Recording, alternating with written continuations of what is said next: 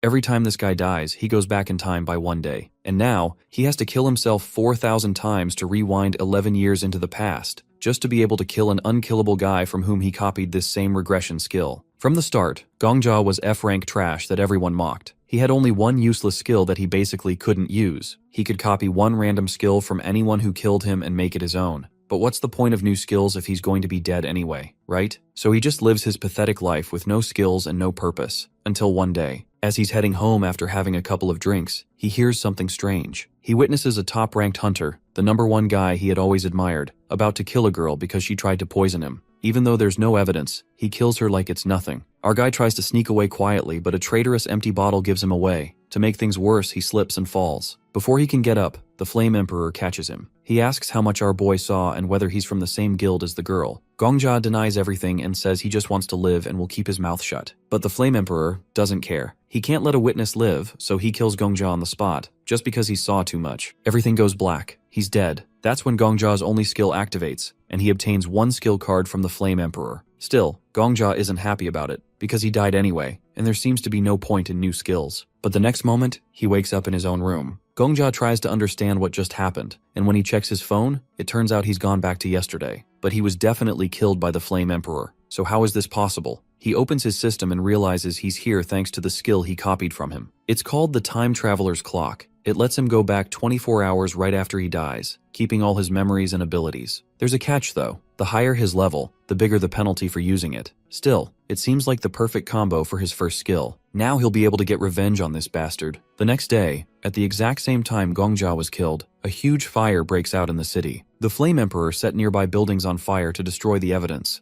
Everyone rushes to put out the flames, and Gongja goes there too. The Flame Emperor is there as well, joking about how someone dared to play with fire without his permission, while not lifting a finger to help, saying he won't get paid for it anyway. Everyone thinks he's just an eccentric hero, but Gongja knows the truth. He's a murderer. So Gongja sets his goal to kill him, but right now it's impossible. Even if Gongja somehow managed to kill him, the Flame Emperor would just rewind 24 hours, turning it into an endless loop. So instead, Gongja runs straight past the Flame Emperor and into the flames. It burns, it hurts, but it's the only way. He returns 24 hours into the past. The skill works perfectly, and even better, since Gongja is still F-rank, there are no penalties yet. So now, he's going to die 4,050 times to kill that bastard before he ever awakens. After countless painful attempts, he finally succeeds. He somehow remained in the same building for 11 years and with the same knife, and finally reached the point where he could meet the Flame Emperor before he ever becomes the unstoppable killer everyone fears. Our hero lies on the floor with his mind all over the place. He gets up and sees that his plan actually worked. There are no annoying posters of the Flame Emperor on his wall anymore, and no posters of him anywhere in the city even. Apparently, he died 30 times more than he's supposed to,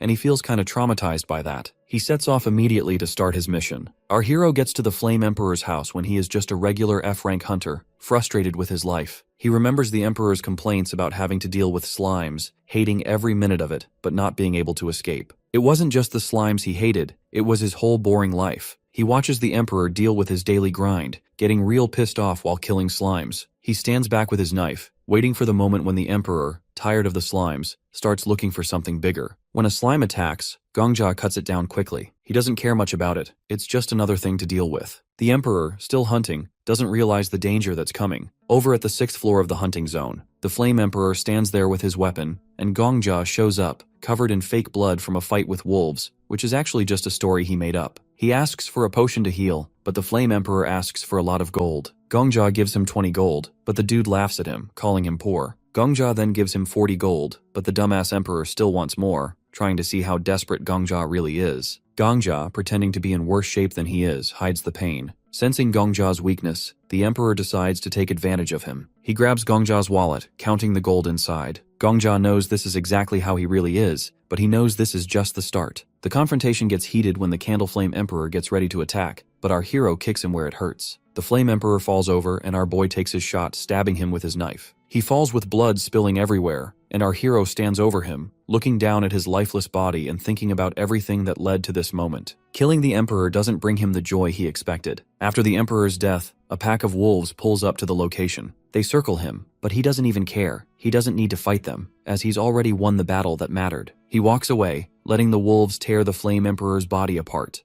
He heads to a hidden spot where he has supplies and digs into the ground, pulling out a briefcase with some stuff in it. He changes out of his bloody clothes into a fresh black sweater and gets ready to teleport to another place. In the city, Gongja walks through the streets unnoticed. He passes a guard in shiny armor but doesn't stop to chat. Later, he's in a bar, drinking away his life essence to forget about everything he's just done. The news on a screen talks about failed attempts to clear the 10th floor of the hunting zone. Even though Gongja is ranked first, he doesn't care. The other failures don't matter. His win over the Flame Emperor is enough for him, even if it's just for a moment. As Gongja keeps drinking, this mysterious old dude walks into the bar. He immediately gets everyone's attention and orders for milk, vodka, and honey, and everyone in the bar whispers, unsure of who he is, but recognizing that he's someone important. Our hero looks at the TV and realizes that he's the famous Sword Saint, and everyone starts to catch on slowly. A newspaper shows a picture of the Sword Saint. People used to talk about him all the time, but after disappearing for 11 years, everyone forgot. He used to be the top hunter, but then the Flame Emperor came along. A man stands in the room fixing his tie. Gongja takes a sip of his yellow drink, watching the old man. This guy's got S-level skills, but unlike the Flame Emperor, he's not all showy. His skills are all about fighting and attacking. Gongja thinks about which skills he can copy, including the Sword Saint's, who's right in front of him. Gongja looks at his phone, confused. There's nothing useful about the man. It's really weird for real. The Sword Saint's got no public presence at all, unlike the Flame Emperor, who was always in the spotlight. Gongja thinks it would be way easier if this guy liked attention too. Suddenly, the Sword Saint yells, making Gongja jump. The old man says something about someone not being quiet enough, and Gongja just watches in silence. The old man says all the top hunters are a little weird, and Gongja wonders if they're all like that. Gongja gets a notification on his phone. It's something he definitely shouldn't mention to the Sword Saint. He reads about some bandits causing trouble in the 9th floor hunting grounds. The Sword Saint had heard about this before, but didn't react the way the bandits expected. Instead, when one of them tried to mess with him, the Sword Saint wiped his sword and mocked them, saying he'd never heard of their rule about avoiding fights. One bandit tried to say the Sword Saint was too rich to care about rules, but he didn't finish the sentence because the Sword Saint killed him right there. Gongja reads it surprised. This guy really lives up to his reputation. Gongja focuses on the details, especially the warning not to mention the bandit's family to the Sword Saint. It's clearly a touchy subject, and Gongja's even more curious now. He watches the old man sit down and order a drink, talking to himself. Gongja realizes this guy is unpredictable. As the Sword Saint gets ready to leave, Gongja follows him. The old man walks out, and Gongja quickly leaves the building behind him. The people inside seem relieved the Sword Saint is gone, and some say they don't like him. Gongja smiles and leaves money for the bartender, who thanks him and says he's welcome to come back anytime. Out on the street, Gongja's confused. He thought he was following the old man, but now the Sword Saint's gone. He looks around and eventually spots a man in a blue suit and hat. Yup,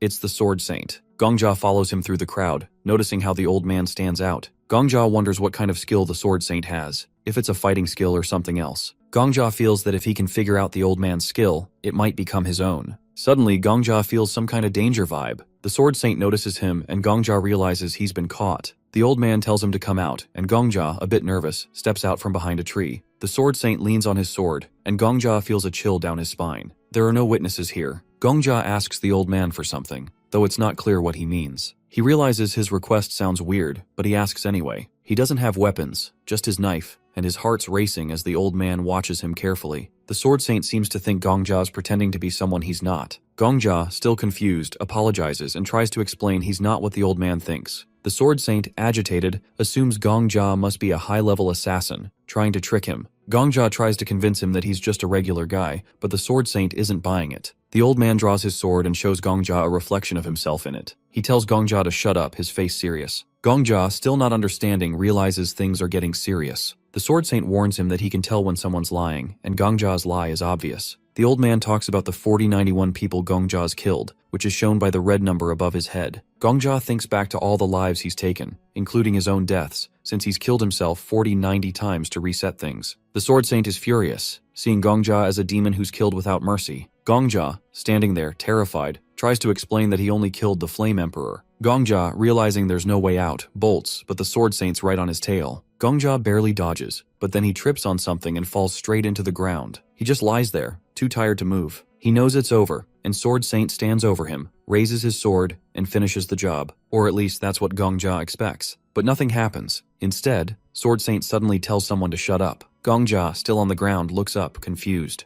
The old man is talking, but not to him. He's arguing with someone only he can hear. From the way he's talking, It sounds like this person is telling him not to kill Gongjia yet, to keep him alive and ask him some questions instead. Our suicidal protagonist has absolutely no idea what's going on. Sword Saint sounds too normal for this to be some random crazy schizophrenic episode. Then he realizes that the old man must be using some kind of skill to talk to someone else. Maybe telepathy. That's when Gongjia freaks out, because if Sword Saint is telling people about him, that means others now know about the number floating above his head. They know about the 4,091 kills, and if the Hunters Department finds out, he's done for. He can't hide. Every big shot hunter, every top guild, they'll all come for him. And when they catch him, probably a very public and very painful execution. His only way out is to die again, reset time, and pretend none of this ever happened. He needs to make the old man mad enough to kill him fast, so he calls Sword Saint an old man and says something about passing his greetings to his grandkids. A literal death wish. That gets the old guy's attention real fast. Gongjia, still talking, mentions noble families, and how the bigger they are, the more bandits they attract. He brings up all the recent trouble in the news,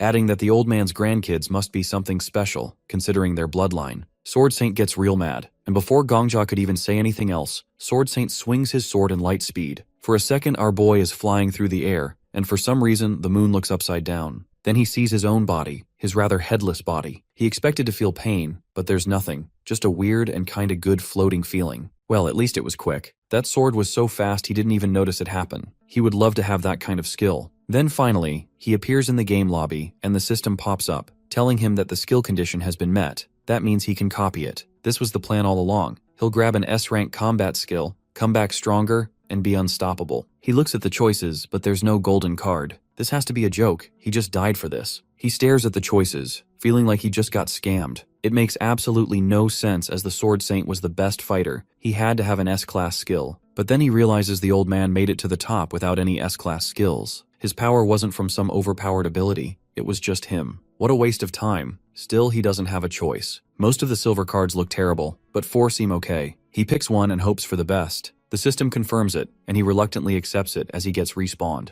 Then he hears something. He turns and sees a red-haired man right beside him. The big muscular guy nearby thought Sword Saint had just appeared out of thin air next to him. He told Sword Saint to keep quiet so he could continue his late-night training without any interruptions, leaving our boy hella confused. Our hero asks the guy who he is. The red-haired dude looks completely surprised. He turns around and asks if Gongjia can actually see him. Gongjia says, and then he asks if he could hear him too. When Gongjia says yes again, the dude sits down right in front of him, talking about how this is weird and shouldn't even be possible. But then the red-haired guy jumps up and starts demanding to know where they are and why the place feels as cramped as a doghouse. Out of nowhere, he asks about the old man's location. Gongjia, confused, asks if he means the famous Sword Saint. The red-haired guy tells him yes, calling him an amateur. Gongjia stands there surprised, wondering if the legendary Sword Saint is really just some amateur in this guy's eyes. He quickly checks out the red-haired guy's skill description and realizes this dude isn't from this world. He's basically a ghost. So he straight up asks if he is the ghost tied to Sword Saint's back. The ghost turns to him and confirms it.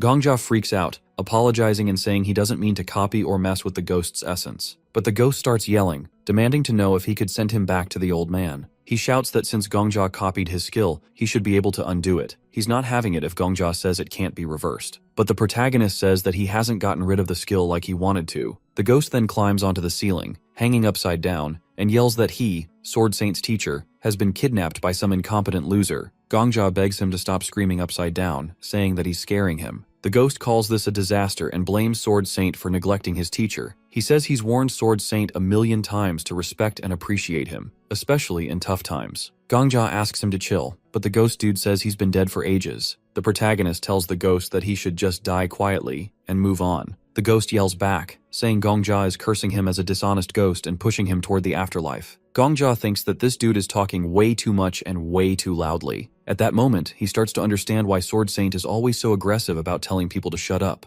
Gongjia admits he's spent his whole life hiding from Sword Saint, using every skill he has to avoid attention. The ghost looks surprised, saying no other hunter in the world is as noble as Sword Saint. But then he adds that's only true as long as they're not talking about grandchildren. Out of nowhere, Gongjia says that out of all Sword Saint's skills, there's one that shows the number of kills. The ghost guy asks if he means the skill that just shows if someone has killed before, which he thinks is useless. Gongjia points to himself and says the number of murders hanging over his head is 4,091. The ghost gets mad, calling Gongjia crazy since he's such a newbie. He says he is the newest of the new and doesn't even have the right aura. The The ghost asks how a bum-ass loser like that could account for 4,091 deaths. Gongja explains he hasn't actually killed that many people, he's only killed one person, the future villain. The other 4,090 are the times he's killed himself. He adds that he's been reincarnated just to take out this one guy 11 years in the future. He also explains he has a skill to copy one of the abilities of whoever kills him at the moment of death. Gongja has copied his own rebirth skill, so every time he dies, he just goes back a day. The ghost looks surprised, realizing Gongja's body is basically immortal. Gongja says he wants revenge, but knows he can never truly kill his enemy, as long as the guy has the rebirth skill, and is ranked #1 in their world. That's why Gongja goes back in time to before his enemy gets that skill. The ghost asks if Gongja has really gone back 11 years just to get revenge on one person, and Gongja says yes. The ghost can't believe Gongja has killed himself over and over to go back that far. The two just sit there in awkward silence for a bit. Then the ghost asks him for his name and why he's copied Sword Saint's skill. He replies that Sword Saint is the top hunter of their time, and it's better to copy strong people's skills to get stronger fast. The ghost gets suspicious and says that Gongja's answer makes it sound like the skill card says no one but he would notice the ghost's presence, meaning it's supposed to be a secret, and Gongja agrees. Suddenly the ghost tells Gongja to stand up.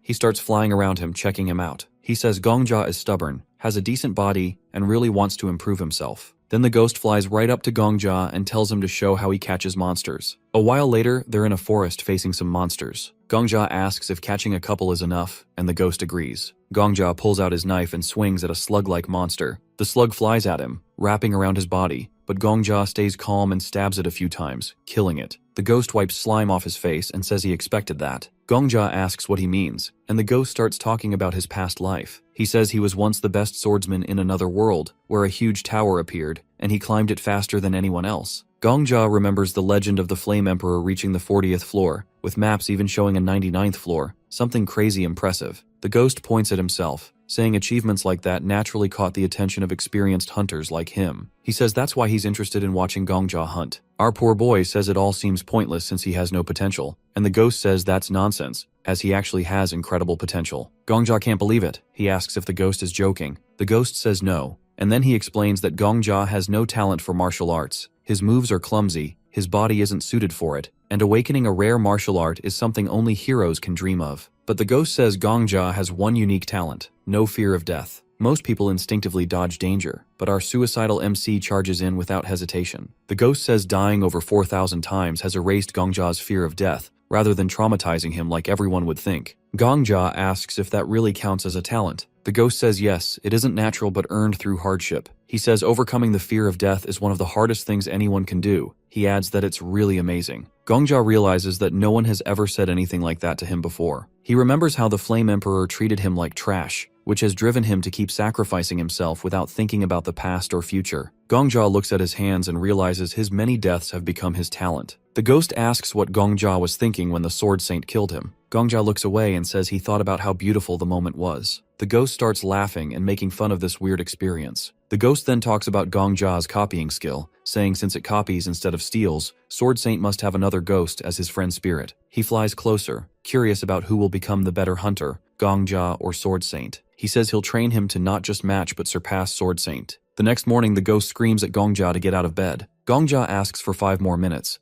but the ghost yells that Sword Saint might already be taking over the 10th floor while Gongja is still sleeping. Gongja covers his ears with a pillow. The ghost threatens to sing a song from his homeland, saying one verse once made 33 soldiers' heads explode. Gongja checks his phone and sees it's 4 a.m. The ghost says even bugs are up by now, and since Gongja is weaker than a bug, he needs to wake up earlier. Gongja says the ghost is only waking him because ghosts don't sleep and he's bored. The ghost calls Gongja a zombie who can't even die right. Gongja finally gets up annoyed. 3 days pass. Gongja trains hard, copying Sword Saint's skills and staying away from Sword Saint. The ghost makes fun of Gongja's talent, calling it an abyss, but Gongja sticks to the training plan the ghost made. The ghost says Gongja needs extra classes and tells him to win the lottery to pay for them. Gongja goes to the Merchants Association, the only place in Babylon where they sell lottery tickets. The guild is run by a hunter called the Countess, who has a special skill to trade tower items with the outside world. She controls the tower's economy. Gongja hands over his lottery ticket. The clerk checks it and announces that Gongja won first place. The ghost makes fun of the clerk's cat-eared hat, saying the guild leader must be weird. Gongja stays calm because he knows the ticket is from last week. The clerk calls Arthur Taylor, also known as the caretaker of gold. Arthur is a big deal in the guild and takes Gongja to the top floor, a place usually only for important people. Gongja feels special for once. In the VIP room, Gongja sees his prize, 53,000 gold coins. That's like 5.2 billion in his country's money. Our boy is beyond surprised now. The ghost warns him it's dangerous to carry that much money, so Gongja decides to leave it in the guild safe. He asks Arthur to find him a place to stay in the Merchants Association and tells him to keep his name secret if the media asks about the winner. Arthur agrees but looks a little annoyed. The ghost says Gongja is thinking smart for once. He points out that guilds give protection and support, something the Flame Emperor ignored, and that's why he failed. Gongja realizes he needs the guild to avoid making the same mistakes. While Arthur handles his requests, Gongja thinks about his goals. The money is nice, but he really wants to climb the tower. He remembers the system panel's golden glow, which feels more important than the coins. Gongja buys a second-level honorary membership in the Merchants Association for 10,000 gold. This means the guild will protect him. The ghost says Gongja is finally using his brain. Gongja tells the ghost to stop calling him dumb. The ghost laughs and says Gongja seems happier. Gongja agrees. He feels like he has what he needs now: money, protection, and a plan. With the ghost's help and his new resources, Gongja is ready to take on the tower and get his revenge. They leave the building, and Sword Emperor reminds Gongja that the main thing about extra classes is paying for them. He tells Gongja that since the tuition fees are now covered, it's time to take the next step. Gongja asks if Sword Emperor means he needs to find a regular teacher for extra classes. The ghost, acting like he doesn't understand, says the teacher is right under Gongja's nose. He says that what Gongja really needs is a boost, something like a miracle potion to make him stronger, or a scroll with the basics of martial arts written on it. Suddenly he flies up to Gongja and says that at Gongja's current level, even reading the scroll won't help because he won't understand it. So, the only option left is miracle potions, and really good ones at that. Gongja, annoyed, asks how good these potions are supposed to be. Sword Emperor starts talking about the Castle of Alchemy and a guild of doctors and pharmacists. He says they'll definitely have something like a miracle potion made by the best craftsmen. Gongja asks if this won't cost a fortune. Sword Emperor leans in and whispers the price in Gongja's ear, shocking him. Gongja starts running after Sword Emperor, shouting that even if he spends all his money, he'll only have enough for 4 bottles. The ghost replies that if they get a bulk discount, they might be able to buy 5. Gongja keeps running after Sword Emperor, asking him to fly slower. Suddenly, Sword Emperor stops abruptly. Gongja, irritated, asks why he stopped so suddenly. Sword Emperor, now serious, tells Gongja to hide. He remembers he forgot to mention something important. Gongja realizes what's happening and is stunned. They're so distracted because they see someone. Sword Emperor says that Sword Saint is a regular customer of this store. Gongja gets angry and asks how Sword Emperor could forget to warn him about this. He says he should have been told in advance. Suddenly, Sword Saint stops and looks in their direction. Gongja hides behind a trash can, trying not to make a sound. He's terrified and thinks about what to do because if Sword Saint catches him, it'll cause a lot of trouble. But Sword Saint turns away and keeps walking. Gongja is relieved but still shaken. He says it's ironic that he's hiding behind a trash can. Sword Emperor says there's bad news. If Sword Saint is here today, it means he's also here to buy miracle potions. They immediately run to the store. Sword Emperor looks around the corner and is shocked. He starts screaming because he sees Sword Saint entering the store. Sword Emperor says with regret that they're just a little too late. What upsets him most is that this store is the best. Gongja realizes going to the same store as Sword Saint is too risky. He takes out his phone and starts looking through the current ranks of hunters. He's looking for something specific, but it's not in the top 20. He keeps scrolling and realizes it's not in the top 100 either. He says he hopes to find it at least in the top 300. Sword Emperor doesn't understand and asks if Gongja's luck has run out. Gongja says it's the opposite. He puts his phone back in his pocket and says the potions might cost him almost nothing. Sword Emperor is shocked. Gongja turns around and happily says he can buy potions for pennies. He says he knows an incredibly good pharmacist. Sword Emperor flies after Gongja and asks if it's just him, or if they're going deeper into the wilderness. In this area, people look at Gongja with suspicion, but he keeps walking. Sword Emperor is skeptical and asks if a talented pharmacist really lives here. Gongja says this isn't just a talented pharmacist, they're going to see a real genius. Sword Emperor asks if he's lying because what kind of genius would live in a place like this? As Gongja walks, he hears the old man talking in disapproval. He feels the old man might be following him to rob him, but he assumes the old man just thinks he is crazy because he's talking to himself. He feels the old man has no idea how much money he's carrying. Sword Emperor asks again if Gongja really knows where he's going. Suddenly, they hear someone shouting not to touch the experimental equipment. Gongja says they've come to the right place. A man shouts that half a year has passed and he needs money. A green-haired girl tries to stop him, saying if he takes her equipment, she won't even have money for food. The man orders his workers to take everything, but the girl pleads for more time. The man shouts that a week has already turned into a month, and a month into half a year.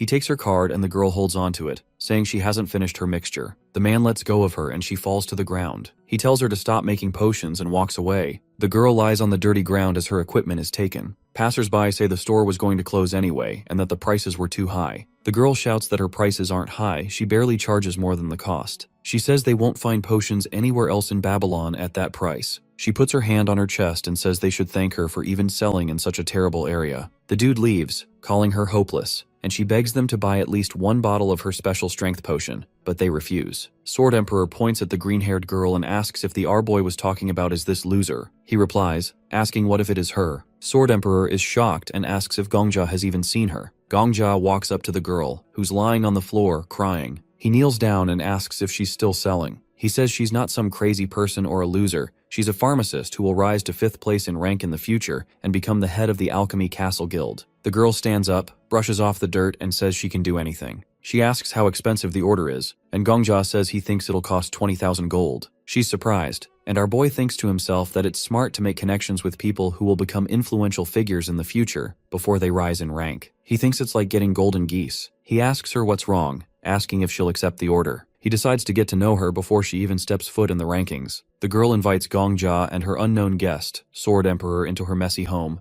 apologizing. The door falls off as she opens it, showing the complete disaster inside. Gongja talks about the mess, while Sword Emperor grows more skeptical, questioning how clean the place is and if her potions are even safe to drink. They sit at the table, and the girl asks if Gongja really plans to pay her 20,000 gold for her work. Gongja assures her he can pay up front, which she hesitantly accepts, admitting she's in a tough spot financially. Gongja realizes how desperate she is and tells her to take what she needs from his safe, promising to let the Traders Association know. But he warns her not to take more than 20,000 gold since his funds aren't endless. The girl, relieved, gets ready to take his order but makes it clear she'll never make drugs. It's the one line she won't cross. Gongja assures her he's not looking for anything illegal. Sword Emperor, still unimpressed by her appearance, starts listing off a complicated recipe for Gongja. It includes 23 rare ingredients, like the eyes of a balloon cat and the scalp of a giant sandworm. The girl is surprised and recognizes the recipe as something that requires insane skill to make, since all the ingredients have to be infused at the same time without being refined separately. Sword Emperor confirms her assessment, seeming a little impressed by her knowledge. Gongja, seeing how skilled she is, smiles, feeling confident in her abilities. When Gongja asks how long she'll need to make the potion, she says 4 days, but adds she could work faster with better equipment.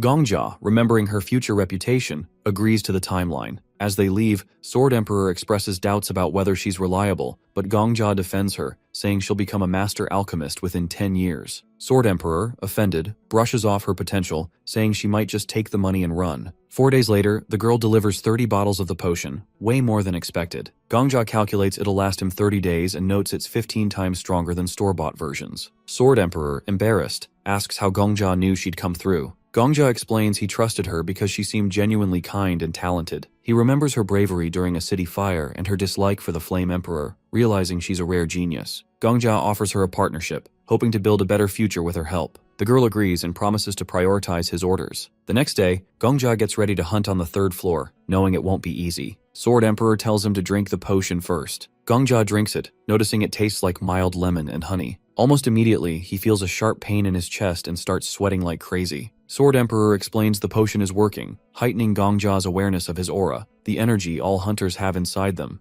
Gongja struggles to control the overwhelming sensations, his vision doubling as Sword Emperor teases him about how hard it is to master his aura. Sword Emperor says Gongja's ability to control his aura will decide whether he succeeds or fails, and then suddenly, a monster shows up behind him. Sword Emperor yells at him to run if he doesn't want to get hurt. Gongja is told to show his aura in really tough conditions, and he starts sweating. The Sword Emperor watches him struggle and calls him incompetent, saying anyone who really doesn't get aura basics is just totally useless. That kinda hurts Gongja, but he keeps going, really pushed by a real need to get better. He thinks complaining won't help at all, especially since the Sword Emperor says that if anyone really hates their life, they can just end it right away. Gongja worries about that advice, scared it might push his kill count higher. He also fears the old man's plan, sure that the Sword Emperor will really go after him if his kills rise anymore. a big green creature with a club suddenly shows up and roars. It looks like an orc, and its quick attack forces Gongja to forget everything else and focus on the fight. He tries to dodge the orc's swings, seeing they look weirdly slow to him because of a special drug that boosts his senses and speed. Even so, he feels something is missing in his style. Gongja tries to use his aura right, remembering the Sword Emperor's lessons on moving energy into his legs. Even though it sounded easy at first, doing it in a real fight is way harder. He angles his leg, hoping to direct energy well. Red energy sparks from his neck to his knee, sending short shocks through his body. He sees some smoke around him as he forces aura through muscles that aren't trained yet. Still, Gongja avoids the orc's neck smash, and the ground shakes when the club hits. He runs, pushing his legs harder, but notices he's got his eyes closed without thinking. Each dodge becomes tougher as his body tires out. The Sword Emperor watches from a short distance and says that Gongja's body has no proper channel for aura to move through. In simpler words, his insides are like a forest with no roads. If he clears those paths, aura will flow better, boosting his fighting ability. Gongja tries to hold on to that info, but the orc rushes at him again. At least he can feel the aura now, and he thanks the special potion he took. Normally, newbies need way more time to sense aura, but the potion speeds it up. The orc swings its club, and Gongja moves at the last moment, letting the weapon crash into the ground. He remembers the Sword Emperor's tip that these weaker creatures often have simple patterns, so you can see their moves coming. Next, he recalls, is about pooling aura in his legs for a burst of speed. Though it seems simple, Gongja feels pain each time he tries to push aura through his limbs. He remembers how the Sword Saint once chopped off his head before he even knew what happened. That memory shows him how far behind he is in aura skill. But he also remembers he's basically immortal, coming back to life each time, giving him a strange chance to get stronger. Not wanting to stop, Gongja stays focused. The orc swings down again, and he ducks, forcing aura into his legs. A dim red circle forms around him as he builds up the courage to hit back. The Sword Emperor watches quietly, wondering how far Gongja will go. Gongja pulls a small green knife from behind his back and he charges at the orc. Orcs have tough skin, but he still rams his blade into the creature's neck, with red sparks dancing over the spot. Straining to keep control, he recalls the Sword Emperor's advice about pushing aura into the tip of his weapon for more damage. Gongja's body still lacks a proper channel, so it hurts a lot. But he keeps going, eager to beat the monster. The orc growls, but Gongja lands a second stab right into its eye. The orc falls, leaving our boy panting and shaky. The Sword Emperor walks over, checking how much this fight wore Gongja out. He feels like he might pass out from using too much aura. His eyes water from the pain, and he silently curses how rough this training is.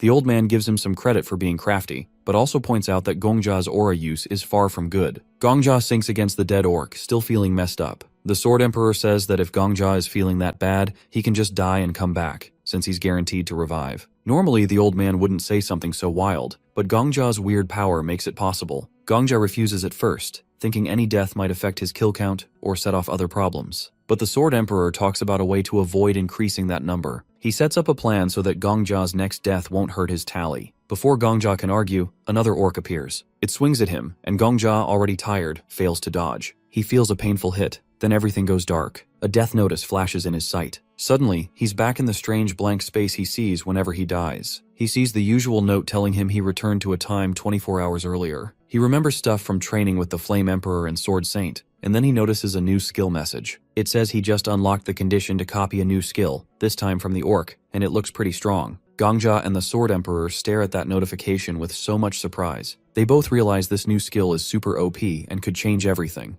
Gongja stands in front of the system message, feeling kinda confused as to why the tower was being so generous. The Sword Emperor gets angry that a beginner can receive such strong rewards. He doesn't understand why this tower would hand out god-level or near-god-level powers to a new guy while ignoring the skill of someone as strong as him. Even though the Sword Emperor is upset, our MC with many death wishes focuses on the row of skill cards floating in the air and grabs one without thinking, since he has no idea which one is better. Sword Emperor asks him why he's picking that one and why he isn't going for something better. Gongja just says he only sees the back of the cards, so he can't guess which might be worth more. The Sword Emperor explains that he can see the front of the cards from where he is. Because he's a spirit without a real body, he can fly around and read the skill details. Gongja's eyes light up when he hears this. If the Sword Emperor sees the front, then he can warn Gongja about useless skills and point out anything that might actually help. Gongja is eager for that info. The Sword Emperor agrees but says he will read each card's description only once, so Gongja needs to listen closely. The Sword Emperor says the first card has a picture of a volcano erupting and two orcs holding hands. It shows orcs wandering a harsh land, supposedly making lots of babies to deal with tough problems. The skill text talks about fast orc reproduction. It's called Blessing of Reproduction, labeled F rank. There is some small benefit, but it also makes the user feel hot all year, which sounds bad. The second card has orcs dressed like hip-hop fans who speak in a silly slang, using chick or chiik at the end of what they say. The skill is named Chi-ik Chick, also F rank. Gongja thinks both skills sound awful. The Sword Emperor jokes that Gongja might have taken Chi-ik Chick by mistake if no one stopped him. Gongja doesn't see how Blessing of Reproduction is any better. Both are F rank, and neither seems good for fighting. The Sword Emperor points out that if Gongja really wants a bit of orc power at least once, Chi-ik Chick might be sort of fun. So Gongja decides Chi-ik Chick is a bit less bad. Right before the Sword Emperor finishes talking, Gongja picks the Chi-ik Chick skill. The system blares that the skill is copied. The Sword Emperor gets furious, calling Gongja a fool for missing a deeper plan. But Gongja has already locked in his choice. Next, Gongja wakes up on a bed in a safe place. A blue screen shows his rank and says there's no penalty for getting Chi-ik Chick. The Sword Emperor holds his head, really upset about what he thinks is a huge lost chance. Gongja doesn't care and notices how comfy the bed is. He figures this is normal for the merchant group that runs the tower's rooms, and he kinda feels calm after all the rough training. The Sword Emperor complains that Gongja is too soft, but Gongja ignores him and says they should go hunting again. Gongja doesn't listen to advice about regular training. He says they're heading to the third floor hunting grounds. The Sword Emperor tries to explain that 6 months of deep meditation is the right way to build strong aura paths and avoid the injuries Gongja suffered. Gongja says he can't wait that long. He reminds the Sword Emperor about his special resurrection power, which lets him die over and over without any lasting penalty. The Sword Emperor thinks careful training will get the same results, but Gongja wants to face monsters and push his aura skills in real fights. They reach the third floor, which is a forest filled with orcs. Gongja sees an orc with an axe. The Sword Emperor guesses Gongja might change his mind and do some meditation, but Gongja pulls out his dagger, looking ready to fight. A small spark of aura shows around him. He looks at the orc and notices again that its moves seem slow to him. He decides to try out Chi-ik Chick, so he speaks like an orc, saying something like Chwick. The orc is startled and lowers its guard for a moment, confused why a person is talking in orc style. Gongja takes that second to rush in, aura flashing around his dagger, and slices the orc's neck. Green blood sprays out, and the orc drops before it can even fight back. The Sword Emperor scolds Gongja, saying it's not honorable to trick an orc with random words. He adds that orcs, even though they act wild, still have their own ways of living, and they could see Gongja's orc speak as some kind of trick. Gongja just ignores the complaint and basically makes fun of both the orc's speech and the Sword Emperor's anger. The Sword Emperor stomps his foot, angry that the tower handed Gongja such an easy skill to fool enemies. Gongja says it doesn't matter, because the new skill worked and gave him a fast kill. 1 week later, Gongja stands before the Goblin King, the boss of the 5th floor hunting grounds. He activates his skill and jumps forward, speaking in the special goblin language. The Goblin King looks surprised that a human can speak the royal goblin lingo. Gongja stabs the monster's neck, sending green blood flying. He pulls out his dagger and thinks this goblin is the strongest enemy he has seen all week. He closes his eyes for a moment and hopes the goblin's soul finds peace. Sword Emperor says that he's being too dramatic, but Gongja says he spent 6 coins, meaning 6 deaths to beat this foe. He believes 1 coin means 1 life, so he can do what he wants. Sword Emperor taps Gongja's head and says it is nothing special, but Gongja disagrees. He points to his new goblin-speaking skill card at level F, earned at the cost of many coins. Sword Emperor says goblins are not much different from humans, but Gongja looks at a black and white ball by his hand that shows his new power, but Sword Emperor calls it unimportant. A system alert says Gongja's strength grows. Both he and Sword Emperor see a bright light. Red sparks float around him, and the system says his level goes up. He feels a lot happy that his skill slot is bigger now. He looks at his hands and thinks about his higher rank. Another system notification praises him. Sword Emperor wonders if the red sparks mean blood or fire.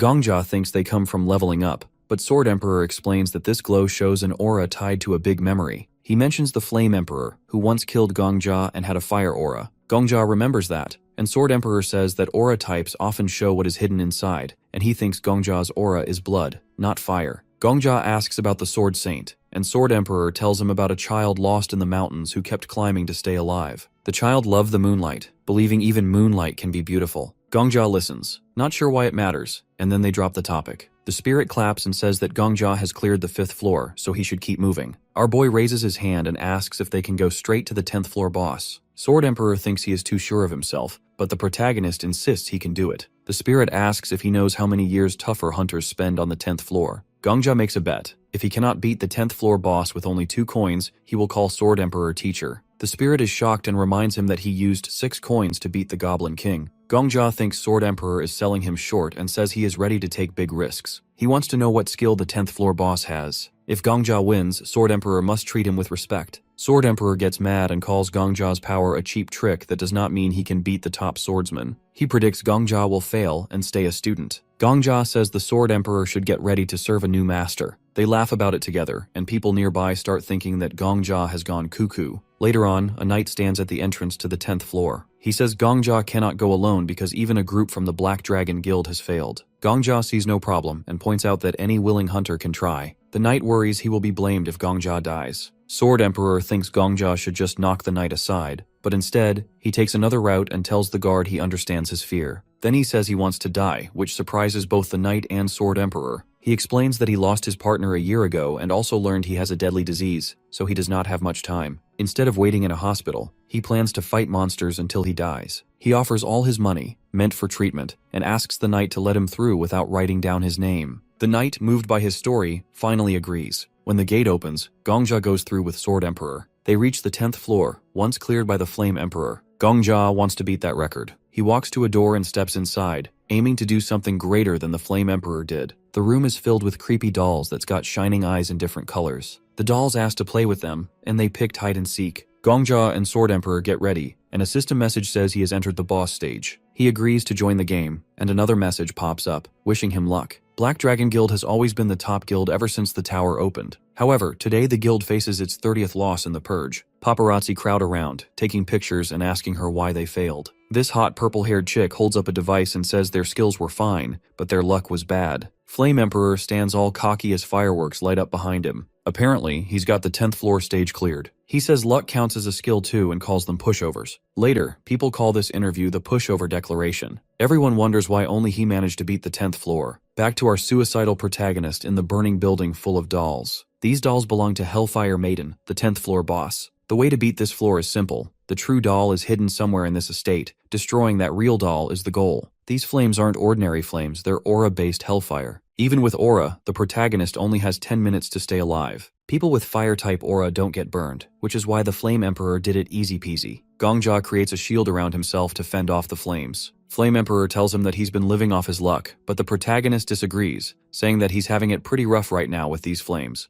Flame Emperor tells him that his time is almost up. He adds that Old Man Sword Saint could last for 30 minutes here, and he's waiting till he can last an hour before he takes on the floor, unlike someone who charged in unprepared. Sword Emperor asks what he will do with only 2 coins left. The protagonist replies that he'll die once, then figure it out. The ghost tells him that dying won't strengthen his aura. There are 2 ways to finish this stage. Either find the real doll by sheer luck, or handle aura well enough to survive the flames till he finds the one. Sword Emperor tells him that 2 coins won't help, but Gongjia says there is a third choice, and the ghost doesn't fully know his stuff. He starts to pick at random and he picks the closest doll. Gongjia gets a hold of its tiny noggin, but it melts right away, screaming it's the wrong one. 5 seconds left, and Gongjia wonders why this stage is made like this. The spirit says nobody gets the tower's reasoning, so he should go ask the idiot who gave a sorry, sweaty, weak loser such a strong power. Time's up for our boy and the fire immediately consumes him. He yells and asks the fire to kill him quicker, while Sword Saint teases him, saying there's no doubt he's a masochist for going straight into such a painful death with no plan,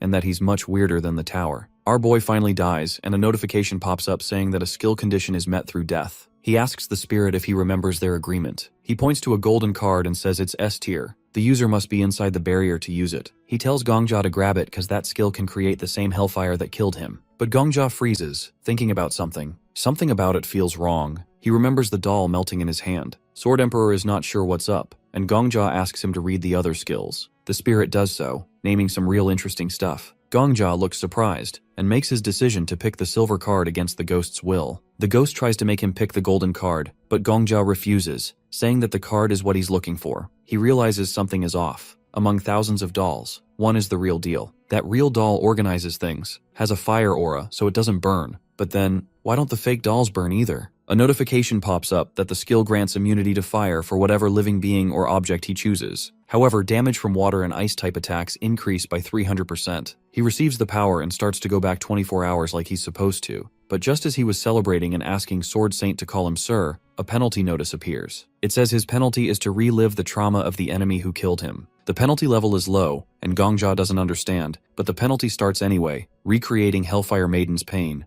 Over somewhere else, a hungry girl goes to a man asking for bread, even if it's just scraps. He mocks them, calls them beggars, then slams the door in her face. She keeps going from house to house, but everyone turns her away with excuses. A distant person says he wants some people to carry these orphans away forever, treating them like they are dirty pests. Afterwards, she bumps hard into another random guy. She says sorry. Rather than tease her, he simply puts a hand on her head and asks if she has any parents. Seeing her hunger and pain, he says he is a doctor, brings her to his home, and also says more kids really wait there to have fun with her. When they get there, the gate closes, and he locks her in a cage. The girl, scared and hungry, wonders if she can leave. The man looks at her and calls her an animal. He says orphans should be treated like farm animals because they do nothing for others. Holding a knife, he pulls her from the cage, saying he knows orphans well, calling them parasites who roam around. He says he is a guardian and a doctor who wants to clear out this place by getting rid of them once and for all. He cuts the girl's hair, saying this is how she must pay for her wrongs. Later, he stands before a bunch of followers and says the orphan's hunger causes all problems. One follower lifts a knife over a kid. The crazy man says he will save the world by giving up these kids to some higher power. The girl watches in horror while a boy gets stabbed. He makes just one last yell and then goes silent. After some time, the girl sits in a cage, asking herself why he takes her friends. She hears someone say they need more people for the next ceremony. She does not get why he causes so much hurt right now. Meanwhile, Gongja shows up in that same room. He feels shocked, asking if the Sword Emperor sees this too. The Sword Emperor says yes, but did not notice Gongja is here as well. Gongja holds his head, saying only their minds are here, so they can watch but cannot change a thing. The Sword Emperor gets angry, saying people like this exist. He wonders who else should pay for these awful acts. Gongja stands near the cage, trying to figure out if this is the 10th floor boss. He never thinks a person's sad story can turn into a monster. The Sword Emperor says not every monster is like this, but some bosses come from real events in other worlds. Things like heroes and other beings also come from far-off places, which happens more starting from floor 11. Gongja asks why this was never shared before, and the Sword Emperor says Gongja never asked. Plus, he has never seen the real source of a boss's birth before and only knows they came from another time. They watch the man drop a candle and fire spreads around the estate as people run to save their stuff. Gongja yells at them to rescue the kids in the basement, but nobody can see or hear him. The kids are stuck in cages, crying for help. The flames grow and they cannot get out. They only want food and some playtime with friends. This sad scene ends, and Gongja's mind snaps back to the present, like he just woke from a nightmare. The Sword Emperor tells Gongja they could not have done anything else. Gongja feels sick because of that cold reply and calls him heartless. The Sword Emperor says those kids died a long time ago in another world. If this took place inside the tower, maybe Gongja could have helped, but this was just an old memory. He tells Gongja to find the doll acting as the boss and finish it,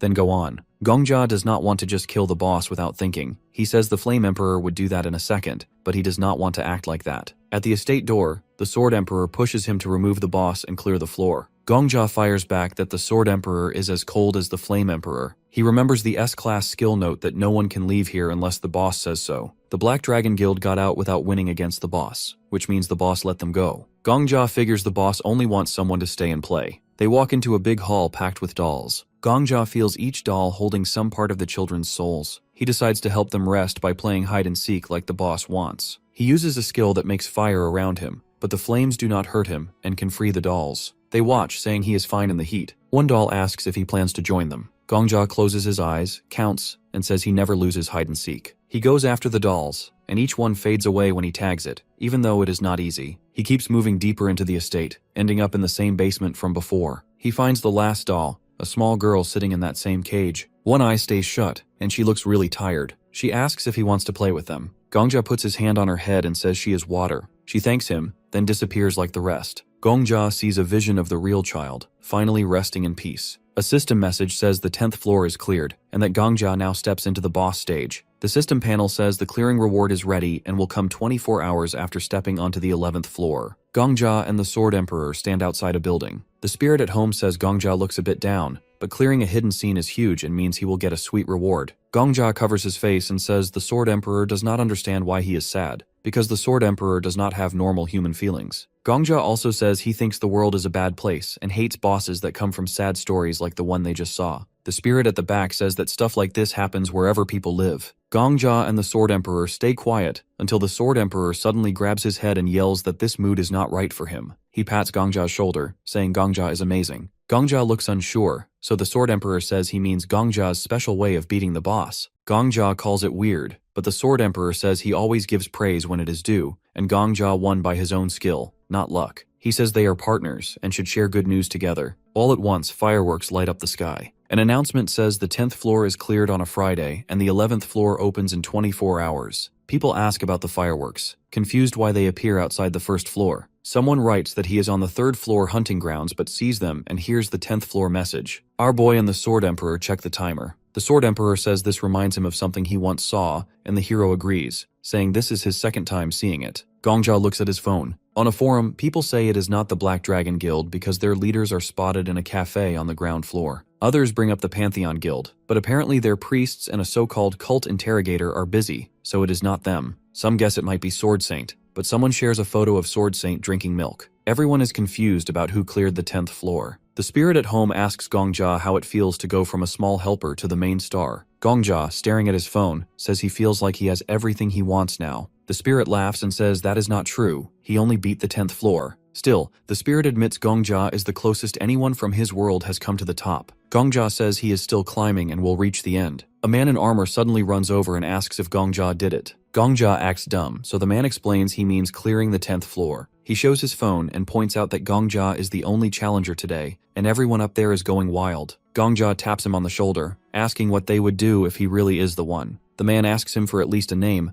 but Gongja reminds him he once gave the man 100 gold. The man begs for a nickname and Gongja says he has none. The man stands there in shock as Gongja walks off. The Sword Emperor praises Gongja again, saying a person's name is special, so people will be hunting for Gongja now. Our boy says he just remembered something. He says the Sword Emperor promised to call him Master if he beat the boss using only 2 coins. He yells that he did exactly that, finishing the 10th floor with 2 coins. The Sword Emperor looks upset, saying they are partners, putting his hands on Gongja's shoulders. He says partners are equal, and a person who conquered 99 floors and one who takes on the 100th are on the same level. The protagonist ignores his fuss and asks to be moved to the first floor. He turns away and demands the Sword Emperor call him Master Gongja forever. Later, Gongja sits in a cafe where people talk about the 10th floor being cleared. He sips coffee and listens to music while they chat, not knowing he did it. He asks the Sword Emperor if this taste of winning is sweeter than his caramel macchiato. The Sword Emperor stays quiet, so Gongja makes fun of him some more. The Sword Emperor tries to keep calm, but finally asks what Gongja wants. Sword Emperor says Gongja should pick a new skill and use it on Sword Saint, so he can go back to being Old Man Sword Saint.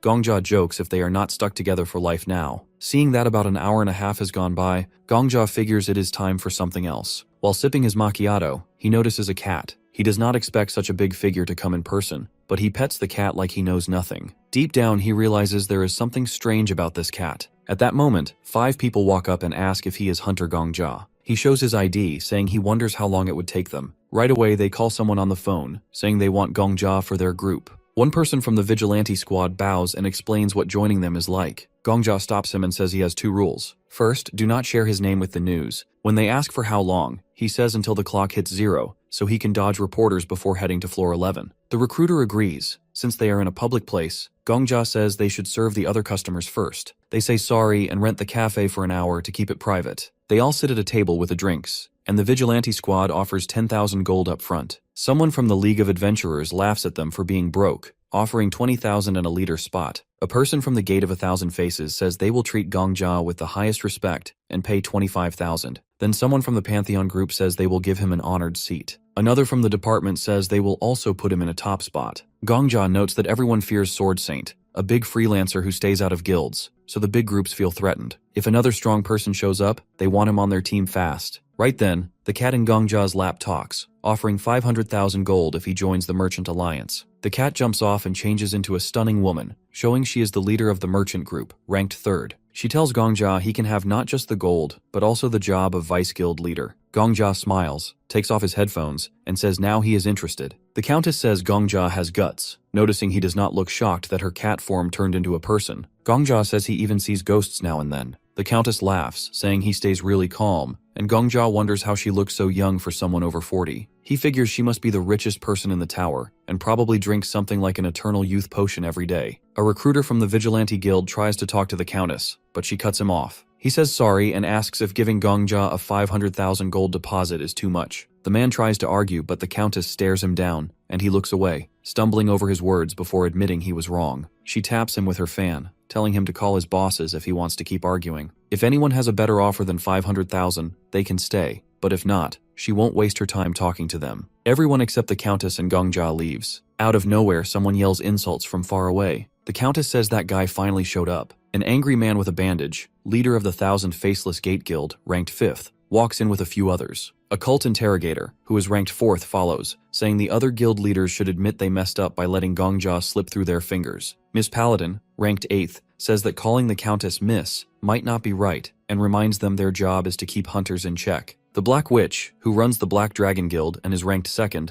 just stands there quietly. Gongja cannot believe all the big names in the tower are now in one place. The Countess says it has been a long time since they were all together and remembers how they once worked as a team to clear the 2nd floor. Viper threatens her and says she is only good at throwing money around, calling her deal with Gongja ridiculous. The cult interrogator raises a hand, saying they should order coffee first. He says it would be rude for guild leaders to come to a cafe and not buy anything. They start ordering drinks while Viper keeps complaining, saying the world is falling apart. The 10th floor was just cleared, and yet here they are, drinking coffee like it is the only thing keeping them alive. The cult interrogator ignores him and calmly orders, making Viper curse at him, calling him a crazy religious guy. The cashier looks confused but rings everything up. As they sit, someone finally remembers Gongja is there and asks if he wants anything. He asks for a menu, saying he already had a macchiato, so he chooses hot chocolate. He sits down like he belongs there, knowing they are all here to pressure him into picking a guild. The Sword Emperor tells him not to stress. These people are just trying to scare him. Gongja agrees and jokes that getting burned alive was worse than this. The Sword Emperor says that is exactly Gongja's edge. He is not scared to take risks. Gongja sarcastically thanks him and reminds him that he still owes him something. The Countess then mentions that Gongja once won some lottery in her guild's world, saying this proves he has real luck and guts. She says those traits will take him far. Viper says that there is no way someone who just beat the 10th floor is a complete nobody. He says they should stop playing around and make a deal already. But the Black Witch says nothing is decided yet. Just because one guild looks weaker right now does not mean it is over for everyone. She asks Gongja straight up which guild he is going to pick. She also says that if he refuses them all, they will have to prepare for a mess in the media. Gongja asks what happens if he picks a guild, and she says that will start a crazy bidding war. She explains that clearing the 10th floor gives them a new way to prove the tower is still valuable to the outside world. More people might be drawn in, and different kinds of visitors could show up, keeping things exciting. She says curiosity is what keeps the tower running. Gongja says the food shortage will probably get better too. The Black Witch agrees, saying it is getting harder to bring in enough supplies just from the 9th floor. The Countess adds that she trades with the outside world but needs more goods. The Black Witch says they need more adventurers beyond the 10th floor to gather useful stuff. But first, they need something big to get people's attention, a strong symbol of a new era. Gongja realizes that in the past, the symbol of a new era was the Flame Emperor. He remembers that the Black Dragon Guild once tried something against him, but he does not know the details. He figures that whichever guild gets him will become the next big deal, while the others fall behind. Gongja reaches into his pocket, saying he feels too awkward to just pick a guild straight up. He has another idea. He pulls out a deck of cards, shuffles them, and says he will join the guild of whoever wins at poker. If he wins, though, he will join every guild here, but on equal terms. He will look like a member, but he will hold some power too.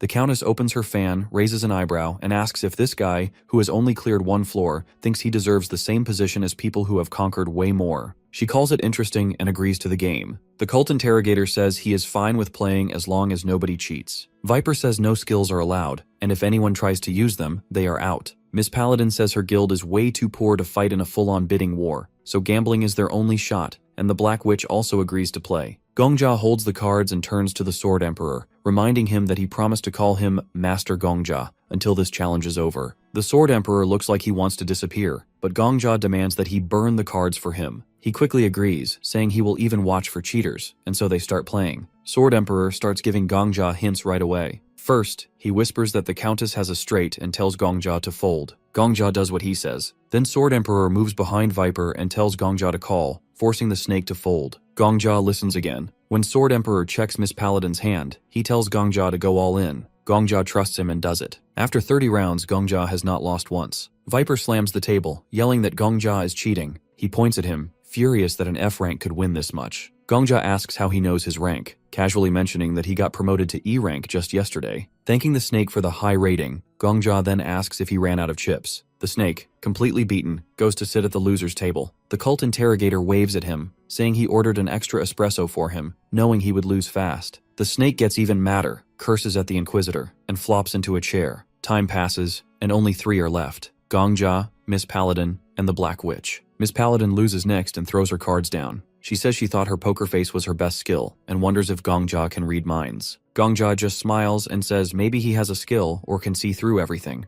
Miss Paladin stands, sighing that new players are getting harder to handle. She joins Viper, who is still fuming, saying she gave up too easily. He keeps shouting that Gongja must be cheating. Miss Paladin says it was obvious from the start. No newbie would suggest a game like this unless he was sure he could win. She says Gongja basically told them he would beat them without getting caught cheating. Then she adds that brute force is fine, but sometimes people need to use their brains. The snake yells about Pride. She asks him if Pride will put food in his mouth. Suddenly, the cult interrogator offers the snake a sip of coffee, joking that at least his pride can help him finish his espresso. At the table, the Black Witch says things just got easier for her. Gongja raises an eyebrow. She says she feels more sure now that they can make a deal. Then she says she is from Ukraine. She lost her family in a civil war and has been on the run ever since. Whether in the tower or outside, life alone is rough. Gongja tosses in some coins and says he gets it, but asks what her point is. He points out that nobody from the first generation in the tower had an easy past. He was an orphan too. The Black Witch says, to her, the tower is home. Nobody cares where you come from, and they all work hard to keep things that way. The tower lets people understand each other's languages and fight on fair ground, at least better than the outside world. She says outsiders see the tower as a junkyard, but even flowers can grow in trash. She calls him by name and warns that when the countdown ends, the media will chase him, and his life will change. Gongja says he actually likes attention and wants people to admire and envy him. The Black Witch puts her mug down, saying Gongja and Sword Saint are complete opposites. Gongja notices that the Black Witch might have a flush, and he has nothing to beat it. Still, he goes all in, pushing all his chips forward. She looks surprised. Gongja says he does not need some fancy title just because he cleared the 10th floor. He plans to reach the 20th, 30th, and even the 100th, no matter how long it takes. He respects that the tower means a lot to them and sees no reason to make enemies, but says they are still rivals. He adds that he does not care about the food shortage or the poor. If they want to use his name as a solution, fine, as long as they support him in climbing higher. He just wants to keep moving up. The Black Witch says she got him wrong. He and Sword Saint are the same, never satisfied. Gongja lifts the edge of his card and asks if that is a compliment. She calls it an insult, saying people like them always want more. They flip their cards, and the Countess announces that the Black Witch has a flush, while Gongja has a full house. Our boy wins, and says that that is the best compliment he could get. He stands up, saying he expects to be treated as an equal, as promised. The Black Witch asks if he will take responsibility for the benefits he will get. Gongja tells her not to worry, because a hunter's job is to climb. The Black Witch says that is a bold thing for a newbie to say. The Sword Emperor agrees, joking that if boldness were a skill, Gongja would be level 5. He says that he can finally live, then starts making fun of Gongja. Gongja ignores him, thinking the Sword Emperor does not act like someone with such a big title. The Black Witch asks if our boy is leaving already. He says yes, because the 11th floor is opening soon, and he needs to get ready. She says nobody knows what is up there and asks how he plans to prepare. He replies that floors 11 through 20 are role-playing stages. The guild leaders all get surprised, and Gongja says that is all the info he got as a reward for clearing floor 10. The Black Witch looks away and says she will pay back that debt later. And with that, Gongja and the Sword Emperor leave the building. Some time passes, and people start talking about how there is still no official news about the 10th floor. Everyone is confused since even Sword Saint himself says it is not him, and the media is completely silent. There is also a rumor that someone saw all the guild leaders meeting up yesterday. Our boy stands in the crowd as they all stare at the countdown. 11 seconds left, and people get excited and count down out loud with the timer. Meanwhile, Gongja pulls out his phone to check for news about the 10th floor. There is still some time left, so he refreshes the page. Suddenly, a flood of articles pops up, revealing that he is the one who cleared the 10th floor. That makes him happy. When the countdown hits 0, the crowd cheers. A message announces that training preparations are complete. Then, the same message plays again. People turn to a girl and ask her to open the 11th floor. She faces them and congratulates them for cleansing the fiery hell estate of past resentment. Those seeing her for the first time are amazed, calling her an angel. Gongja wonders if she is a goddess, but the Sword Emperor says gods do not exist here. He says this is just the system, and now she will explain the quest. The girl says one world needs warriors to fight against the Demon King. She adds that they will challenge the Demon King and save humanity. The Time Lord says that even if she is a goddess, this is just a pre-recorded message. Gongja asks how he knows that. Meanwhile, the girl continues, saying that to accept the mission, they have to say transfer. But suddenly, Sword Saint jumps at her and cuts her in two. It turns out the girl is just a hologram. The hologram speaks again, telling them to say, transmit, if they wish to accept the mission. Now everyone realizes it is just a recording. The Sword Emperor says he has done the same thing in the past, so he already knows this is an NPC. After that, Sword Saint accepts the mission, and he gets transported to the 11th floor. People are surprised, and the cult interrogator laughs. saying it is a beautiful day and that Sword Saint beats him to it again. He says they will meet on the 11th floor, then disappears as well. One by one, hunters start transferring to this new game level. The NPC announces that warriors will face a test of faith from the 11th to the 20th floor. She tells them to seek the truth, and in doing so, they will discover the truth about themselves. Gongja watches the message, impressed. Miss Paladin walks up to him saying that she has no idea what kind of being created the tower, but whoever did put a lot of effort into it. This message is made just for them, but no one seems to care. She says this is the kind of thing people should take a long time to admire. She says the tower and skills are miracles, but after 10 floors, everyone is too used to them.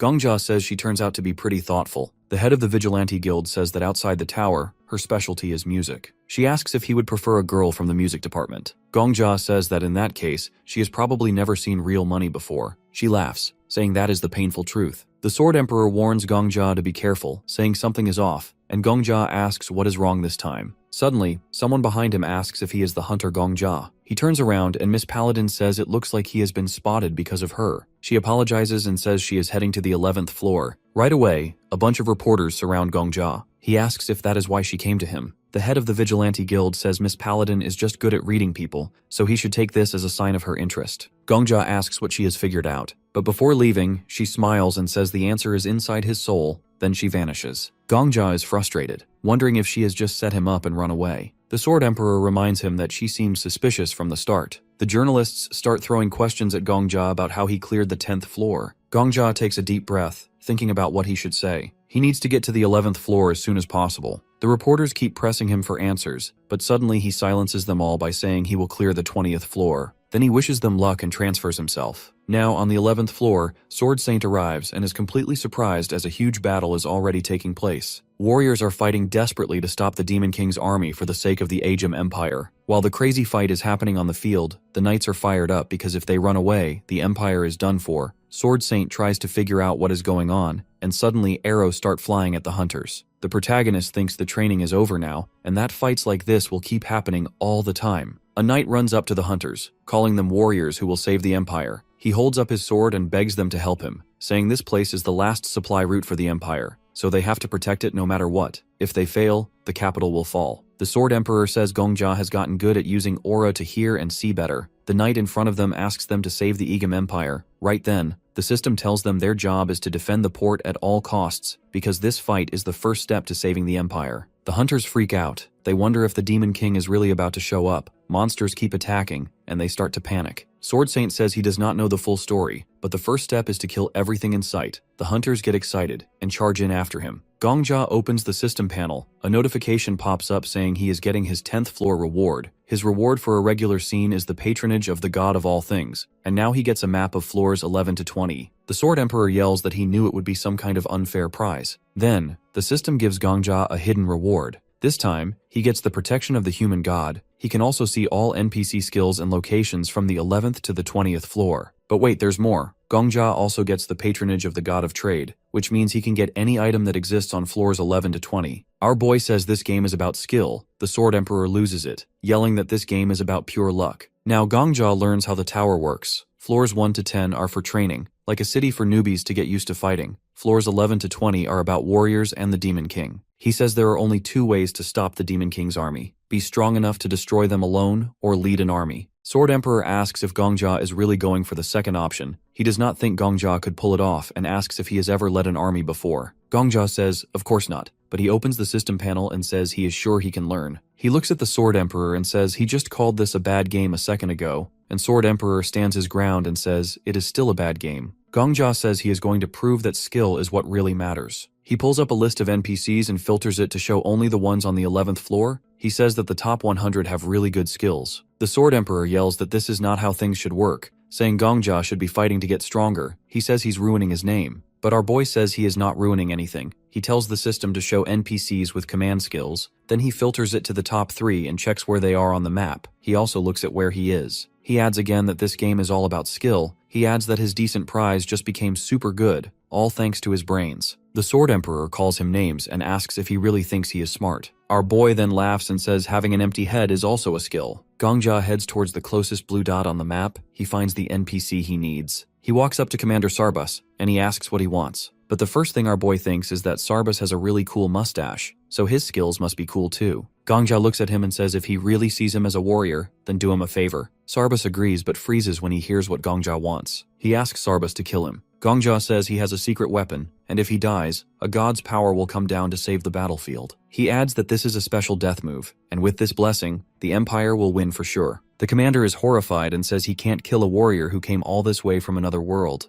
Gongja asks what is more important right now. Then he says if Sarbus won't do it, he'll do it himself. He keeps pushing and says this is the only way to save the Empire. He insists he'd rather die by Sarbus's hands than by a monster's. The commander hesitates but says that while saving the Empire is important, he still can't do it. But after thinking for a while, he finally picks up his sword and prays for forgiveness. He says he will try not to make it hurt too much, but first he asks for Gongja's name. Gongja tells him, and Sarbus covers his face, thanks Gongja on behalf of the Empire, and lifts his sword, saying Gongja is a true warrior, and then he sends him back to the lobby. He copies Sarbus's skills, and now everyone stares in shock as he rides into battle on a horse. Gongja still has that battlefield assessment skill Sarbus used to have, but this version is his own creation. He figures out that if they keep moving straight and then take a right, they'll run into the commander of the Demon King's army. Our boy leads the army forward, with everyone shouting about how the warrior of the goddess will protect them. He knows the skill is a game changer, giving him a mini-map and serious credibility, especially since he's already scouted the area by reliving the day multiple times. He notices a goblin still hanging around and thinks that little guy is really persistent. Then he pulls out his legendary sword. The sword has a wild backstory.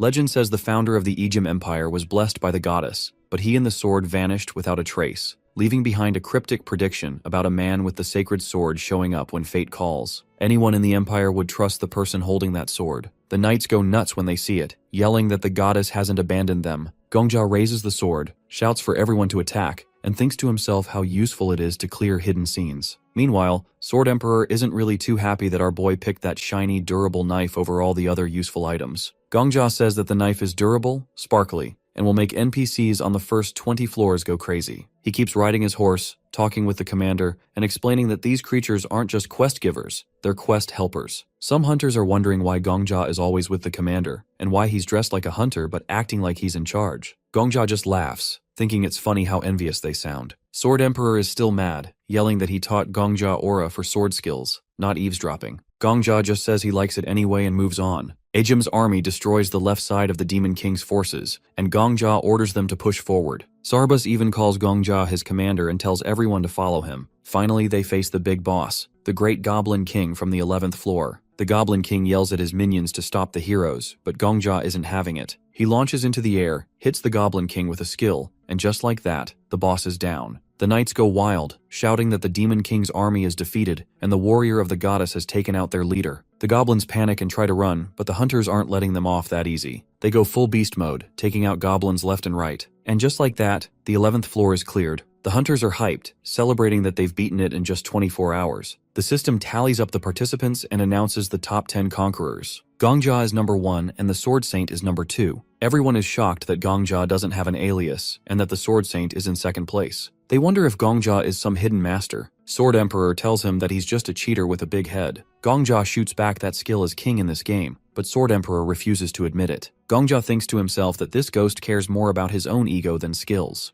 Gongja then tells Sword Emperor he'll train in sword skills before tackling the 20th floor, so he asks him not to be mad. He even jokes that he can't get through this without learning anything if he's hanging out with Sword Emperor. Sword Emperor gets all excited, saying that Gongja will finally understand his true power. Sarbus comes over, bows, and thanks Gongja for the win. Our boy says not to thank him, since they all did it together. Sarbus admits he was skeptical at first because some oracle predicted warriors from another world would come to save them, and he wasn't sure they'd actually risk their lives for a different world, but our suicidal MC proves him wrong. They shake hands, and Gongja thinks that even though they're from different worlds, a handshake means the same thing. Sarbus says he's counting on Gongja in the future, and Gongja says he'll do his best. Then the system starts handing out rewards for clearing the floor. Gongja is surprised when it announces the top conquerors will get their rewards first and be the first to enter the 12th floor. Everyone else has to wait, but before Gongja moves on, Sarbus asks him to protect their empire. The Sword Emperor asks Gongja what he will do if Sword Saint sees him. Our boy wonders what Sword Saint could possibly do that would be worse than murder. The Sword Emperor doesn't get it and asks again. Gongja says he has a plan and tells the Sword Emperor not to worry. Then he moves, and the other top players follow him. They end up in the Imperial Palace of Ejim. The cult interrogator is super impressed with our boy. He walks up to him and says he's been watching his moves on the 11th floor. He thinks it's amazing how he used the NPCs. He asks if the sword he has is the reward for clearing the 10th floor. Gongja says yes, and the cult interrogator is shocked that he became the leader on the 11th floor thanks to a reward from the 10th. Gongja acts modest and says it's no big deal. Suddenly, Sword Saint shows up out of nowhere and attacks. The cult interrogator steps in to protect Gongja. He asks Sword Saint how long he's been training as an assassin. Sword Saint isn't in the mood to chat. He tells the cult interrogator to move and says he's going to kill the protagonist. The cult interrogator acts surprised and asks if he is really talking about Gongja. Sword Saint says yes, and the cult interrogator points out that his hands are important and that killing Gongja here would make the 5 big guilds look bad. He asks Sword Saint why he's threatening Gongja, but Sword Saint says he doesn't have to explain. The cult interrogator says it looks like they're not backing down. He crosses his hands and uses a spirit displacement skill from above. Sword Saint gets attacked by the heads of 2 big guilds, but he blocks their attacks easily. Viper calls Sword Saint an old monster, and the old man fires back by saying he isn't young either, since he's over 40. Miss Paladin tells Viper to focus on the enemy since they're at a disadvantage. Then the cult interrogator turns to the Countess and asks her for 10,000 gold pieces. She thinks he's asking for a loan and offers him 15% interest over 3 months. He says he's not borrowing, he's asking for a donation. She gets mad and calls him a robber. He says it's dirty money anyway and she should donate it to the temple. She reluctantly hands over the gold and coins rain down. The cult interrogator happily takes the donation, puts his hands together, and uses a sacred technique to make Miss Paladin and Viper stronger for 300 seconds. He says the gold will take over their hands and finishes the technique. The cult interrogator adds that even Sword Saint will have a hard time dealing with the 4 of them now, especially since the Countess's safe isn't empty yet. He jokes about whether the Countess will go bankrupt before Sword Saint is defeated. The Countess is not happy and asks why he's looking at her safe. Then the Black Witch shows up and says this alliance isn't just the 4 of them. She says she's joining the fight because Gongja made a deal with all 5 guilds the day before, giving him the same rights as the guild heads. She says attacking Gongja is the same as attacking all of them, and asks if Sword Saint really thinks he can take them all on. This is Gongja's plan in action. Sword Saint is furious, and our boy turns to the Sword Emperor and reminds him of what he said on the 11th floor. Gongja says there are 2 ways to deal with a strong enemy, either have enough power to take them down alone or lead an army. He says a solo player is no match for a hunter with an allied army. He then walks up to Sword Saint and offers to talk. He says he's confused about why Sword Saint attacked him since this is their first meeting, and Gongja has always admired him. But looking at Sword Saint's face, Gongja realizes the guy still thinks he's some assassin sent by the Black Dragon. The Sword Emperor says that to Sword Saint, Gongja probably looks suspicious, not a hunter who earned his place, but an infiltrator who snuck in with the help of the big guilds. And that's why Sword Saint is so angry. Sword Saint looks up and says that whether it's the outside world or Babylon, there's no difference. He starts talking about how not even a day had passed since he entered the tower when people began begging him to join their guilds. But he refused. He asks if they want to know why. He points his sword at the Black Witch and says it's to prove that in this tower, you can exist on your own. He says unlike the rotten outside world, where blood, nationality, and origin hold you back, here you can rise to the top with just a sword. He says success here depends only on your talents and skills. He shouts that he wanted to show everyone this truth. Then he angrily asks them what they're doing and says they're no better than the messed up world outside. The Black Witch snaps back, saying Sword Saint judges others without knowing anything. She says he's only so outstanding because he's always been alone,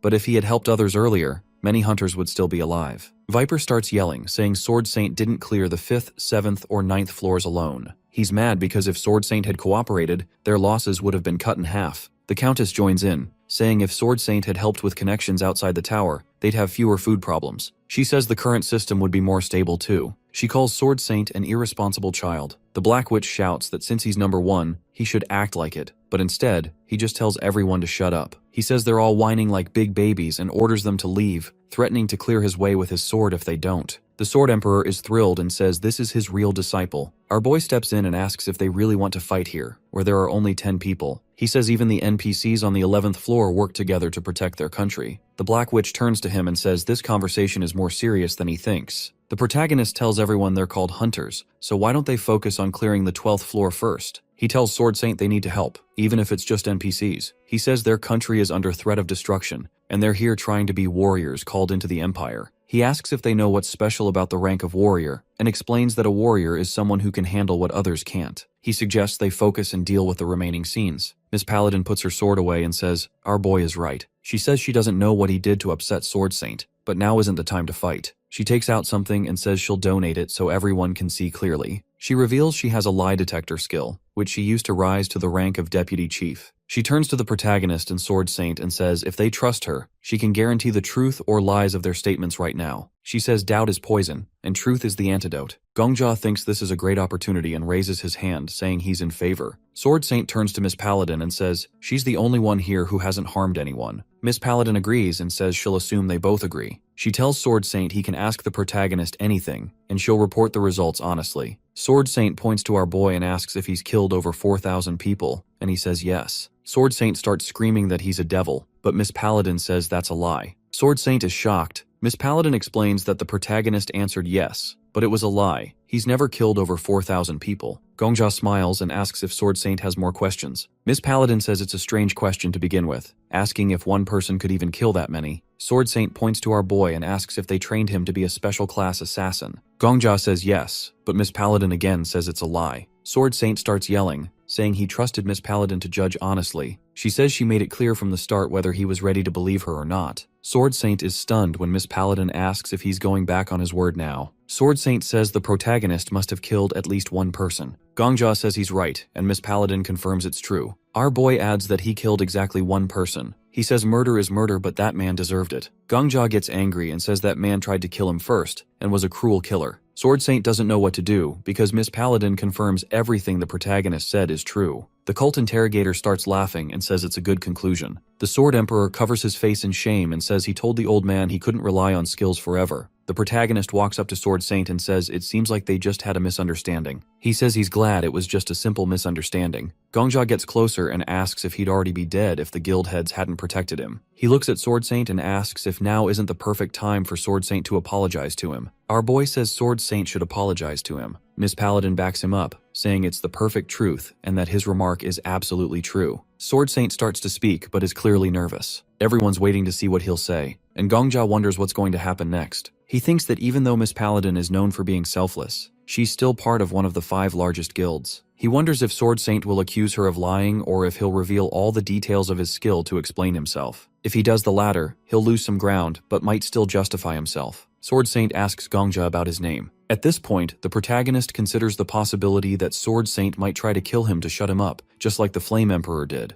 To everyone's surprise, Sword Saint puts his sword back in its sheath and asks for permission to start over. He bows and offers a sincere apology, shocking Gongja. Sword Saint admits he was wrong, frivolous, and misunderstood everything. He says he almost killed an innocent man because of his own recklessness. He confesses that until now, he believed in killing people who deserved to die without hesitation, but now he vows it will never happen again. Gongja notes that Sword Saint didn't blame Sword Saint or make excuses about his skill. Instead, he takes full responsibility. Sword Saint says words alone can't make up for his guilt and offers to fulfill any wish Gongja has. The protagonist is surprised. Instead of killing him, Sword Saint admits he was wrong and even begs for forgiveness. Gongja thinks about how Sword Saint, a legendary figure, is now humbling himself before an inexperienced hunter. He looks at Miss Paladin, who says that everything Sword Saint said is true. Gongja then addresses Sword Saint and asks him to teach him the art of the sword. This shocks Sword Saint. The protagonist scratches the back of his head and clarifies that he's asking for sparring sessions in the future. He mentions he recently got a teacher by chance but has no one to spar with. Gongja thinks it's better to keep his promise to the Sword Emperor and make Sword Saint his sparring partner, as it would be beneficial for his growth. He starts to ask again but suddenly stops, apologizing and asking to start over. He says he has the right to demand this from Sword Saint but feels awkward about it. Sword Saint is surprised. Gongja turns away, putting his hand on the back of his head, and says it feels like he's suddenly become taller than Sword Saint, even though he's not that outstanding. He's just glad Sword Saint won't see him as an enemy anymore. The Black Witch is stunned too. Gongja says he doesn't want to act like a big shot and take things for granted. He blushes deeply and asks Sword Saint to teach him the art of the sword, thinking he might die of shame. Miss Paladin is also stunned, saying it's all surprisingly true. The Viper doesn't understand why Gongja wouldn't ask for something bigger just because it's embarrassing. The Black Witch says she hasn't seen someone like Gongja in a long time, and it surprises her. The cult interrogator is really happy, saying forgiveness is a sacred miracle, but someone tells him to shut up and grow up. The Countess turns to Sword Saint and says since he apologized and everything ended well, they wasted her 10,000 gold on him. Sword Saint stands with his head down but suddenly grabs Gongja by the shoulders, talking about how wrong he was about such a kind and correct young man. Gongja is surprised as Sword Saint shakes his hand and tells him to call him Old Man Sword Saint. He says he has a kind granddaughter in the outside world and would be happy to introduce them if she ever enters the tower. Our hero is confused and says he's not interested in relationships. Sword Saint tells him that youth is the best time for love and that Gongja could learn a lot from it. The Sword Emperor says when Sword Saint gets carried away, he becomes completely fairy tale minded. Sword Saint promises to take good care of him from now on, and our boy is feeling so embarrassed he considers killing himself and starting the day over. Suddenly, a system notification appears, announcing that Gongja has taken first place in conquering the 11th floor. The system says he's being given a reward. Gongja is surprised since he's the first to receive it. He thinks about how little information there is about floors 12 through 20 and wonders what the reward will be. The system gives him a choice between two awards. In front of him are two figures. One radiates a pleasant light, and the other is completely black, holding a sword. The first is the patron goddess of the Ajim Empire, touched by Gongja's devotion. She offers him an important role in the empire, such as chancellor, marshal, or commander of the knights, with corresponding abilities and reputation. Gongja knows hunters can take on roles in the empire and gain skills and reputation from them. Conquerors who reach the top in previous scenes get to choose special roles first. The system then shows Gongja the special roles he can take on the 12th floor. He looks at the list and thinks that before, he could only choose something like a guard. Then he notices the Demon King's reward. The Demon King, really happy with Gongja's activity, offers him a secret alliance. He promises to give Gongja the same reward as the goddess, but adds an extra gift. If Gongja kills all the other warriors in the top 10, the Demon King will use his position to transport Gongja directly to the 99th floor of the tower. Gongja silently stares at this offer, shocked. The Viper asks why he's gone quiet and is staring into space. Gongja is confused, wondering if killing all those people would let him skip straight to the 99th floor. The system asks him once again to choose one of the two rewards. The Sword Emperor says it's a trap and tells Gongja not to fall for it no matter what. The protagonist replies that he knows it's a trap because the Flame Emperor definitely chose the Demon King's reward. He says that the Flame Emperor probably picked the Demon King's reward, but ended up stuck on the 40th floor, not the 99th, which proves it's a trap.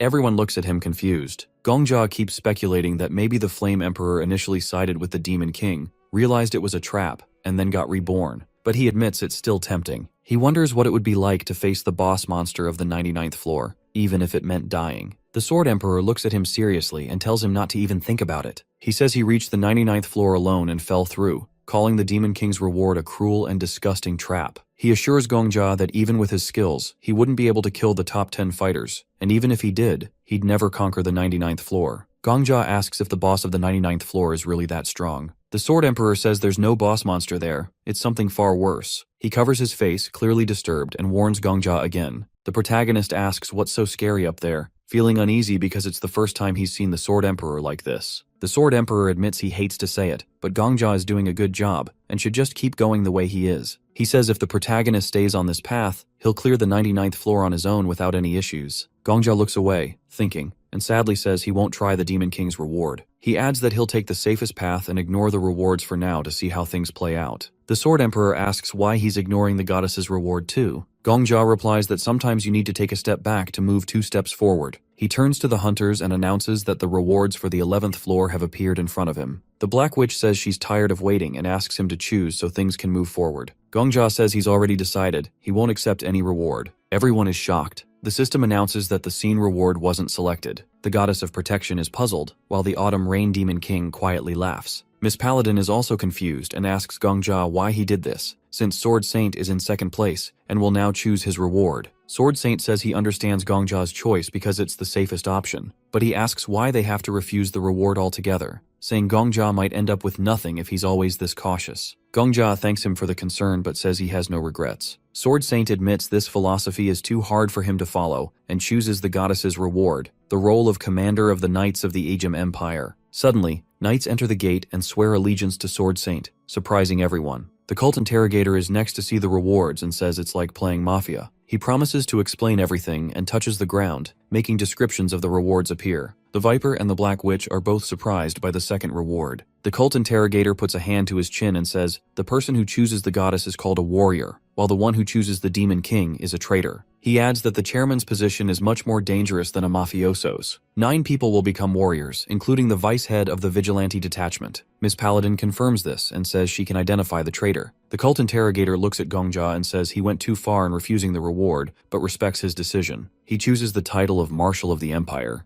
The Viper says choosing a reward is more profitable and picks the rank of Guard Commander. Miss Paladin chooses the title of Minister of Foreign Affairs, thinking it's the most acceptable. The Black Witch picks Chancellor and warns everyone not to choose the Demon King, or his reward will be destroyed. The Countess reassures her and chooses the title of Minister of Finance. With that, the careful calculation of the awards is completed. The Sword Emperor asks Gongjia if he's confident in his decision. Gongjia says it's the right choice, thinking that sometimes in the pursuit of prey, it's better to retreat and let it go. The system announces that the selection of the top conquerors is complete, with one person refusing the award. It also says 8 people accepted the goddess's reward, shocking everyone. Then it reveals that one person accepted the Demon King's reward. The Black Witch gets angry and starts yelling at everyone, reminding them not to choose the Demon King's reward. The cult interrogator smiles and says it's surprising because being a traitor is a very unprofitable game, but someone still chose it. The Viper feels nostalgic for the atmosphere of the early days of the tower, and the Countess asks if he's talking about a time when there were 10 large guilds instead of 5. She says a lot of people died back then, many of them killed by others. They start shouting at Miss Paladin to use her lie detector on everyone immediately to find the traitor. The Black Witch, as the owner of the Black Dragon Guild, says she doesn't know who dared to betray them, but she'll make sure that person gets the most painful reward. She tells Miss Paladin to interrogate everyone with her lie detector immediately. Miss Paladin starts by revealing that she's not the traitor. She then turns to Gongjia and says he's above suspicion since he refused the reward, but she still asks him if he chose the Demon King's reward. The protagonist denies it, and Miss Paladin confirms he's telling the truth. She then turns to Sword Saint and asks if he chose the Demon King's reward. Sword Saint swears on his honor and glory that it's not true. Next, the cult interrogator says it's not him, and that he doesn't want to die at the hands of the Black Dragon Guild leader. The Viper and the Countess also deny choosing the Demon King's reward. Miss Paladin approaches the head of the Black Dragon Guild and asks if she chose the Demon King's reward. The Black Witch denies it, and Miss Paladin confirms it's true. The Viper is shocked, wondering if none of the top 10 chose the reward. Miss Paladin says not to be too surprised. It's possible the traitor has a skill to hide the truth, or even a split personality. She adds that no matter how strange it sounds, anything can happen. Sword Saint looks at Miss Paladin with hostility and says she could still be the traitor. The Black Witch asks if he really doubts them. Sword Saint says he dares to doubt, and even if Miss Paladin isn't the traitor, she might be lying to protect the 5 guilds. Miss Paladin admits that logically such a possibility exists, and she could very well be the traitor. She says the most important thing now is to stay calm and composed because they've already overcome so many obstacles. The cult interrogator calls her innocent, but adds that trust is a beautiful word that takes time to build. He says it took them 10 years to form the 5 guilds and start cooperating. The cult interrogator turns to the 3 hunters who took 8th to 10th place and says spending another 10 years building trust with other hunters is too inefficient. Miss Paladin tries to stop him, but the cult interrogator has already started using a sacred art. He tells the Viper to deal with the 10th place hunter. Miss Paladin shouts at them to stop, but it's too late. The cult interrogator kills one hunter, and the Viper kills another. The system announces that the hunters who died did not serve the Demon King. Sword Saint is furious and pulls out his sword, shouting that they've shown their true nature. He says nothing has changed, even after all these years. Meanwhile, the cult interrogator attacks the last hunter. Gongjia is shocked as the system reports that this hunter also didn't serve the Demon King. The cult interrogator calmly says it's not them, and that the situation has become more complicated. He's convinced the traitor is among the top 5. Miss Paladin screams at him to calm down,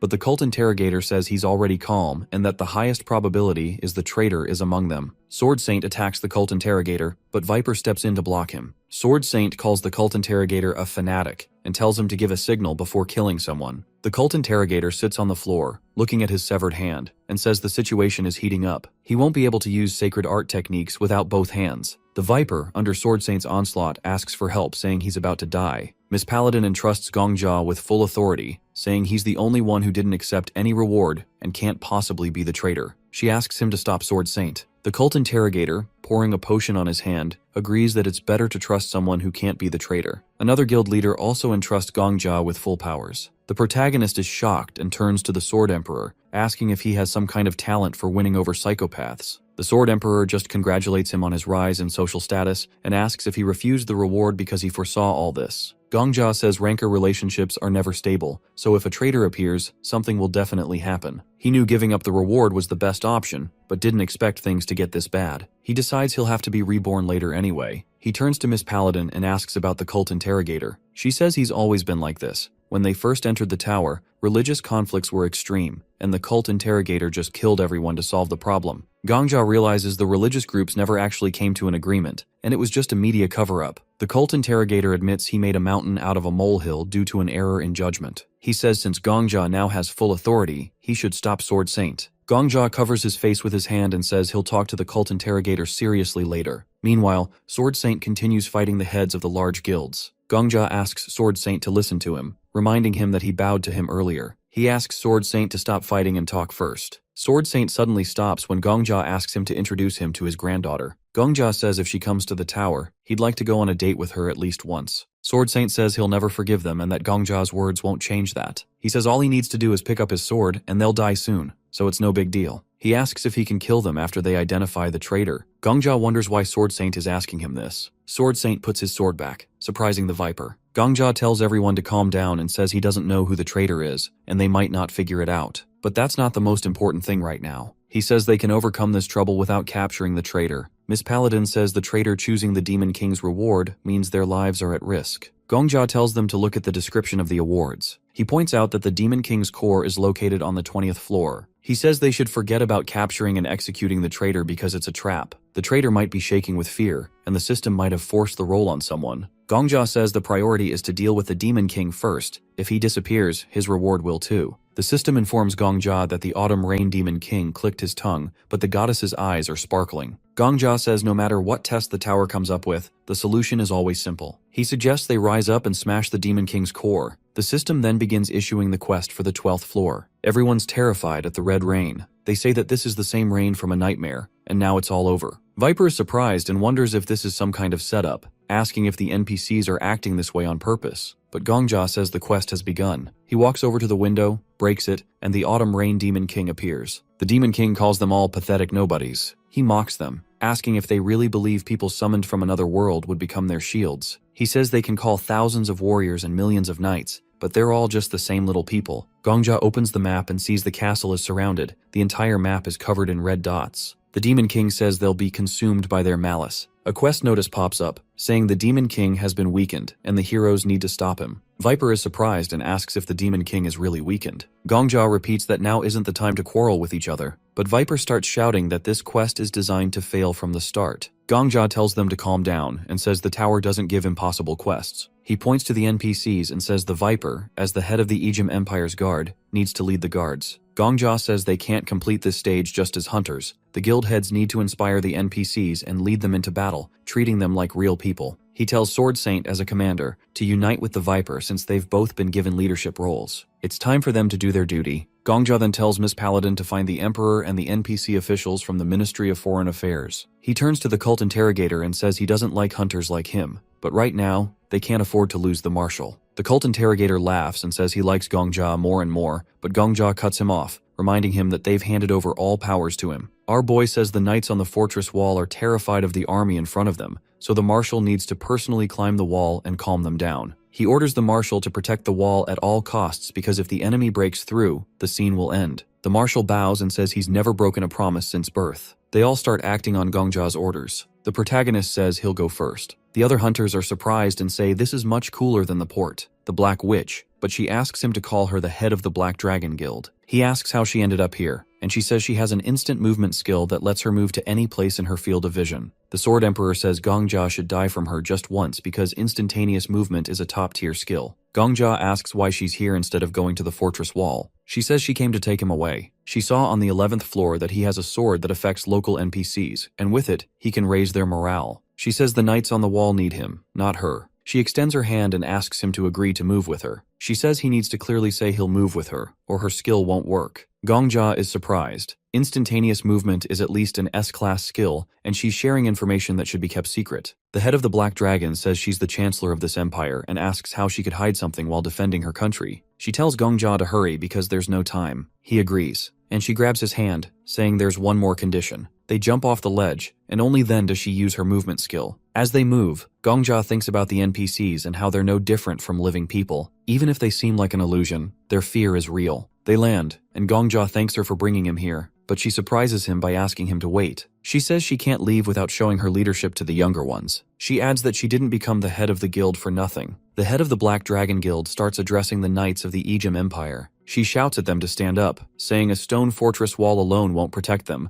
The only thing that can protect the empire is them. The knights are moved, and she shouts at them to stand up, saying the wall could collapse at any time, but as long as they stand, their homeland won't fall. She grabs Gongja's hand and says that God is protecting them. Suddenly, the system reports that the goddess of protection is grateful to Gongja for his choice. Gongja suddenly remembers the scene where Sarbus kills him. He sees the moment his enemy is killed. Sarbus reflects that no one knows why, when, or where it came from, but when it appeared, scarlet rain fell. This creature considers all others to be nothing. Sarbus thinks about how, wherever the raindrops fall, blood soon spills. This merciless creature despises people because they destroy themselves. Sarbus recalls that every time another wall is destroyed, the territory controlled by humanity shrinks. He orders the soldiers to retreat to where there's no rain. Every time another royal family dies, human history is shortened a little. At the same time, the Demon King says that people define their own fate, and he calls it the karma of primitive animals. But the rain keeps falling. The knights are terrified, saying that humanity will end. The Demon King wonders why he should hold back today and not slaughter another herd of wild creatures. The NPCs are horrified to see the Demon King and beg him to spare them. They call upon the goddess for protection. The chroniclers, saving old records, write continuously. They silently accept the fate that will be written by their own hands, a sentence declaring that humanity will be destroyed. Lord of Nightmare, king of all demonic creatures, they name him in these final moments. They call him the Demon King. Suddenly the rain stops, and the fortress is illuminated by a ray of sunlight. The knights are really happy and shout that the empire is blessed. But Gongja understands that this isn't some great divine intervention. The rain only stopped where the light of the sacred sword reaches. He reflects that sometimes you have to be content with little, especially when you have nothing left but little. Gongja thinks about how, at the very beginning, there weren't any high-ranking NPCs in the audience hall because they had all abandoned the empire. Meanwhile, the knights cry and shout that the goddess hasn't abandoned them. Gongja continues to reflect that this is why the tower was chosen as the stage for the empire, just as the estate that became a grave for children was chosen as the stage for the 10th floor. The Black Witch shouts at the knights to stand up. The knights immediately become inspired and regain their composure. The head of the Black Dragon Guild sighs in relief. She looks at Gongja and asks why he has such a strange look. She asks if he's really that impressed by her speech. She turns away and says there were a lot of Reds in their country, and she couldn't stand communists, but they were excellent speakers. Gongja is confused, and the Sword Emperor calls it a failed joke. The head of the Black Dragon then turns back and asks Gongja what he's planning to do. The protagonist confirms that they first need to hold the fortress wall. He thinks about the S-class skill of the Black Witch, instantaneous movement, but he realizes that even if he moves there, it's enough to blink once to find himself surrounded by monsters. He says they need to balance the forces with the Demon King first. Gongja tells the witch that while the NPC warriors hold out, they need to lead the hunters. Otherwise, the Demon King might bring in more monsters to break through the fortress wall. He asks her to take him directly to the Demon King. The witch asks if he's really planning to die, calling it a suicide mission. Gongja reflects that her doubts are natural, but for him, death doesn't mean defeat. He says he has a couple of aces up his sleeve and asks her to trust him. The witch repeats Gongja's words that all hunters have a secret. She wishes for his blade to be sharp enough to pierce this boss. Meanwhile, the Demon King says the goddess has played a funny game. He adds that it's so ridiculous it can't even be called reckless. He asks if, by nurturing these non-entities, the goddess has become like them. The Demon King says if that's the case, he'll show his light too. He strikes with his sword, and the blow is so strong that many knights are thrown aside. The attack reaches the fortress tower and the palace itself. The system notifies the heroes that one warrior has died,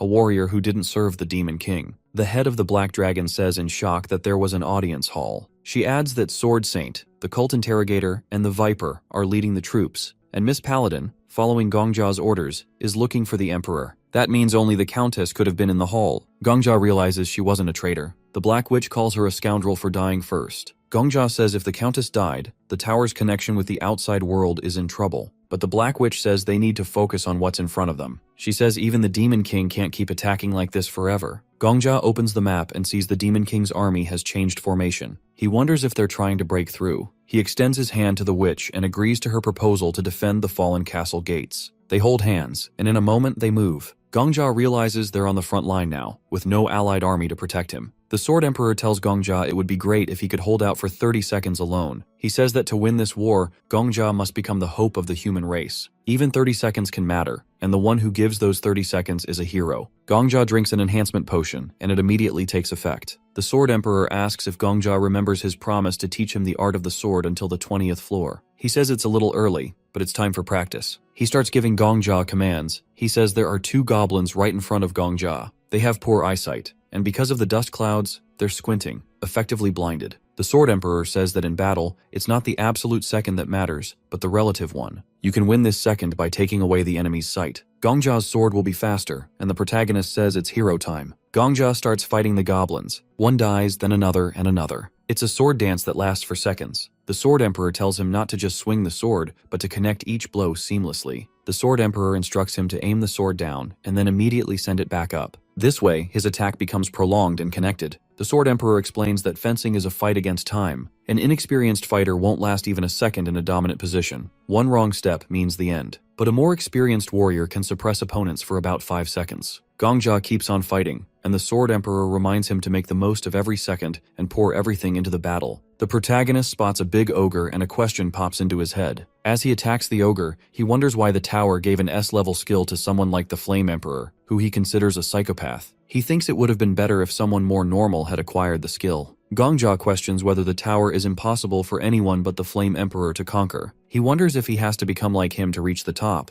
but the thought amuses him. He decides he'll conquer the 20th floor instead of the Flame Emperor. At that moment, the ogre swings to hit him. Gongja prepares to attack, thinking he'll reach the 100th floor. The system notifies him that he deserves even more recognition. He defeats the ogre, and the system informs him his rank has risen. The Sword Emperor congratulates him, saying it's only been 30 seconds. Suddenly, Sword Saint appears behind Gongja. He helps by destroying all the enemies in front of him. Sword Saint says that Gongja is incredible, which surprises our boy. He introduces himself again, saying that his name is Sword Saint. Gongja thinks this is the second time a top-ranked hunter has told him their name. He sees that things are different now, and he can do things he couldn't do before. He turns and tells Sword Saint his name, and Sword Saint invites him to fight together, and they merge into a seamless team. The cult interrogator shows and apologizes for being late. He says that leading an army isn't the easiest, but he thanks Gongja for buying them some time nonetheless. He orders everyone to kill all the monsters threatening the Empire. Gongja fights fiercely, his mind focused on one thought: moving forward. Viper runs up to him and says he's doing well. He explains he was delayed because he was leading not only the guard but also a member of the guard. The snake says Gongja will now see why they're called the Heavenly Order Guild, but Gongja isn't listening. He's completely immersed in the flow of battle. The snake introduces himself as Loafing and says Gongja recently saved his life in the audience hall. He decides to cover Gongja's left side, saying those on his right have never died.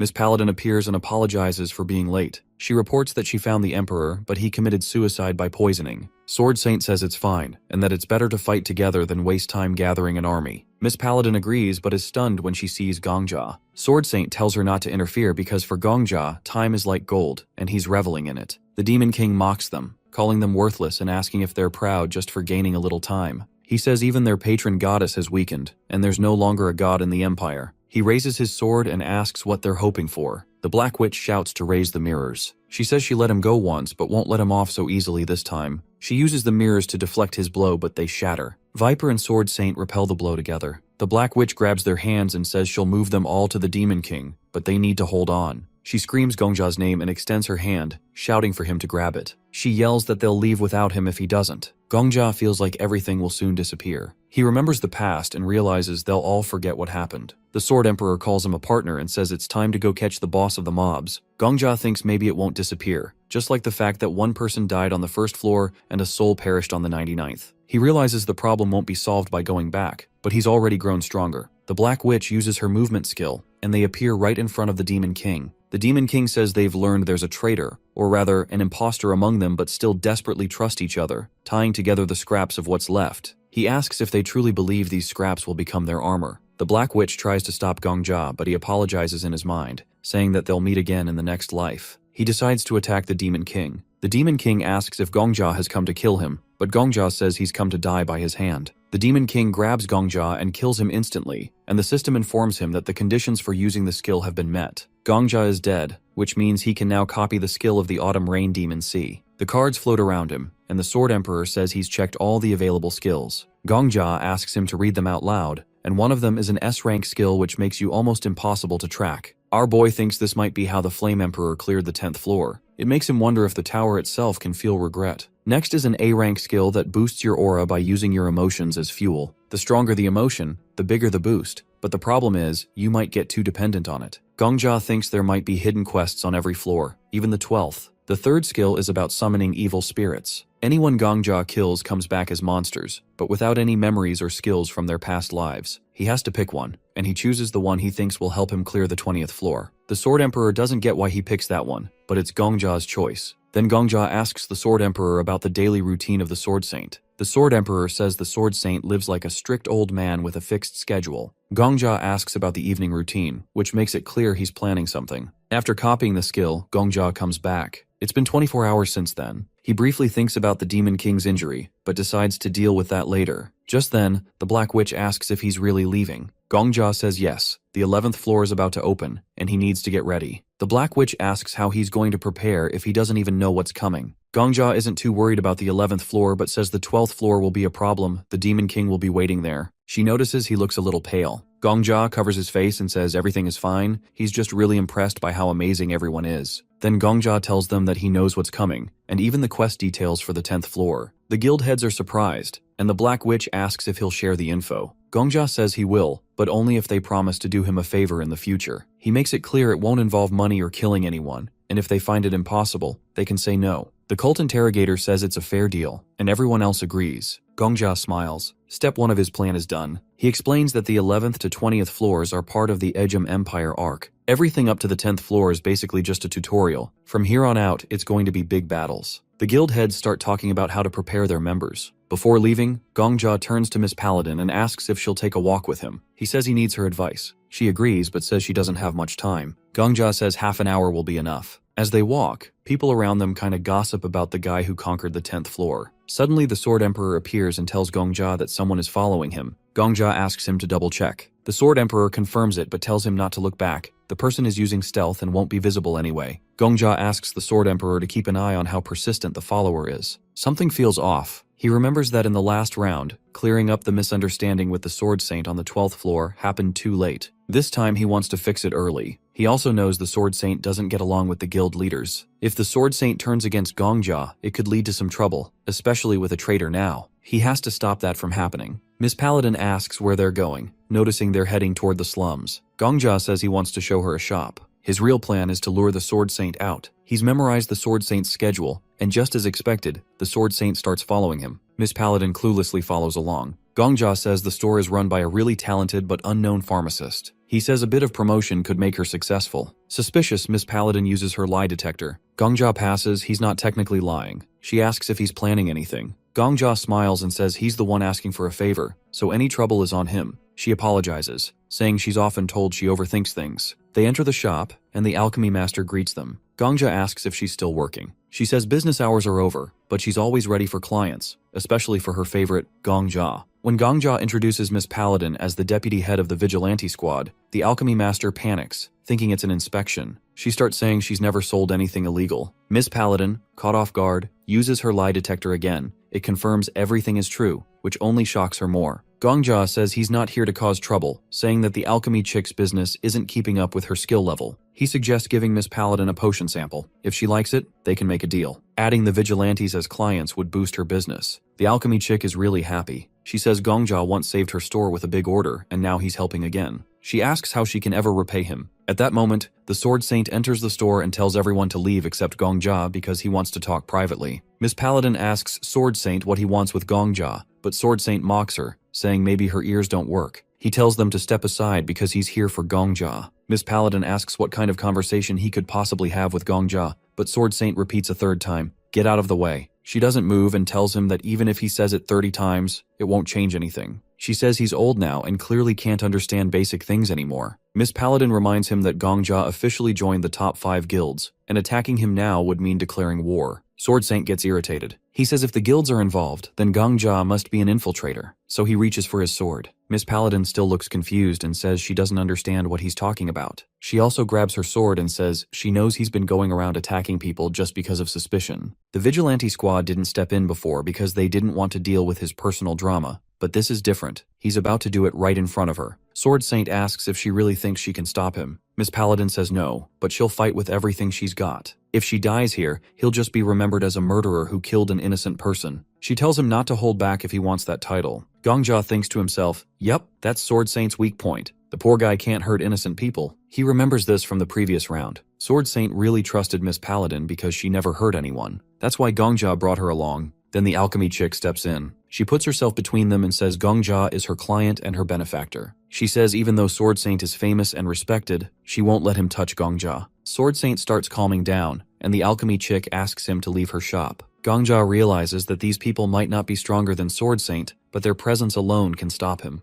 And Sword Saint lets go of his sword, turns around and leaves. Everything goes just as Gongja planned. He fulfills the second condition, to find a chance to exchange a few words with Sword Saint before the guy tries to kill him. As Sword Saint walks off, Gongja suddenly yells after him. He shouts that tomorrow at noon, he'll be waiting in the wasteland north of the city. He tells Sword Saint to come if he really wants to know who Gongja is. Sword Saint looks back, says nothing, and keeps walking. Miss Paladin says this whole thing got way too intense. She jokes that this kind of meeting wasn't supposed to happen unless it's a cursed moonlit night or something. Gongja asks if Sword Saint is really known as a murderer. She says not officially, but the top guilds are aware of it. She says Sword Saint's daughter and son-in-law were killed by some murderer while he was still in the outside world. Sword Saint never talks about it, so nobody knows much. Gongja feels kinda sad hearing that. Miss Paladin says maybe that's why Sword Saint acts this way. He sees a killer and instantly goes all killer mode. But again, there's no solid proof, just what people have pieced together over time. Sword Emperor tells him that it's true. The old man once told him that his grandson and granddaughter barely survived. Gongja asks why he never mentioned that before, and Sword Emperor casually says because Gongja never asked. Miss Paladin says she kind of gets Sword Saint. Even she sometimes gets the urge to eliminate people who clearly deserve it. She turns around and says the guild leaders all know each other's backgrounds, so now that Gongja is with them, he'll get to know everything too, though some of these stories really stink. She says they're way off topic now and asks how much potion is available, but reminds Gongja that the vigilante squad is always broke, so they can't afford anything too expensive. The next day, with just a few minutes left before the countdown ends, everyone waits and the mood kind of feels a lot like the last round, except for one big difference. Gongja checks the news and realizes it's a little different now, because this time, he made an appointment with Sword Saint. Sword Saint shows up and asks if Gongja really thinks he won't attack just because he's alone. He says if someone kills as many people as Gongja did, it'd be strange if he wasn't confident. Gongja feels kinda nervous, and the Sword Emperor asks if he's okay. Our boy says he's fine, just kinda feeling a little tight in the chest. Gongja decides to say something serious. He tells Sword Saint he knows why he wants to kill him. Sword Saint says Gongja must be feeling guilty. Gongja says it's because of the detective eye skill. Sword Saint looks surprised and asks how Gongja figured that out. Gongja says he just needs him to trust what he's about to say. He thinks about how hard it is to gain someone's trust. Everyone has their own truth, and Sword Saint lives by his skill. Convincing someone like that is no joke, but Gongja is ready to risk his life for it. He says he's a fortune teller and that he has a prediction skill. He knows that Sword Saint's skill sees the number 4093 above Gongja's head. Sword Saint raises his hand behind his back and asks how many fingers he's showing. He says if Gongja is really a fortune teller, he should guess easily. Gongja knew it had come to this. Sword Saint starts to explain what'll happen if he guesses wrong, but Gongja stabs himself with a dagger first. Sword Saint is completely surprised as he never expected the protagonist to kill himself. But now Gongja respawns and relives the day again. This time, when Sword Saint puts his hand behind his back, Gongja interrupts and says exactly what he's about to do, which surprises the old man. He tells Sword Saint that killing him is easy, but without him, the 12th floor can't be cleared. Sword Saint still says it's not enough. Maybe Gongja doesn't have foresight, but some other skill like insight or mind reading. Gongja stabs himself again and respawns. Then again, and again. He keeps trying to convince Sword Saint. He says he doesn't want Sword Saint to trust him forever, just for 5 days. He tells him to watch everything he does in those 5 days, and decide for himself afterward whether he deserves to die or not. Sword Saint still says he doesn't believe him, so Gongja pulls out his final card. He says that in the distant future, Sword Saint will tell him something important, and if he says it now, it'll prove everything. He mentions the Sword Emperor, which surprises the old man and Ghost. Sword Saint says it's enough, and asks the protagonist if he really needs just 5 days. Gongja says yes. Sword Saint agrees. He says he'll observe everything Gongja does, his steps, words, behavior, everything. Then he'll decide whether Gongja is a fraud or a real fortune teller. Our boy bows and thanks him. Now everything is in place. Sword Saint won't attack him on sight anymore, and the guild leaders are on board too. Everything's set to prevent trouble up in the 12th floor. He tells Sword Saint that they'd meet again on the next level, and then they move on to the 11th floor. Gongja gets transported to the battlefield, and the hunters are all surprised as this whole mission is starting to feel intense. At first, everything seems the same as the last round, but then something new happens. The Black Witch suddenly yells out to all the hunters, declaring that from now on, the Black Dragon will take the lead in this war. She orders one section to push through the left side, while the other section go right,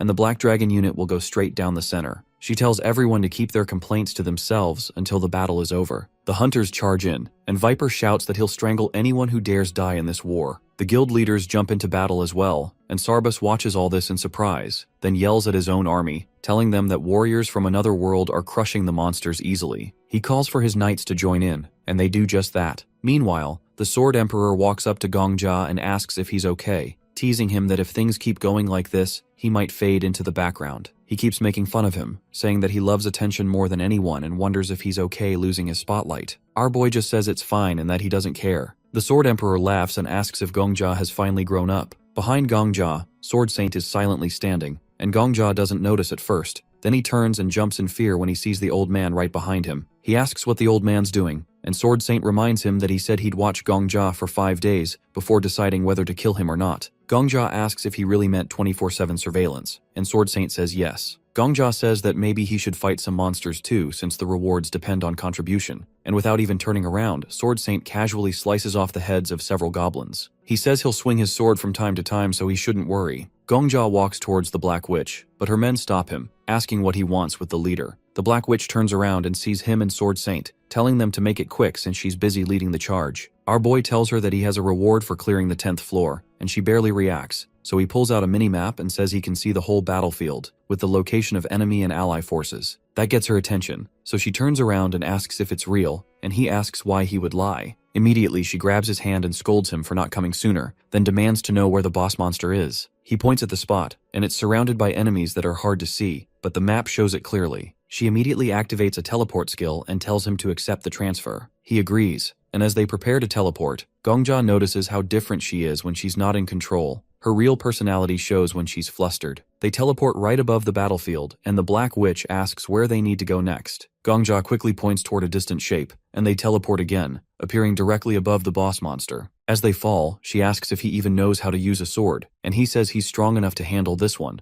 Then she launches him straight toward the monster. Gongja jumps down with his sword, landing on the ground and slicing the boss in half. The smaller monsters around freeze in terror, and Gongja turns and casually asks if they want a piece of the action too. The monsters all run for their lives, but the hunters chase after them. The Black Witch praises our hero, and says the stage is already cleared in under an hour, with less than 30 hunters dead. Gongja is really surprised as she's always had a serious face because so many people died early on, but now she's really happy at the low casualties. He realizes her mood is directly tied to how many people survive, and she's surprisingly simple like that. He tells her to calm down, but she's too excited, praising him again and saying this is the smoothest conquest ever with the fewest deaths, and that he should be proud. Gongja feels a little speechless, and the Black Witch tells him it's a blessing that the new hero is someone like him. She shakes his hand and says that from today, the media will be all over him. Gongja shakes her hand, thinking that being seen as a hero by normal people feels nice, but it's not enough. He wants recognition from people who actually fight hard, people like Sword Saint, the Black Dragon leader, and others who give it their all. He decides he wants to be acknowledged by people like them, smiling and shaking her hand again, thinking that he wants to protect them too. Then the system starts calculating contributions to the battle, and Gongja quietly thinks to himself that he doesn't want to be tricked by some demon king or mocked like the Flame Emperor once did. He just wants to give proper respect to hardworking people and be respected by them in return. Sword Emperor says that Gongja is finally starting to look like someone worth watching,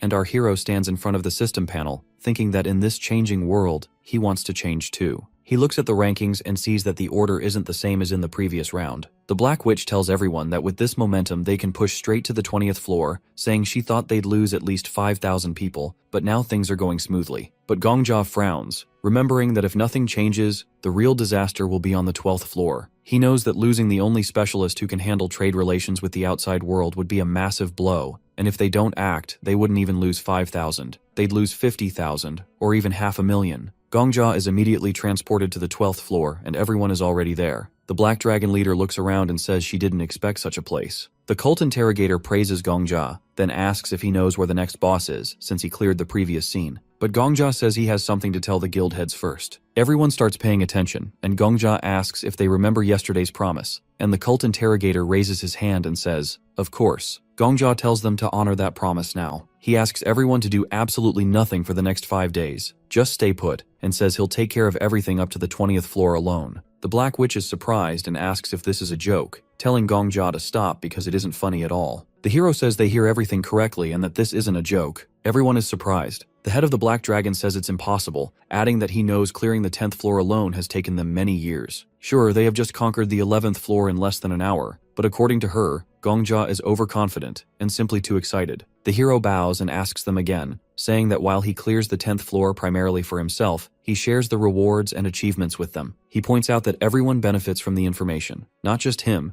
and that he has every right to make this request. He asks for only 5 days, saying that regardless of whether he has time to clear everything up to the 20th floor for them or not, he just wants them to wait for this period. That's all he asks for. Meanwhile, the system begins issuing rewards for conquering the 11th floor. Behind Gongjia, information about 2 awards appears. The guy turns around and looks at the pan, while the hero wonders if the Demon King is acting more quickly because now they aren't fighting. Gongjia, meanwhile, is waiting for an answer from the guild heads. The Demon King strongly recommends that Gongjia choose the reward. He then looks at Miss Paladin and the other heads, and the Demon King hints that he can refuse the reward. Suddenly, the cult interrogator says that he doesn't see the problem. He says that Hunter Gongjia shares information about the 11th floor with them, and in return, he asks them to fulfill one request, which they agree to, with the condition that it wouldn't be something impossible. The cult interrogator says that doing nothing for 5 days and just waiting there won't be easy, considering the fuss the press will create during that time. But according to him, the request isn't impossible, so he's for it. The Black Witch begins to object, but the cult interrogator says that an agreement is an agreement. She grabs her head and reluctantly agrees. Viper also agrees, though he has no idea what Gongjia is up to. The Countess agrees because if Gongjia is asking for this, he probably already has some kind of plan. Miss Paladin also agrees, and soon all the other guild heads follow suit. However, Sword Saint still stands aside and watches. Suddenly, he says that he hasn't made any such promises. He says that he and Gongjia agree on only one thing,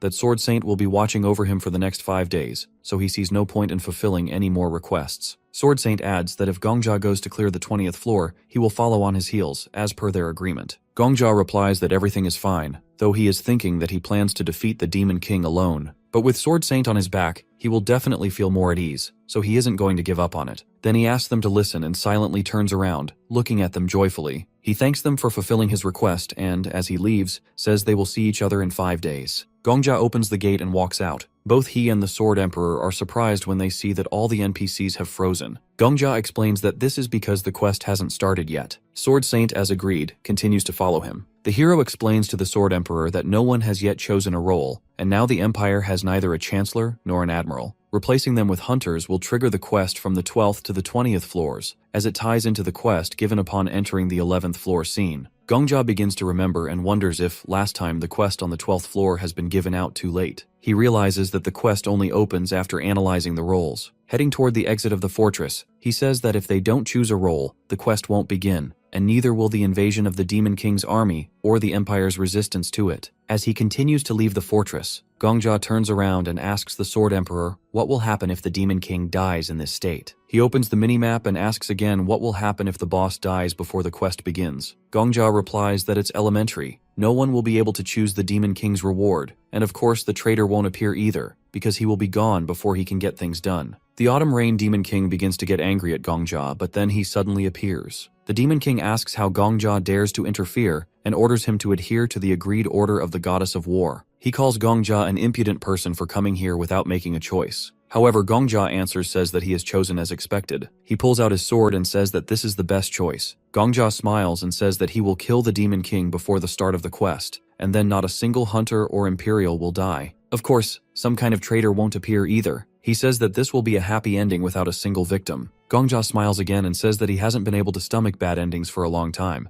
but if there is a chance, he will always prefer a happy ending. He calls out to the Demon King, saying that he is interfering with him, and at this rate, they won't see a happy ending. The Demon King gets angry and asks how he dares to single-handedly interfere without even enlisting the help of the Empire. Gongjia raises his sword and asks the Demon King what kind of help there is, saying that warriors, by nature, fight alone. The Demon King kills Gongjia again, but before dying, our boy marks something on his palm. He thinks the Demon King's fighting style isn't anything special, just wild and mindless power. Sure, it's scary, but if you know the direction of his swing, you can dodge it. The Sword Emperor agrees and tells him it's all about timing. Gongjia dies again. Still, he keeps drawing marks on his palm. He calls it the Prison of Time. On the next attempt, he drinks a potion and fights the Demon King while under its effect. But again, the Demon King's sword cuts him down. Gongjia dies and draws another mark. He wonders what would have happened if they had just gone through the quest normally. How many people would die in the battle waves that follow? 1 dead night means 20 years of life lost. 10 deaths? 200 years gone. 100? 2,000 years wasted. Our boy didn't pick any special role to earn that kind of time. He just wants to protect it. He dies again and returns 24 hours earlier. He thinks the only way to win this time back is to have a body ready to be banished forever. Sword Emperor laughs and mocks him, saying he still can't dodge a basic swing even after knowing where it'll come from. Gongja dies again. While fighting, the Sword Emperor says our boy still doesn't know how to use aura properly. The aura must flow evenly. Gongja dies again. He finds himself once more facing the Demon King, who tells him to obey the rules of the warrior goddess. But Gongja ignores it and keeps attacking, saying today he'll end it in one blow. He jumps, strikes, dies again. He repeats the same scene again and again. Every time he declares that the warrior is here to cut down the Demon King. He dies over and over but never stops. He mocks the Demon King, calling himself the Sword of the Empire. The Demon King tells him to prove it. Gongja raises his sword and prepares to strike, then dies again. Now he pushes harder. His sword moves faster. He blocks an attack. For just 1 second, he survives. 1 second becomes a lifetime. He tells himself that even a stream starts with a single drop. Even if he lives only 1 second at a time, he'll keep pushing forward. Each time he comes back, he keeps drawing lines on his hand. So many that his brush can't keep up. In one round, the head of the Black Dragon praises him. Floor cleared in under an hour and less than 40 deaths. In the next, it's under 50 minutes with only 30 dead. Then it's under 40 minutes and not even 20 lost. Then maybe even just 10. And finally one day no one dies. The Demon King sees Gongja smiling and asks why. Gongja says he's happy. The Demon King is confused. How can a dying man be happy? Gongja says no one, not even him, would understand. The Demon King says that sounds arrogant. Gongja just says it's the truth and attacks again. He dies, but he keeps going. His sword today is faster than yesterday, and tomorrow it'll be faster again. Later, the head of the Black Dragon walks up to him and tells him she checked. No one died. She holds his hand and says even the Pantheon had no casualties. She cries and hugs him, thanking him. Gongja thinks he wants to keep living just a bit longer. He finds himself back again.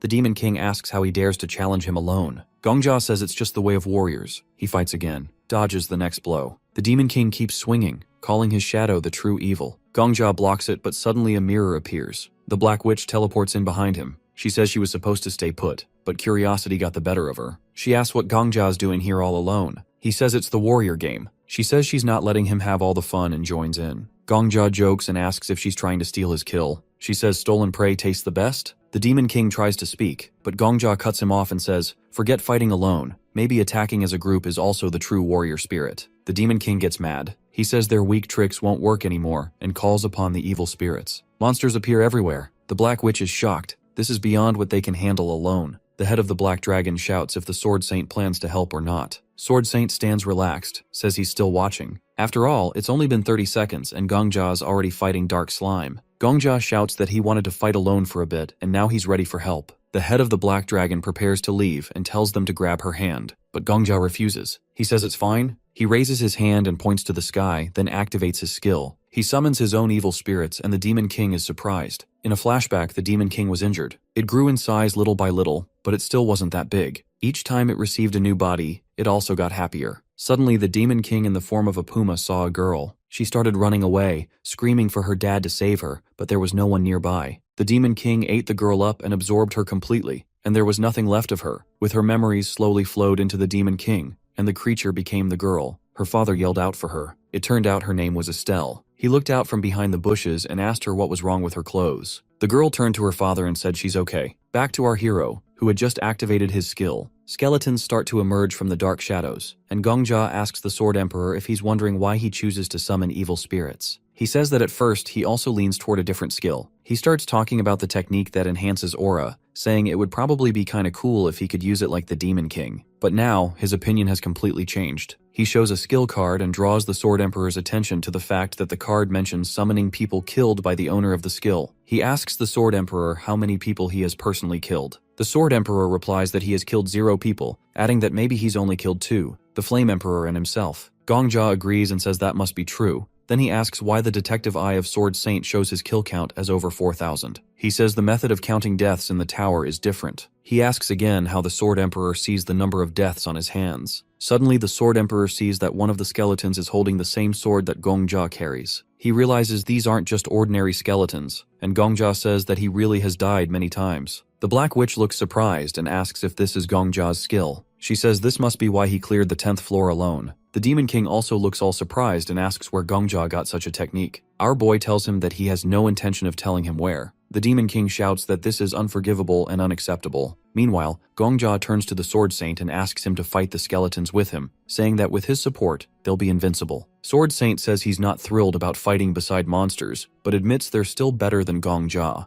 Then the hero turns to the Black Witch and asks her to help him, saying the two of them can defeat the Demon King together. Gongjia raises his sword and calls to the evil spirits, telling them to show what they do best. He points the sword at the Demon King and commands the skeletons to kill or die. The skeletons rush toward the monsters, but the large monsters take them out easily. The skeletons rise again, even with missing arms or legs, and by uniting, the skeletons manage to defeat the large monsters. The Sword Emperor watches says that the nature of these skeletons is just like Gongjia's, an army of monsters who don't fear death. The Demon King gets even more pissed and asks Gongjia how he dares to do this. He calls him a mere outsider from another world, someone who hasn't carried the weight of this world's pain, hatred, or life. He demands to know how Gongjia dares to interfere. Gongjia points his sword straight at the Demon King and asks what difference it makes where he's from. He says he's here now, even if the Demon King doesn't think he has any right to be, and he tells him not to interfere. Right then, the system sends a notification that Gongjia has earned a nickname from the tower, the Death Sovereign. The tower officially gives him this title, and Gongjia says that the tower has recognized his rights. In another flashback, the Demon King doesn't age and just gets more beautiful over time. People call her Lady Estelle and the Holy Virgin. Rumors say Estelle can cure any disease, so people bring their sick kids to her. One desperate mom begs Estelle to save her dying child. Estelle tells her to leave the child and come back at dawn. When they're alone, Estelle picks up the crying baby and says it smells delicious. She talks about how people are desperate for love and how the kid's mom wrapped him in the best rags she could find. Even with so little, the kid is full of life. Estelle promises the child it won't hurt anymore. Then she eats the kid. His flesh and memories fill her, and she says she understands everything now. She tells the child to live a little longer, touches some black goo, and a kid comes out of it, though she calls him a non-entity. When the mom comes back, Estelle hands over the revived baby and says he's healthier now and won't even catch minor illnesses. She tells the mom to keep loving the child just as before, and the mom bows and thanks her. Over time, more people gather around Estelle, calling her a savior who heals the sick and gives people hope. She becomes known as the one who saves those who suffer. Meanwhile, some knights are accusing her of heresy. Their boss orders them to attack, and they go in with torches, burning everything and killing people. Estelle screams in rage, calling the knights heartless monsters who don't care about human life. She says their evil will destroy them. Over at the battlefield, Gongjia dodges an attack from the Demon King and tries to keep his team calm. The Demon King swings again, and Gongjia can't figure out where the next hit is coming from. He dies, but his reincarnation power rewinds time by 24 hours. The system reminds him he keeps his skills and memories, so he's not starting from scratch. He fights the Demon King again, dies again, and keeps looping, slowly getting better each time.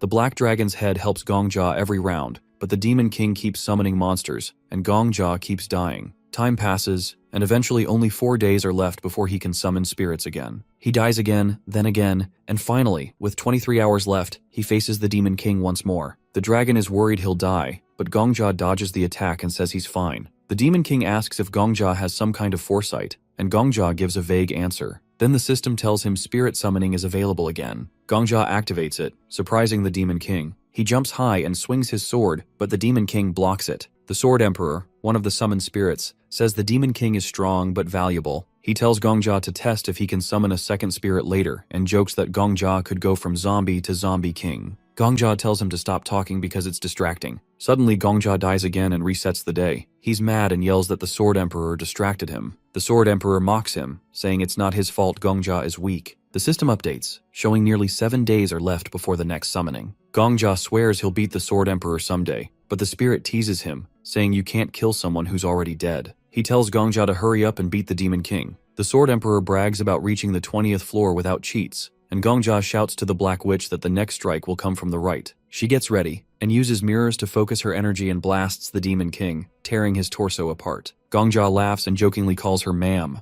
She gets annoyed and says she's not that old, and Gongjia blames it on the potions, even if she's actually pushing 50. The Demon King recovers, and Gongjia senses another attack. He warns the dragon it will come from the left and tells the Sword Saint to get ready. He orders the dragon to dodge the next attack if no one else is there, as it might become a big strike. The Black Witch attacks again, surrounding the Demon King with mirrors and blasting him from all sides. His torso gets torn apart again. Then, something new happens. Skin starts forming out of the black goo. Gongjia is surprised, and the system tells him that the Autumn Rain Demon King has decided to retreat to the 13th floor. The heroes are surprised because bosses never run away. The The Demon King warns them not to get cocky and says he'll be back. Now only a tiny bit of him is left. Gongja is frustrated and covers his face, wondering what all this means. The tower gives him a hidden quest, and suddenly, quests for floors 13 to 19 unlock. Gongja is surprised, and the system calls him a hero and says he can chase the Demon King now. It asks if he accepts the quest, and Gongja happily agrees. The hidden quest, Hero of a Time-Frozen World, activates, and the system wishes him luck. The system starts searching for the Demon King on the 12th floor but doesn't find him there. It keeps tracking him, and the Sword Saint,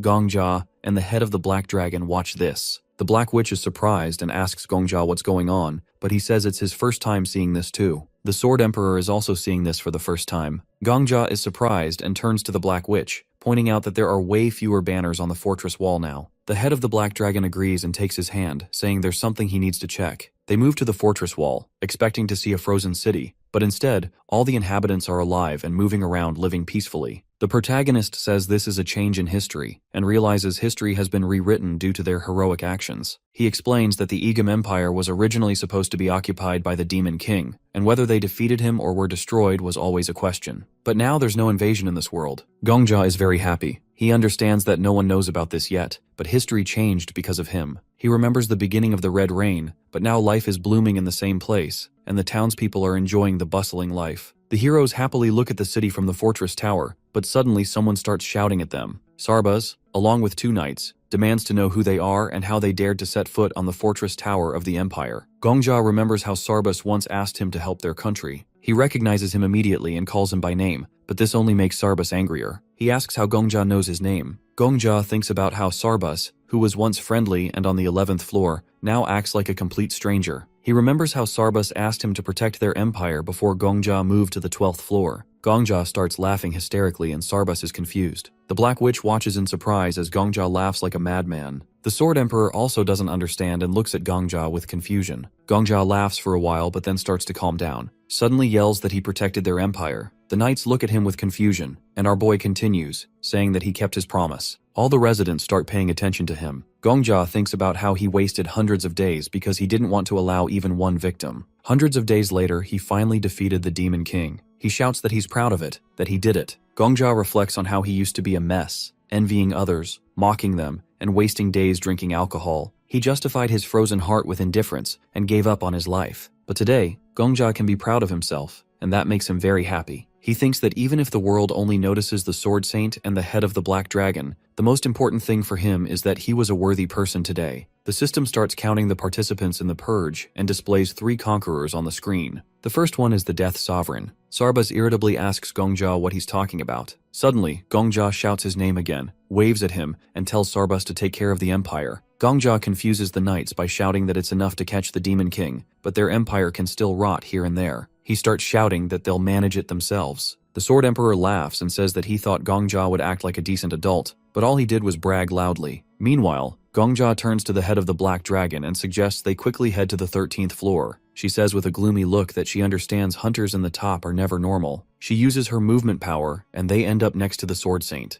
The old man says the right to enter first is always given to the first place. The head of the Black Dragon calls Gongja the Death Sovereign, and says since he's their representative, he should say the word transmit, and he says it. They get moved to the next floor right away. As soon as they step in, the system pops up, welcoming the Demon King. The moment they arrive, they hear the Demon King screaming like crazy, yelling that someone took his children. He looks furious. Sword Saint says that scream is terrifying, he's never heard anything like that. The head of the Black Dragon wonders why the Demon King is shouting so much. Gongja gets ready for a fight, but Sword Emperor suddenly asks what's wrong with the Demon King. Sword Emperor notices something's off. He says the Demon King seems weaker than before. Gongja turns around surprised. Sword Emperor says the Black Witch must have hit the Demon King hard with aura. Maybe he's messed up because of that, but he thinks that's not it. He says the Demon King's form dropped. Sword Emperor explains that this guy used to be an SSS rank monster boss back on the 12th floor. But now, he says the Demon King feels more like that oversized Goblin King from the 5th floor, the one Gongja barely beat while screaming like a little kid. Sword Emperor says something's weird. The bosses are supposed to get stronger the higher they go, so maybe the aura from the Black Witch had some extra weakening effect. Gongja starts wondering if something changed in the story. Then the system tries to calculate the reward for clearing the 12th floor, but says it can't. Rewards will be counted after clearing the 19th floor instead. For now, Gongjia just gets a small reward, his God of War patronage gets boosted, and a map from the 11th to 20th floor is revealed.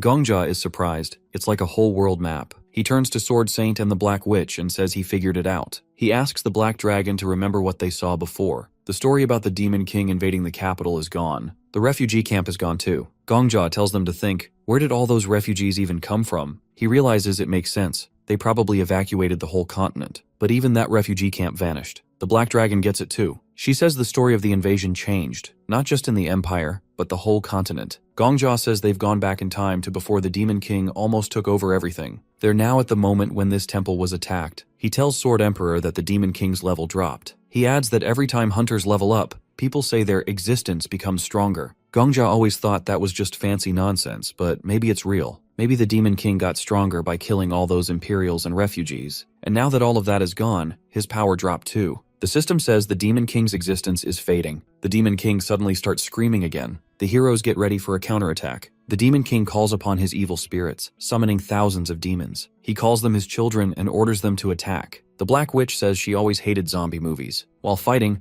Gongjia turns to Sword Emperor and says, let's make a bet. He asks how many times he'll die before reaching the 19th floor. Sword Emperor guesses under 100 times. Gongjia says he bets under 99. Sword Emperor says fine, but he won't help. Gongjia agrees happily, and then dies right after. He asks the Black Dragon how to deal with this mess. She says she's already doing her best, and asks if Gongjia can use his skill. He says it's still on cooldown, and he needs 3 coins before he can use it again. When asked what that means, he says it's a special thing. Then he asks Sword Saint to smash the big roof that looks like a sarcophagus. He wants to check something. Sword Saint asks what he's trying to check. Gongjia just says he'll explain later. He's a fortune teller after all. Sword Saint looks skeptical but does it anyway. And surprise, surprise, Gongjia dies again. Next round, Gongjia tells Sword Saint the sarcophagus was a secret passage. There's a special hammer down there that works on the undead. He tells Sword Saint to go with the Black Dragon and use that hammer. Sword Saint says he only uses his sword in life. Gongjia keeps convincing him the hammer has area damage. He just needs to cast aura and hit the ground and all the dead will fall. Sword Saint asks how he knows this. Gongjia yells he's a fortune teller again and dies mid-sentence. Next round, Sword Saint finally listens. He grabs the hammer and uses it. Boom, dead army defeated. Gongjia tries to say only the Demon King is left, but then a massive monster shows up. He can't tell if it's a zombie or a giant or both. He thinks maybe it's the sacred Cyclops who used to protect the temple, but now serves the Demon King. Gongjia says he'll fight it, dies instantly. Sword Saint says he wants to fight it instead, but Gongjia refuses and tells him to keep fighting zombies with aura attacks. Sword Saint complains that this is the perfect enemy for his sword. Gongjia yells again that he's a fortune teller and orders the Black Dragon to blast the Cyclops in the eye. The Black Witch gets excited. She says she always wanted to shoot a giant in the eye. But suddenly the Cyclops shoots a laser from its eye and kills Gongjia again. Gongjia comes back and uses his spirit summoning skill. The Black Witch is surprised. It's supposed to be on cooldown. Gongjia orders them to attack the Cyclops, but asks one thing, don't hit the eye. The Black Dragon is confused. Gongjia says if they hit the eye, something bad will happen. The Black Witch complains because she really wants to hit it. Gongjia says yeah, he gets it. It's a tempting target, but just don't. Sword Saint tells her to listen to him as he is the fortune teller. The Black Witch sighs and says she'll try her best. Then she attacks the Cyclops. The Demon King retreats to the 14th floor. Suddenly, flowers bloom everywhere, and kids are running around laughing. Gongjia looks at the mountain and sees the Cyclops is normal again and protecting the temple. They all hold hands and move forward. They reach the forest, and the Demon King retreats to the 15th floor. They fight again, he runs to the 16th, same thing, then 17th. The story is slowly wrapping up, and the Demon King ends up on the 19th floor. His existence is almost gone. The heroes arrive and find the Demon King looking super weak. He says none of this would have happened without Gongjia and his meddling hero friends. Now he's just a tiny little guy. Gongjia grabs his sword and says now he can finally see the Demon King's eyes. He says it's crazy that they never made eye contact until now. He tells the Demon King to gather everything he's got and attack. He asks how much weaker the Demon King will get if he runs again. He says if the Demon King wants any shot at winning, he better fight now. But the Demon King just calls Gongjia a scavenger hyena. Gongjia yells for Estelle. He tells her one last time, go all out, otherwise his story will last longer than hers. At another time, Gongjia dies and gets a penalty for using his skill. He and Sword Emperor get transported to a burning village. and he gets surprised. He hears knights shouting that they need to kill everyone because they're all monsters who've been corrupted. Estelle watches all this in horror as she can't understand why people are burning other people. The knights say they've got orders from the emperor. They're doing all this on the orders of the Forest King. There are also magicians who got the same orders. The village keeps burning, and some residents don't make it out of the fire and stay in their burning houses with their children. The fire doesn't spare anyone, young or old. At dawn, when it's all over, Estelle looks around horrified. She walks through the village and sees burnt wood everywhere. As she walks, she also sees burnt bodies. She remembers taking another step and seeing the corpse of a girl she once cured. She falls to her knees, and she starts saying the names of all the dead people. She picks up ashes from the ground and starts eating them along with the dirt. After eating the ashes, she calls the knights non-entities. She repeats it again and again. Meanwhile, some black substance starts coming out of her eyes. She stands up and says they were people too. They were also born human. They know the beauty of life as well. She says they're people, so they're also capable of crying. She wonders why they stubbornly call other people monsters. The black substance completely covers her, and her eyes turn red. She wonders if they're people, but she's destined to be called a monster. It starts raining red, and Estelle keeps wondering if only they have the right to be called people in this world. She says they need to prove that a person is a person. The Demon King's shadow covers everything around him, and he says now they'll prove it. The Demon King curses them and says their evil created him. No more villages will burn. He says their malice will consume them. Sword Emperor immediately wakes him up. He says this isn't Gongja's hell, and now the penalty reproduction is complete. Later on, Gongja is still fighting the Demon King. He cuts him in half, and Sword Emperor gives him a signal. He tells him to empty his mind, and the Demon King jumps back, feeling so much pain. Our boy sees that the Demon King's body has clearly shrunk, and almost all the dirt is gone.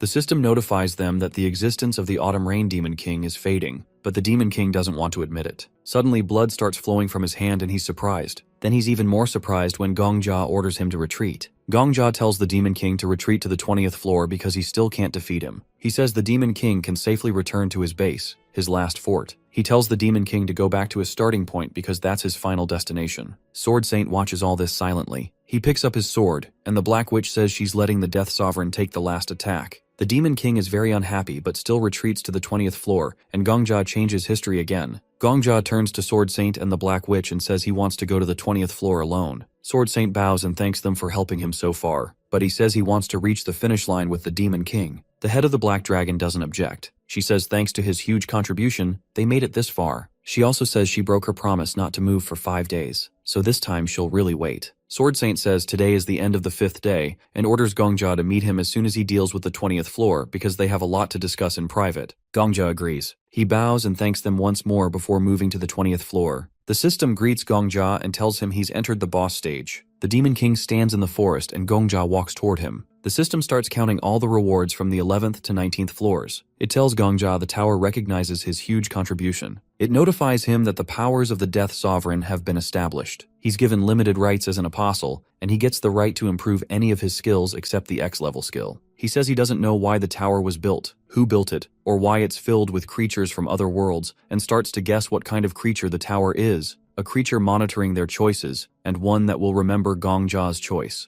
The hero points his sword at the Demon King and says it's time to end him. The Demon King is terrified, shouting that Gongja should not dare destroy his paradise. And from here, the boss scene starts. Our boy stands in front of the Demon King, lifting his sword. The Demon King yells that he can't forgive anything. He says the memory of the ashes is still stuck in his head and eyes. He asks how the protagonist dares to forget everything they did. He summons his sword and asks if he plans to burn his paradise by turning back time. The hero thinks this place is the tightest stage in the world, and this Demon King is actually the weakest boss ever. The Demon King charges at him, swinging his sword, but our boy easily blocks it. He says that everything has changed now. He and the Demon King have switched roles. On the 12th floor, the Demon King used to be the boss, and he was the hero. The Demon King was the one who attacked, and he was the one who stopped him. Now he pushes the Demon King back without trouble. He says this world is crazy, because now even the Demon King is the one trying to fight back. The Demon King screams and attacks again, telling him to die. But our boy just says those words mean nothing to him. I mean, dying is literally his hobby. Then he cuts the Demon King straight in half. The system pops up and says the Demon King's existence is fading away. The Demon King heals, but the protagonist cuts him again and says he'll just have to keep getting weaker. Every time he slashes, the system keeps saying the Demon King's presence is fading.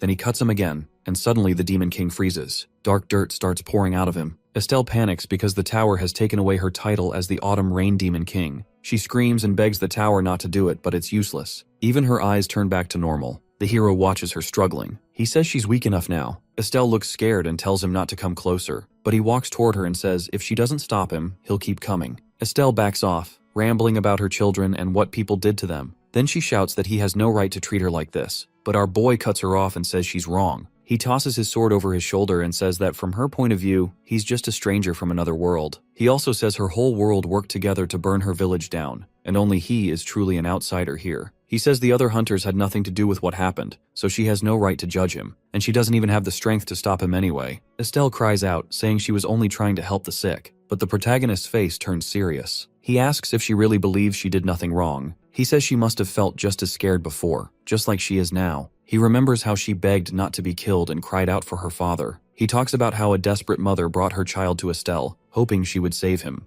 But Estelle devoured him too. He says she acted like a savior, but betrayed everyone who trusted her. Estelle shouts that she didn't want to do any of that. He tells her she hid the truth, stole someone's identity, and ate someone else's child. She stayed quiet because she was afraid people would see her as a monster. Estelle yells that she didn't know. She holds her head in shock, saying she didn't understand human life or what those words even meant. He asks if that's why she did all this. She screams yes, saying that if she had known, she never would have done it. But he says this is exactly how people are. He says even those rulers who burned villages probably said the same excuses. Estelle yells that it's not true, and he agrees maybe some were just lying, but asks her, can she really say all of them were like that? What about the soldiers who just followed orders? What about the people who had to run from place to place, looking for shelter? He says surely some of them truly didn't know either. He walks closer and says he never went to school and doesn't know much, but he understands one truth. What goes around comes around. Since Estelle now sees the people she hurt as real humans, then she has to go through the same pain. That's what fairness means. Estelle stares in confusion and asks what he's trying to do. He talks to the tower and says he wants to use his cleanup reward. He says the tower lets him improve any skill. The tower agrees but says there's a limit. It can only raise a skill from SS to SSS level. He chooses to upgrade his evil spirit summoning skill. He says he wants to change it so that if he wishes, the summoned person keeps their memories from life. Estelle is surprised and asks what he's planning. He says this is a fair change. He doesn't want their skills, only their memories. The tower checks if it's possible and confirms it. The skill is upgraded to SSS level. Now when he summons the dead, they can keep their memories and faces, but not their powers. This becomes his first ever SSS skill. He says he'll now kill her. If she doesn't like that word, she can just imagine that he'll consume her the same way she did to others. He swings his sword and says he'll absorb her and spit her out the same way she did to the sick and helpless. Estelle crouches and picks up her sword. He says he's glad she became human now, but before this she was a monster. If she stayed like that, he wouldn't even be able to summon her with this skill. She decides to fight back and charges at him, but he dodges super easily. The Sword Emperor watches and shakes his head. He says her stance is all wrong. Her feet don't land properly, and she doesn't even look ahead when swinging her sword. He says she only relied on skills and aura before. She's not even a real swordsman. Estelle attacks again,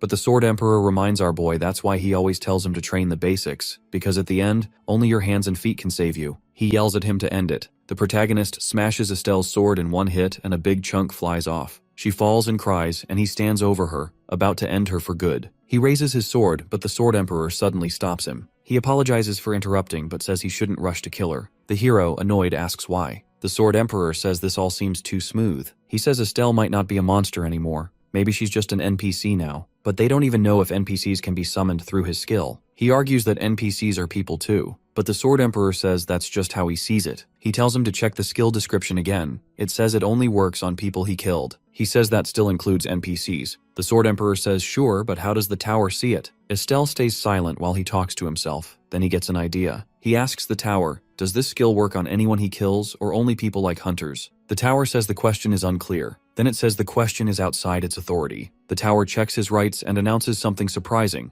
Because he is acting as the Death King and has temporary apostle rights, the question will be taken seriously. The tower says it'll call a meeting with the 6 pillars of eternity to vote on the answer. He is surprised and asks the tower to wait, but it's too late. He's already being transported to the meeting. The protagonist appears in an empty space, totally confused, when a notification pops up about participant verification. One by one, the pillars start joining. The 6th pillar, the ancient staff, shows up, followed by the 5th pillar, the princess who walks through mirages, then the 4th pillar, moon that observes the blind, and finally the 3rd pillar, the one who legislates the beginning. Our boy stays on edge, but he can't see anything. He just feels this overwhelming presence. 2 more notifications appear, saying that all pillars have arrived, and they would now be discussing the question asked by the King of Death. They ask if NPCs should be included in the revival skill, and they decide to hold a vote for it. They start speaking in weird, untranslated languages, and our boy holds his head, confused by these strange sounds he's hearing. Normally the tower translates everything, but this time it doesn't, and he realizes these beings aren't part of the tower. They're beyond even the Demon King. He starts thinking these might be the tower's creators. The voting begins, and the fifth pillar votes in favor, followed by the fourth pillar also voting in favor. He looks at the other two silhouettes, and the third pillar votes against, while the second pillar refuses to vote. The result is 2 in favor, 2 against, and 1 abstention. He wonders why it's a tie and then realizes that one person hasn't voted yet, and that's the tower's owner. He suspects they're worried about him abusing the skill to summon armies by killing NPCs,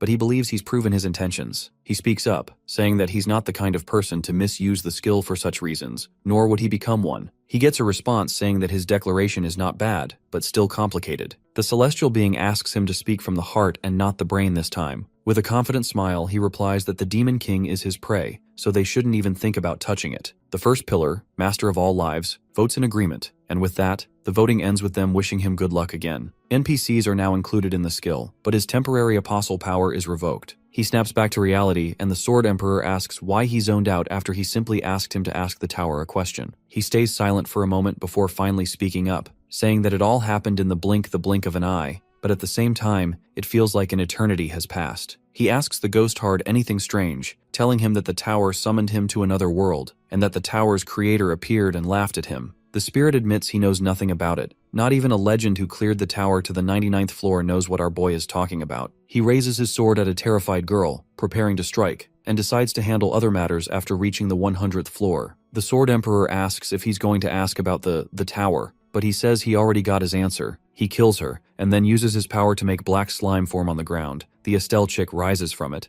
and he tells her to stand. Though she looks the same, this is a new life, and he carries responsibility for it. She can't keep the name Estelle, so he gives her a new identity, Hungry Ghost, now loyal to him. She bows to him and raises her hand, listening silently. The girl starts to shed tears, and given how he treated her, she should hate him, but she obeys without hesitation. The presence of the Demon King on the 20th floor is undetectable as the system confirms his absence. The Hungry Ghost stands in a village, watching as people go about their lives, but she doesn't want to be there. She covers her face, asking someone to stop. An army with horses marches forward, and Commander Sarbas sits on one of them, commanding the army to halt. The Hungry Ghost collapses, telling her master she would not resent him. She will hold no grudges against him and will follow any order he gives. Nearby, 2 people bring food to a girl and her mother. Estelle starts to cry. She says she doesn't care what happens to her next, but he should please spare her haven. Gongja stands in front of her, and the Sword Emperor watches everything, finally understanding. Gongja asks her if she means that Liege has the responsibility to protect its subjects. She apologizes for not realizing that earlier, and our boy walks away from her, telling her that she lost her bet so she better think of how to make up for it. Gongja tells the army to halt, and Commander Sarbas questions his authority. Gongja asks why they're here, and Sarbas explains they came on imperial orders to cleanse the area from a witch corrupting minds, saying they can't stand and let that happen. They'll burn everything with sacred fire. Gongja remembers them all, the knight, the pharmacist chick, and the blue monster. He rescued them across multiple dungeon floors, 13th, 14th, 15th, and onward. The knight says the high priest ordered punishment for heretics who dared call the witch a saint. Various factions have gathered. Warriors, nomads, traders, knights, all once saved by our suicidal hero. Sarbas demands to know who Gongja is, and a message appears. Hero of the frozen world. Difficulty unknown. Gongja stands silently for a moment, reflect on the past, and on how the people of the continent don't the great deeds he has done for justice and devotion. But regardless, justice is justice and devotion is devotion. He addresses Sarbas by name, irritating the knight, who says Gongja has no right to address him that way. Gongja points out that he knows the emperor's current situation, but fusses over some boom-ass imperial order. Sarbas pretends not to understand, but Gongja hints he knows Sarbas's plan to overthrow the crown prince and support the third prince over the rightful heir. He figured it out just by experiencing Sarbas's trauma. Gongja walks up to him, talking about how much the emperor helped Sarbas rise from a port worker to a commander. Sarbas angrily says that he must be from the Amber Palace, and he's only here to change the views of everyone that has gathered here,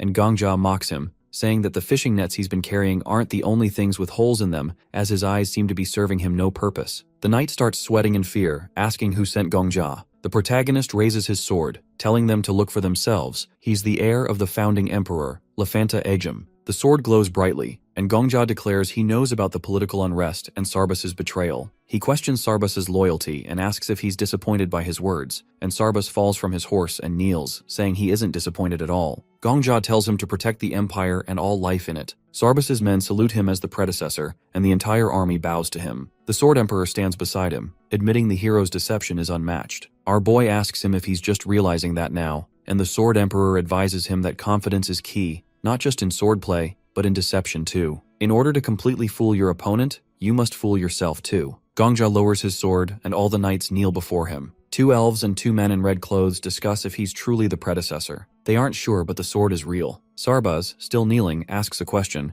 Why is the predecessor here if the army came to defeat a witch? Gongja recalls the spirit's advice. Believe your own lie. His eyes turn red, and he declares the witch is already defeated. He points to the white-haired girl, Estelle, the witch of the West. Sarbas confirms it's her. Gongja waves his hand, and the girl stands. The army shouts to burn her, but Gongja orders the hungry ghost to kneel. She does. He tells her to bow and hit her head on the ground, and she obeys. Then he tells her to do push-ups, planks, squats, and run sideways. She follows all commands until she collapses, saying she can't move anymore. Gongja says this proves the witch is no longer a threat. She now obeys his every word. Sarbas and his warriors are surprised, and a knight questions this, saying the girl might still be dangerous and they can't fall for this. He says Gongja has nothing but a sword to prove his identity. Sarbas defends him, saying doubting the sword means doubting the goddess. The knight says he's just following orders from the High Pope, but Sarbas interrupts, accusing him of prioritizing the church over the empire. He declares the third prince no longer needs the priest's support, and they start fighting over it. Gongja smiles quietly, as he has seen clearly what the third prince's faction truly stands for. No wonder Hungry Ghost tried to put a wedge between them. The elves talk about the pointless fighting, with one saying humans with short lives are always thick-headed. Some knights are offended, and one warrior suggests settling this with a duel. Suddenly, a blue monster with a long tongue appears and tells everyone to give way. The lizard-like creature says it's easy to resolve everything. Test the witch and the hero using a soul gem. The gem, given by the ruler of the merpeople, shows whether someone's soul is light or dark when exposed to their blood. The monster holds out the gem and says that if Gongja is truly the emperor's predecessor and the girl is truly a witch, then both must take the soul gem test. The creature explains how the gem works. If it touches the blood of someone with a good soul, it glows white, but if it's someone evil, it turns black. Our boy asks the Sword Emperor if this is true,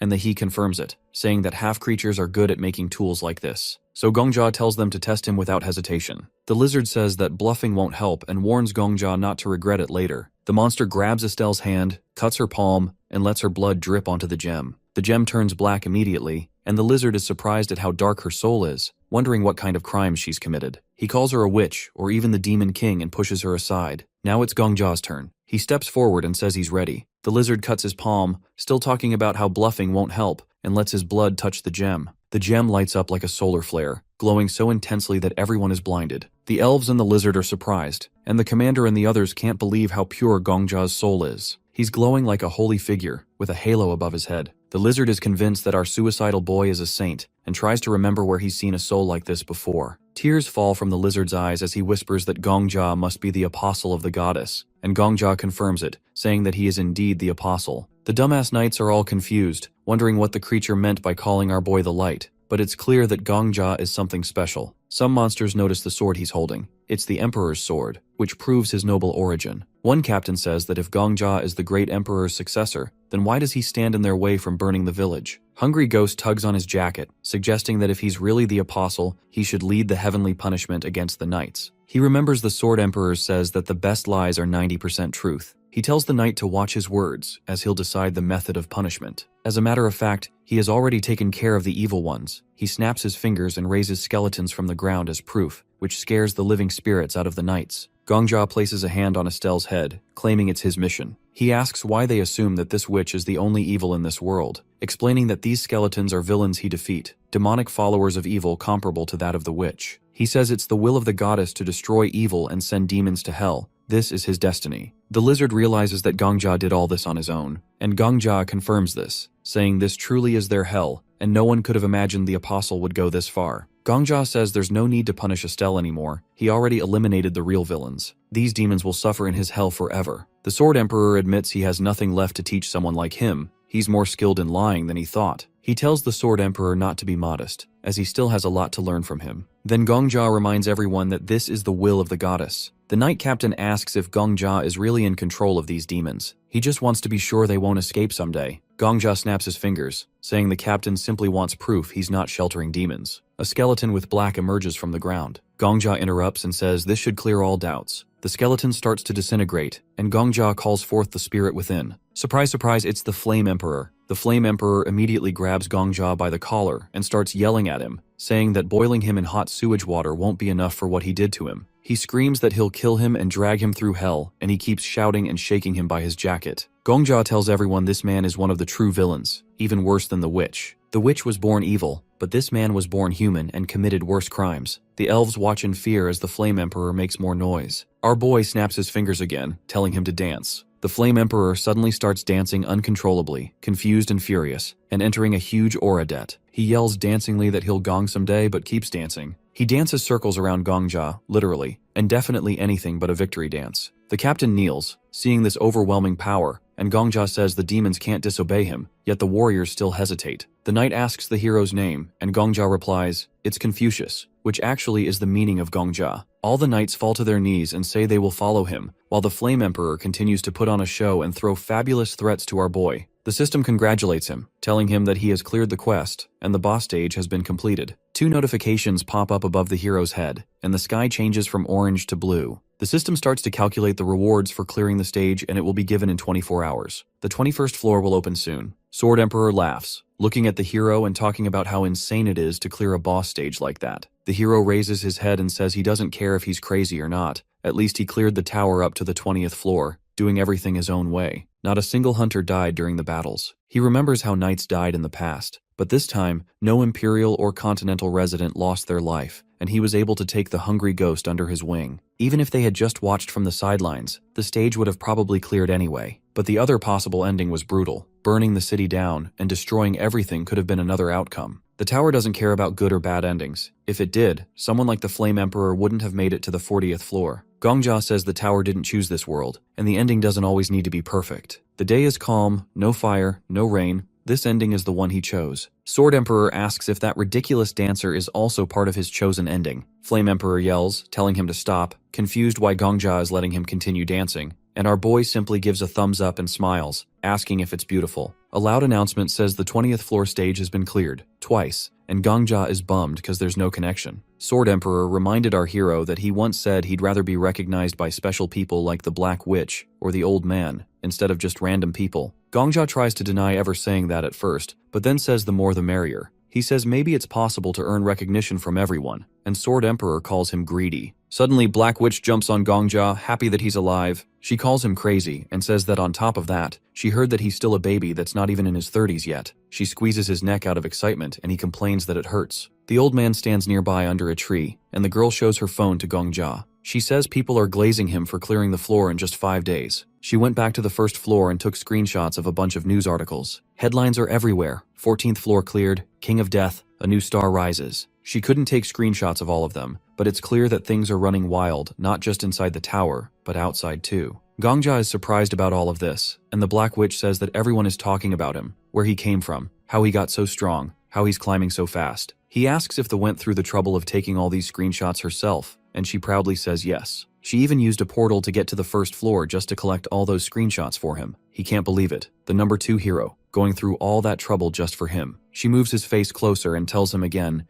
yes, she did all this herself. His face turns red, and the girl warns him not to look at the comments because of the trolls. They obviously have nothing nice to say. Gongjia looks at her and thinks she's like an angel. Sword Emperor jokes that anyone would look like an angel if they treat him nicely for even a minute. His face turns even redder. In his head, she's not just an angel now, maybe a goddess. She shows him a newspaper with rankings, and he's surprised to find out that he's in 3rd place now, something that's never happened this fast since the tower opened. She says he now represents all the hunters and hits his shoulder with the newspaper, reminding him to think about his next steps. Technically, he's a member of 5 major guilds, but he's not really part of any of them. Someone in 3rd place shouldn't just be called a regular member, he should be the head of a guild. He thinks about that title, guild leader. She says that if he plans to go off on his own like the old man and kill everyone in his path, she won't force him. Sword Saint heard that, obviously, and asks why they're talking behind his back. The Black Witch asks who all these people are, and Gongjia says they're knights from all over the continent. He explains that after he beat the Demon King, an invasion event happened on the 20th floor, so he used tricks and skills to lie his way through, pretending to be some great emperor's descendant. She laughs and says he's good at lying, but still, no blood was spilled. Thanks to him, they can now trade with this continent. She adds that they don't need to do business with people of the outer world anymore, as their prices are insane. The old man says trade has always been unfair. Outside people have all the resources, tech, and power. Gongja remembers how cold the Black Witch seemed when he first met her, but now they feel close. Gongja asks how much she wants to trade with this continent. She says a lot, so he tells her that she can use his name for it, and he'll speak up for her. After all, in this world, he's the apostle of the goddess and the emperor's predecessor. She says it's a tempting deal, because she knows he wants something in return. Gongja says what he wants is the entire 20th floor. He wants to own all the land. In return, he won't take any reward from the 11th to 19th floor clears, and they'll share trade profits with others. She says she can't decide that alone and will need to talk to the other guild heads. She also asks why he wants the 20th floor. It looks worthless. The soil sucks, and there's not much space. He just says he likes land more than money, so that would do for our suicidal real estate owner. She agrees to talk to the others, but she has one more pressing question. She looks at Flame Emperor still dancing like an idiot and asks what the hell that is. Gongja says they should just pretend they didn't see anything. The hunters teleport to the first floor city, and the Black Witch asks if they can make the same coffee shop their meeting place again. Gongja says it's fine by him, and they walk forward. For others it was only 5 days, but for our boy, it was hundreds. The Black Witch tells him everyone in the tower is talking about him now, so he should be prepared. As soon as he steps out of the building, tons of paparazzi start taking pictures and yelling his name. Gongja, Sword Saint, and the Black Witch are making their way down to the first floor, and people start whipping out their phones to record the whole thing. Everyone's calling Gongja the King of Death, which is a pretty badass nickname. Journalists are shoving mics in his face, asking if it's true he soloed the 20th floor and what's the deal with him and the Black Witch. Gongja is sweating, and the Black Witch whispers for him to keep his mouth shut. She quietly asks if he's ever dealt with the press before, and he doesn't answer. She tells him he's got to pick a vibe, either go full-on mysterious mode or embrace the whole celebrity thing. Once he picks, there's no going back. Sword Saint says he'd rather stay out of the spotlight, avoid the drama, which is why he chooses to travel alone. Gongja asks about being mysterious, and the Black Witch says it all starts with keeping a straight face. No social media, no live streams, no constant filming. Interviews twice a year max, and only with reporters she okays. Gongja's still confused, so she breaks it down. Attention is like a drug, and once you get a taste, it's hard to quit. Sword Saint calls it all meaningless, and the Black Witch agrees, but says it's fun meaningless. Then she asks the hero what he really wants. He says he's after recognition, not just attention. She says that most people are cool with a small circle of fans, but Gongja's aiming for something bigger. She respects that, even if the difference seems small. Suddenly, the journalists get even more up in his face, and he asks the Black Witch how to keep a straight face, so she shares her secret. Think of something super depressing. For her, it's remembering the time she fled a civil war, losing her dad along the way. Gongja tries it, thinking of the Flame Emperor, and his face goes ice cold. The Black Witch is impressed, saying he's a quick learner. They push through the crowd, and Gongja's looking all serious and intense. Later, they all chill at a cafe, and the cult interrogator's hyping Gongja up for clearing the 20th floor in 5 days. Miss Paladin admits that she thought they were all gonna die during the cleanup. She asks if Gongja's got some secret method, and he says she should just live by her conscience. The Countess, or Count, depending on the day, talks about how the Empire's NPCs turned on them, arresting them as palace invaders. Viper calls the cult interrogator sneaky for finding a secret escape route. The cult interrogator says that he was kidnapped by the Bulgarian mafia as a kid, saying those were the best days of his life. The Black Witch says that they've all got rough backstories, slums, gang leaders, you name it. She calls them all trash from the outside world, and Miss Paladin tells her to cool it with the oversharing. Miss Paladin asks if that means Gongja is officially one of them now,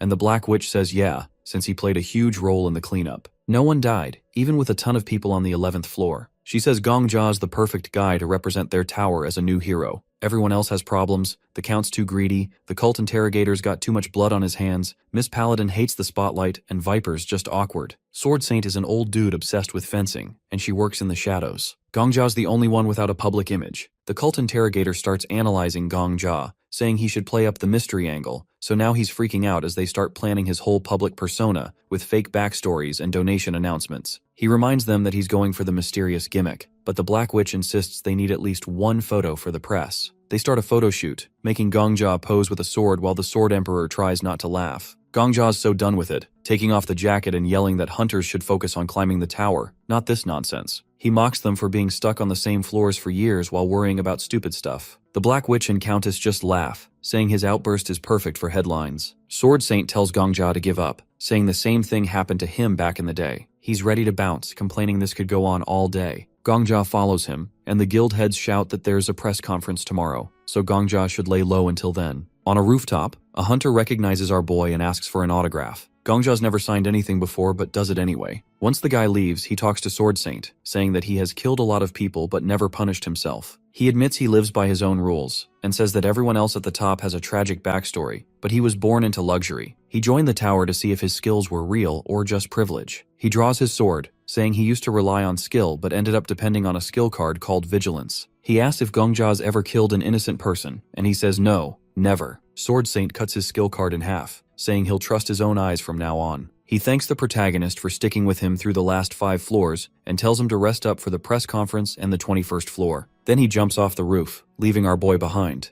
Gongja asks the Sword Emperor if Sword Saint just acknowledged him, and the Sword Emperor says, yeah. Gongja collapses, crying in relief that it's finally over. The Sword Emperor teases him for acting like he cleared 50 floors. Then, out of nowhere, Gongja gets a system notification. The goddess of protection's impressed with him and wants him as her apostle. Gongja's confused, and the goddess tells him to look down and to the left. He realizes the last authority is activating, and it hits him. The goddess of protection has been a sword this whole time. She confirms it, and Gongja's mind is officially blown. Gongja sits on a couch watching the news, which is completely focused on him clearing the 20th floor. They keep showing clips of him taking down a massive ogre like it's nothing. They even claim that if the footage is real, the so-called King of Death defeated an 11th floor stage boss in a single strike, something no one has ever done before. Our boy feels super awkward about all the attention and quickly turns off the TV. The Sword Emperor says he wanted to keep watching, but Gongja points out that every channel is running the same story anyway. Suddenly, Gongja's sword starts talking. It's the goddess of protection again, who lives inside the blade, congratulating him on his incredible achievement. He says all this fame feels like a heavy burden,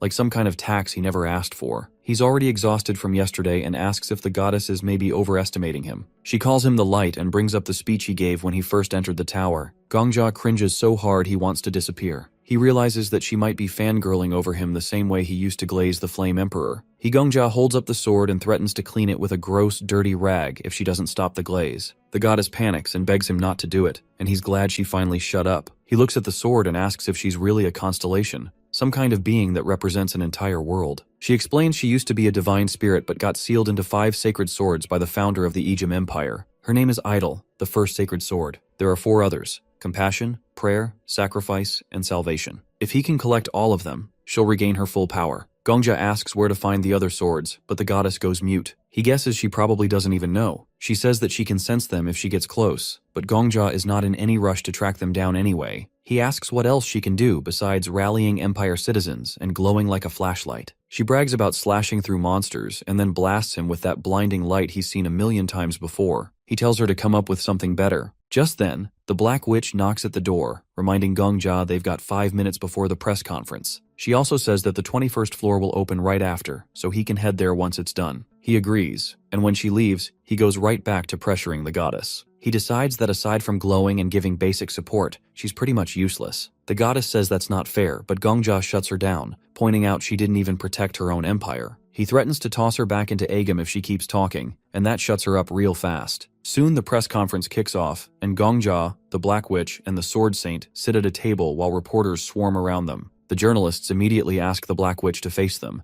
and Gongja reckons that she used to rule this generation before the Saint came around. The Black Witch grabs the mic and announces that floors 11 through 20 have been cleared. She knows everyone wants details, but says there's something even more important to celebrate, not just the decades-long effort to clear the 10th floor or the lightning-fast win on the 20th. She reveals that not a single life was lost this time. She points to the stones beneath their feet, where the names of those who died in past tower conquests are carved. The room goes silent as everyone remembers how each cleared floor used to come with a deadly cost. Now, no new names will be added to the square. When it's time for questions, the Black Witch tells the reporters to go one at a time. Gongja just wants to get this over with so he can hurry to the 21st floor. A guy named John Evans from Babylon Daily News raises his hand. He calls Gongja the King of Death, pointing out how fast he's climbed the tower. He's already in 3rd place. Evans talks about rumors that Gongja's rise is thanks to some secret training program by the big guilds, basically calling him an industry plant. He also brings up claims that Gongja monopolized the 20th floor and asks if powerful guilds are trying to take control of floors 11 through 20. The Black Witch whispers to him not to answer, as it's likely a trap and this reporter dude is quite an annoying one. She says it'll blow over if they just ignore it, but our boy insists he has to say something and clear things up. He reaches for the mic, telling her guys like Evans won't stop unless he makes his stance clear. She starts to argue, but Gongja cuts her off and says he's got his own way of doing things. The Black Witch tries to stop Gongja from talking too much during the press conference. She warns him that small mistakes can be fixed by the guilds, but a big outburst would be hard to handle. Gongja says he's calm and won't mess up.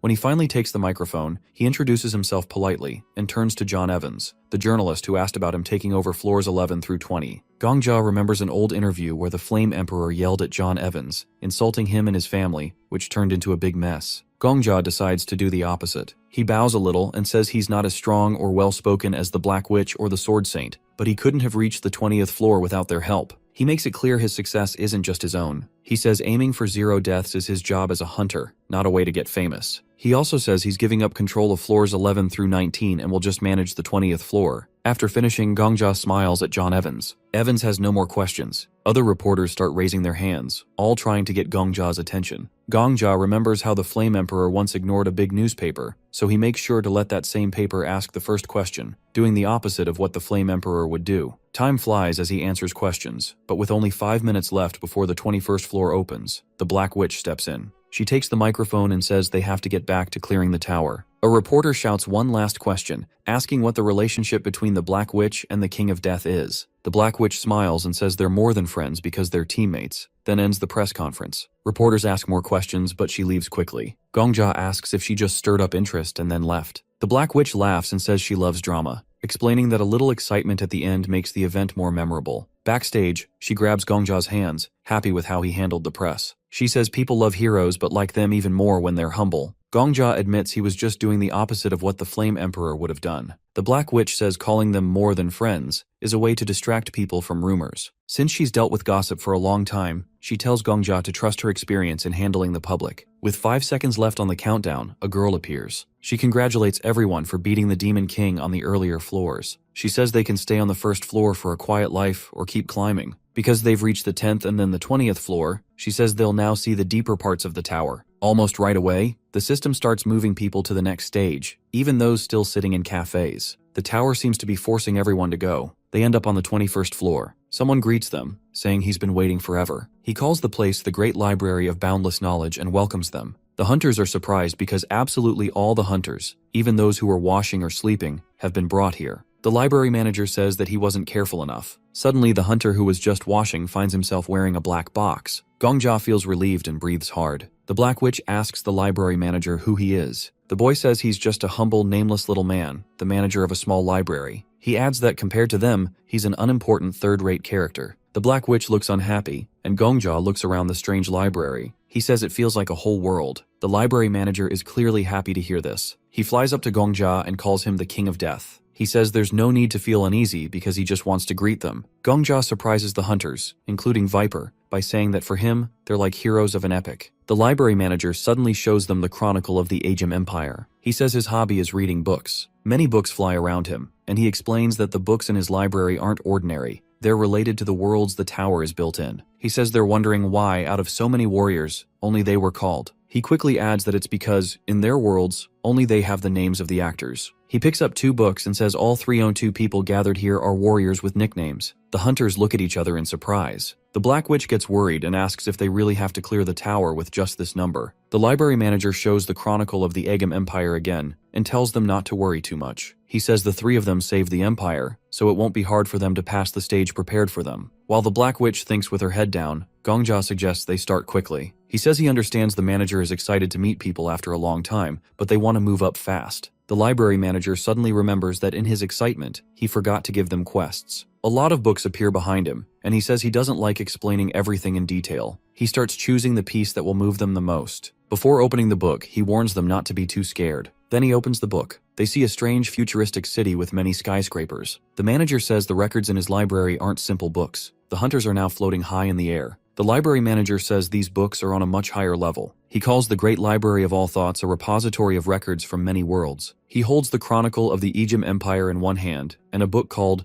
The Tale of the City of Ascension in the other, calling it their own world. Flying among the books, the manager says these books can be called many things: an epic, a chronicle, a saga, but he prefers to call them apocalypses. He says their apocalypse, as he calls it, is in progress. The long prologue is over, and they're now at the part where the story starts to get interesting. Gongja is high in the air, looking down at the entire city. The manager says not all apocalypses are progressing happily. Suddenly, there's a huge explosion. The manager, watching with the hunters, says some apocalypses have been discontinued. He says this world isn't the only one like this, as many people do this. If the reason for stopping one apocalypse was fire, the reason for stopping another was water. The water destroys all the skyscrapers and buildings in its path, and the manager calls it tragic. They're then transported to another apocalypse, where they see a volcano erupting. The manager says the actors in this apocalypse lived like they did, but before reaching the right conclusion, it ended for an unfair reason. He closes the book and says while he calls it discontinuation, people just call it destruction. As soon as the manager brings them back to the library, the hunters start vomiting. The Sword Emperor says it's no surprise they feel sick because they were shown things that are hard for ordinary people to handle. The manager tells them their quest is a post. He asks them to choose 8 discontinued apocalypses, 8 destroyed worlds. He says he just wants to read these apocalypses to the end. He wants to continue the stories of the destroyed worlds. He points at Gongja and tells them to personally enter the 8 worlds of the apocalypse and save them from the threat of discontinuation. He says that this is the quest of their humble manager. The hunters receive a notification with a task to save the world. The boy asks everyone to clean after themselves, wondering if they've never learned basic manners, saying that everyone needs to work together to keep the place in order. Nearby, there are flat boards with brooms and human-like hands. These are patrons. One patron with a blue bow is sweeping the floor, and another with a yellow bow is holding a tray of mugs next to the girl. These maid patrons will serve everyone until the 30th floor is cleared. The Black Witch is handed a tray with a teapot and a mug, and she wonders if these patrons are monsters. The boy smiles and says she can think of them as monsters if she wants. He tells everyone that they have to follow certain rules in the library. The first rule is not to touch any books without permission. The boy explains he collected these books with a lot of effort, and each apocalypse exists in only one copy in the entire universe. A man picks up a sword and gets ready to attack the boy, saying it's all a joke because the boy is actually the boss monster. The boy just smiles, and the man shouts for everyone to grab their weapons, saying it doesn't matter if it's a quest or not, they'll just kill the boy and clear the 30th floor. He points at our boy, saying the King of Death cleared the 20th floor alone, so they should be able to defeat the boy in white too. Apparently everyone wants the smoke now and are looking at our hero with hunger. The man asks if there's anything warriors can't do, then tells all 5 big guilds to step back. The head of the Black Dragon looks angry at this man, raising her left hand. He doesn't like how they monopolized the 11th to 20th floors among themselves, brought in a newcomer, and made him a new hero. Suddenly, the hero grabs the girl's hand and tells her to be patient. The head of the Black Dragon looks at him, starting to argue that letting people like this do whatever they want will lead to trouble. But our boy interrupts, reminding her they're live on camera, with people in the city watching on a big screen. She's unaware of everything.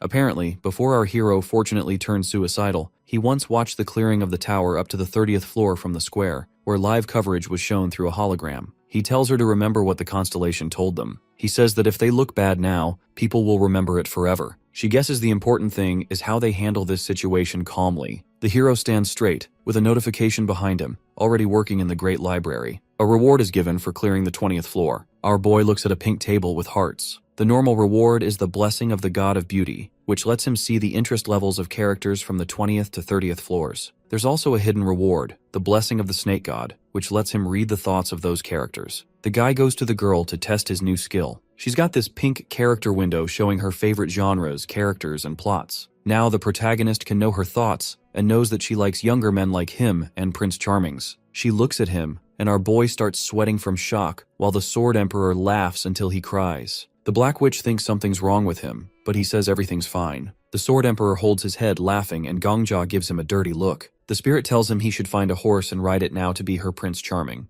The protagonist immediately uses the skill on the Sword Emperor, and his face twists in disgust when he realizes that his favorite type is Mother. The hero stands there smiling, but the ghost hits him from behind, telling him to leave his head and delete the memory, or he'll kill him, even if he can't touch him. Our boy says the Sword Emperor should better stay obedient until the 30th floor and should keep his head down, or else he'll open his thought window again whenever he feels like it. A group of people stand with weapons raised, ready to start a boss fight. But someone says that's stupid. It's Sword Saint Aura farming again. He says that the boss could throw everyone into a destroyed world if he wanted. Still, they want to fight. The old man says if they're planning a group suicide, he won't stop them. The warriors lower their swords, but the black-haired man turns around again and shouts that the King of Death also cleared the 10th to 20th floors alone, and that monster bosses are all talk. He thinks all big guilds are con artists. The boss asks if they're done talking. The boy slams a book that glows blue, saying he hates cliches, so he'll finish things quickly. A black pillar rises under him with a purple light on top. The boy smiles, holding an open book with some kind of creature inside. He says that in this apocalypse, all humans were destroyed, leaving only one magician alive. The boss closes the purple book. Because of many hardships, the magician has turned into something closer to a tentacled monster than a person. The boy likes this main character a lot, ranking him about 9th among his favorites. The magician's special skill is seal magic, bound to the boy in a deal. As long as the boy gives him ingredients now and then, the magician happily does tasks. He floats in the air with maid patrons around him, with 3 patrons with different colored bows stand on the floor. The magician's hobby is putting maid costumes into finished pieces in his own world. Since all humanity except the magician is dead, it's no surprise he's gone completely insane. The Black Witch stares at the glowing scene, which gets cleaner once useless minor characters are removed. The boy asks if any of them want to become main characters. 7 hunters sit not far away, books scattered around. The cult interrogator says that they've barely started but have already lost 50 people. He says that progress always demands sacrifices, and now they'll carry those burdens to move on. Almost 100 people were thrown out, but ending with only 50 gone is considered lucky. A patron comes up to him, asking if they want some because it's tasty. Our boy asks the cult interrogator to shut up because him talking only weakens their morale. The boy agrees and decides to stay silent. Suddenly, the protagonist stands and starts gesturing, understanding they shouldn't attack the constellation right now. Instead, they can just follow the quest from the library manager. He says that he is now 3rd in rank and has to get used to being the center of attention, and says following the quest won't be a burden for them. A girl approaches him and asks everyone to look carefully at the quest. They'll all each pick one book with a different unfinished story. If they save that world, it'll count as their 22nd floor. He says the reward will change depending on the world they save. If it's a world full of diamonds, that world will become their 22nd floor. The Black Witch is suddenly so interested as soon as she realizes that diamonds are an example. If they find a world rich in other resources, they can solve the tower's food shortage without outside help. Our boy opens a blue book and someone yells for him to be careful. A man with an eye patch appears, surprised that nothing happens. The boy flies over the hunters, explaining that until he activates an apocalypse, the books are just ordinary. The boss has hidden the forbidden ones, which are dangerous even to touch. The protagonist looks at the group and points at the books, telling everyone to go read and choose books they can handle, ones that'll bring them benefits. Gongja opens the book, and a bright white light comes out of the pages. The book shows a young man kneeling in front of a girl in a school uniform, saying she is his other half. They hold hands as a blue comet hits a building, making the castle explode. The page shows their heads cut off, and the story just stops there. At the same time, Gongja stands, explaining that each book has a difficulty level, and they should choose carefully, but the hunters don't care. Some yawn, and others just look sad. Our boy realizes they aren't listening because he is talking too formally. The Sword Emperor tells Gongja that the hunters are acting this way because he is using respectful speech. Gongja sees that the higher-level hunters are too proud to listen, so he raises his voice and shouts at them to split into groups based on their reading experience. The ones who know novels go left, the ones who don't go right. The hunters start grouping by genre, but Gongja notices no one is into historical books. He hits the book and tells everyone to start reading. The apocalypses are divided by genre, and Gongja tells the hunters to decide which books are worth saving. The cult interrogator raises his hand and says he doesn't understand what makes a book bad. Gongja shows him a book where there's a picture of a girl and a guy in a destroyed city, labeled Surviving a Volcano with a survival romance tag. The story ends with a nuclear war killing everyone. The cult interrogator claps, not bothered by the sad ending. Gongja thinks about the Flame Emperor, who can handle volcanic areas but didn't care for anyone else but himself. Gongja holds a stack of books and tells the hunters to focus on whether saving the world is worth it,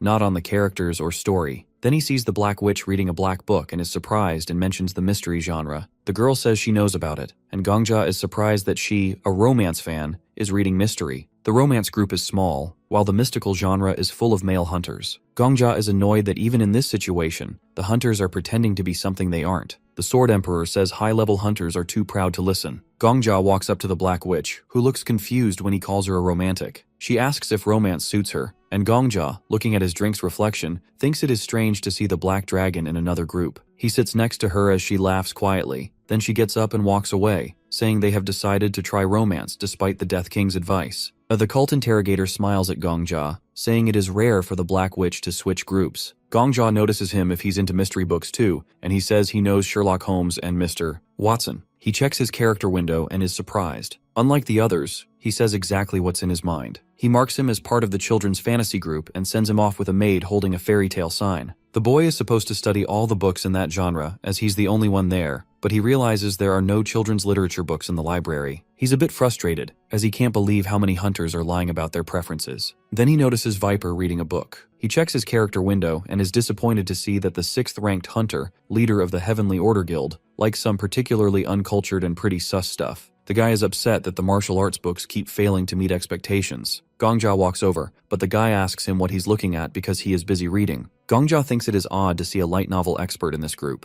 Meanwhile, the Black Witch is clearly pissed off, and Gongja tells her not to go into details about the situation, as it would make him not want his sandwich anymore. She smiles and apologizes for being blunt, saying the books always stop at the best parts. Gongja wishes she wouldn't mention what falls out of the story, but she teases him anyway. She says that they are still alive, so the stories aren't completely lost yet. Gongja smiles a little, feeling like the hunters finally understand his frustration. The shelves are full of books, some very destructive, but they often end suddenly or unrealistically, leaving everyone kinda disappointed. Gongja realizes the boy has given the hunters these incomplete books on purpose to show them the flaws. Suddenly, the alchemist chick calls Gongja over. She has an alias now, the pharmacist, which impresses him. She says it comes from her inventions, which are helping save the world. Our boy praises her for climbing the ranks so fast, saying it is all her hard work, and the alchemy chick smiles and offers to help him if he needs it. All the groups are finally done reading, and Gongja holds out his hand, asking each group to recommend their best works. The cult interrogator suggests a children's literature book, which surprises Gongja since there are no other books in his group. He is interested in a book called Yours and My Sacrifice,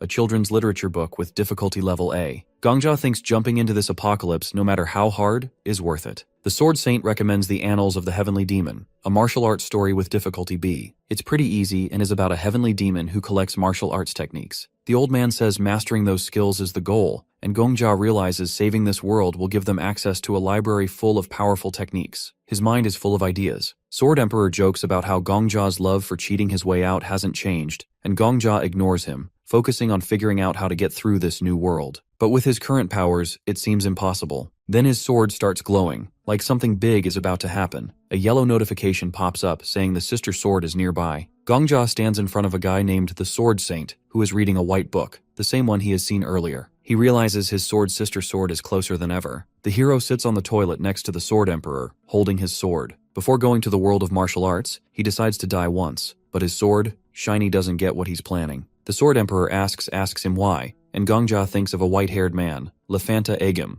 the first emperor of the Agam Empire, and the one who made the goddess of protection. Even without knowing him, it's clear he's been to different worlds. The city looks like a Chinese empire. Shiny came from Agam's world, but now her sister sword is in the world of martial arts. It only makes sense that this guy can move between worlds. He starts sweating, because a man strong enough to build an empire and split stars isn't just some reckless master. Gongja realizes he's been nervous lately, scared that being too confident might ruin him. He remembers becoming one of the top 3 hunters, almost beating the Demon King, and leading even the best hunters. He's afraid of messing up like the Flame Emperor, who died because he was too arrogant. The Sword Emperor covers his mouth, thinking. Gongja says they need to figure out who Lefanta Agam really is, but they have no info right now. The Sword Emperor agrees but doesn't get what Gongja wants to do. Gongja lifts his sword, saying there's still one way. Shiny is a constellation, even if she's split into pieces. Gongja L wonders if killing himself with it would be suicide or murder. He puts the blade to his neck, thinking it's a 50-50 chance. The lion symbol glows, and Shiny begs him to stop because she doesn't want him to see her past. He asks why she's so secretive when he shows her his everyday life, and she says she's embarrassed. Even though she protests, Gongja touches the blade to his neck and boom, he's dead again. Notifications pop up, skill conditions met, but he won't be able to the Goddess of Protection skills because they're locked away. More notifications say his rank is now D with penalties for using skills. A vision appears. A winged girl, which happens to be Shiny, stands in front of a man on a throne, saying his journey is over, and the man agrees. Gongja appears next to the Sword Emperor again, unsure if the man was really Lefanta Agam. The warrior on the throne thinks about becoming an emperor. The Sword Emperor says it's clear he's the constellation assassin. He got his name by hunting constellations. Well, obviously. On the 50th floor, hunters start meeting challengers from other worlds, but Agam didn't go higher. He only cared about killing constellations. He's obsessed with them for some reason. The Sword Emperor says that Agam is a hunter too, but he just says it's surprising to see an old face here. Shiny says she feels like she's at the start of her journey, and Agam was once just a normal person.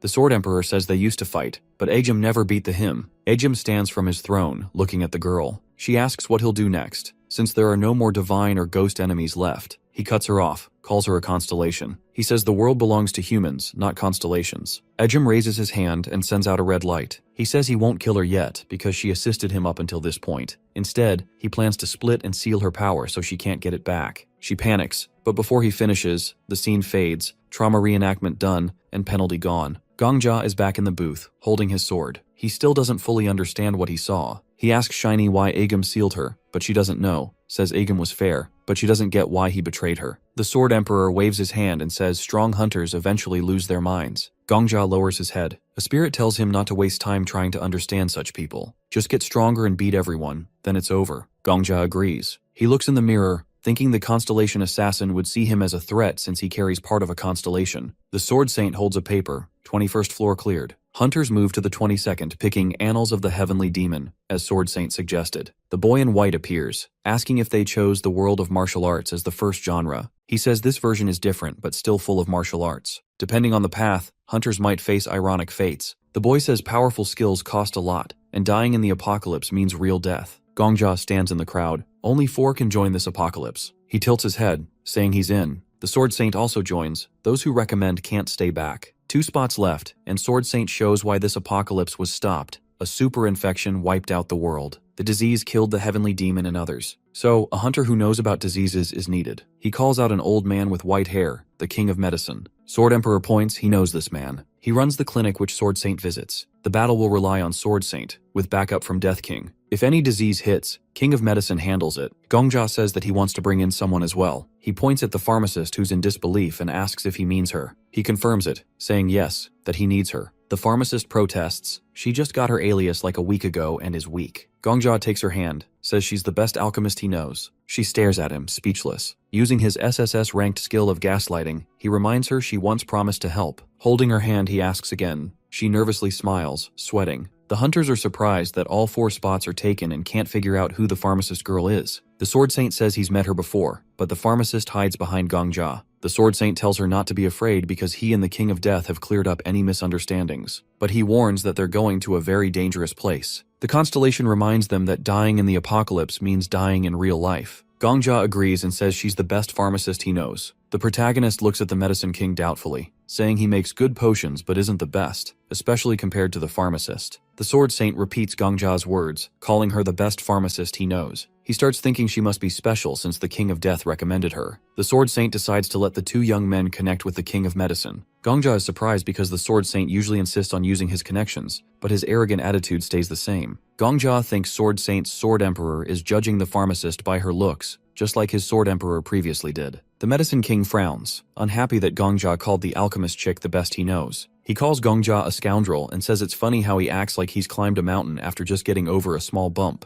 He scratches his beard and says Gongja reminds him of his younger self, and he doesn't like it. Sword Saint asks him to understand that the King of Death is an exceptional person. Suddenly, the Medicine King turns and starts yelling that Gongja acts like he knows everything but lacks experience. He compares Gongja to himself when he made nearly $1 billion in Silicon Valley, saying Gongja has the same flawed plan. Gongja is shocked and speechless. He thinks about the old man's strength, which even made the invincible Sword Saint retreat. The Medicine King says he's put up with Gongja's nonsense and actions, constantly looking at the Sword Saint. He's annoyed that Gongja brought along a girl who seems to come out of nowhere. Gongja thinks about how the old man is being overshadowed by an even bigger old man, like the ecosystem of the world of elders. Meanwhile, the alchemist hesitantly says that the King of Death is not a joke. She's annoyed that the old man is talking about rotten plans. The Medicine King laughs and says she's acting like she's defending her husband, which of course gets her all flustered. Miss Paladin steps in and says the girl is indeed an outstanding pharmacist, recommended by the King of Death. She says the Vigilante Corps relies on her excellent medicines. The Medicine King stares at her and says that for the Vigilante Squad's level, that might be true. He mocks her, saying she doesn't know good quality, which is why she is yet to visit his shop. He asks where her guild would go for his level of medicine. The Sword Emperor asks Gongja why he's just taking these insults,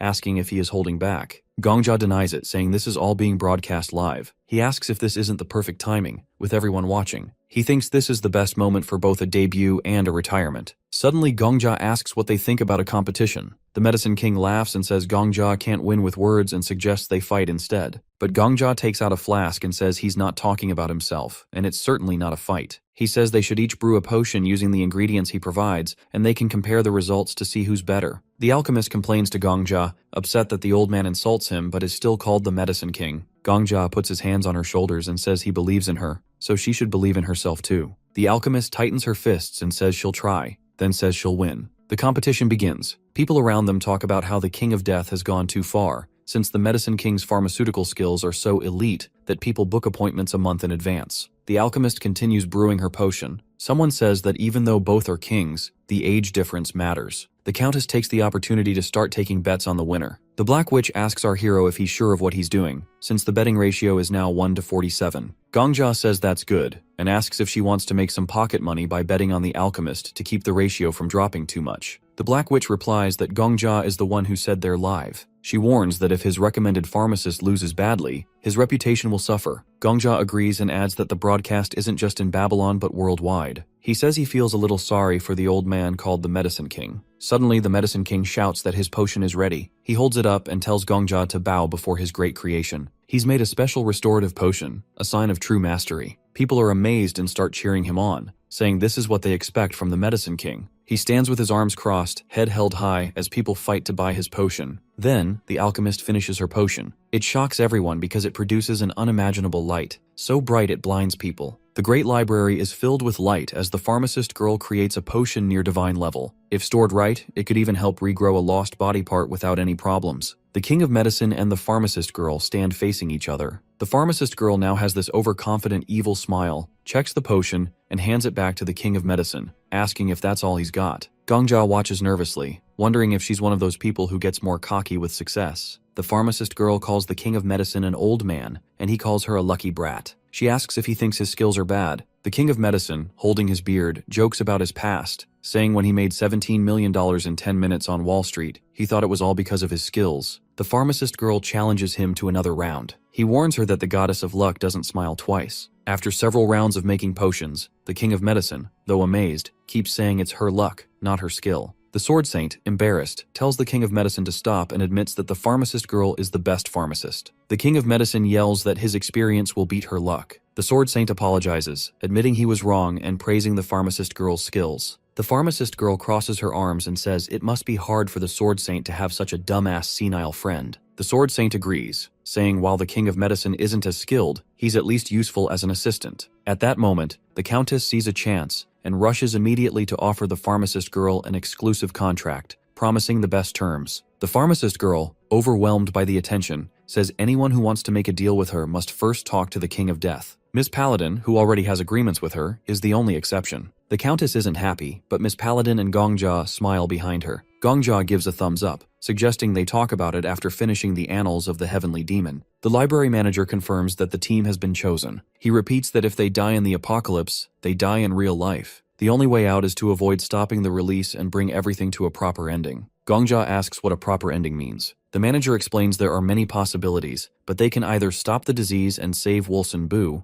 or use the disease to capture Wolson Bu. Gongja agrees and asks to be sent to the Heavenly Demon Chronicle. The manager interrupts, asking if Viper, the head of the gate, will join them. Viper stands quietly, arms crossed. Everyone expects him to join, but he reluctantly agrees, questioning why his students want to send him there. He says while Maham is the homeland of his soul, it lacks basic comforts, which annoys him. Still, he won't go without complaining. The Sword Saint apologizes, saying the head of the guild should lead. Viper is tense but agrees to go, though he's not happy about it. Miss Paladin tries to reason with the Sword Saint, explaining he's already helped clear floors with the King of Death and the Black Witch, and starting the 22nd floor would be unfair. Viper's disciples are thrilled, and Miss Paladin says the head of the guild should take the lead, while the Sword Saint, a loner, doesn't have the same reputation to worry about. The Sword Saint straightens his tie and thinks about the situation. He says he doesn't care about the reputation of the 5 guilds, but thinks it's worth considering his conscience. He agrees to let Viper take over, though Viper, despite being satisfied, stays annoyed. The cult interrogator, impressed by Miss Paladin's ability to persuade the Sword Saint, suggests the Sword Saint should hug her, but the Sword Saint says no. Meanwhile, the Black Witch notices that everyone seems to be growing. The King of Medicine, tired of waiting, complains about the delays and reminds everyone he's still the best pharmacist, even after losing. The pharmacist girl confidently says she'll always be better than him, a fact as solid as Galileo's heliocentric theory. Viper, though reluctant, promises the civilians have nothing to fear because he'll handle the battles, but his thoughts show he doesn't want to go. The library manager opens the book and announces Viper, the king of medicine, and the pharmacist girl as the new main characters of the Heavenly Demon Chronicles. He hands them the book, saying once they open their eyes,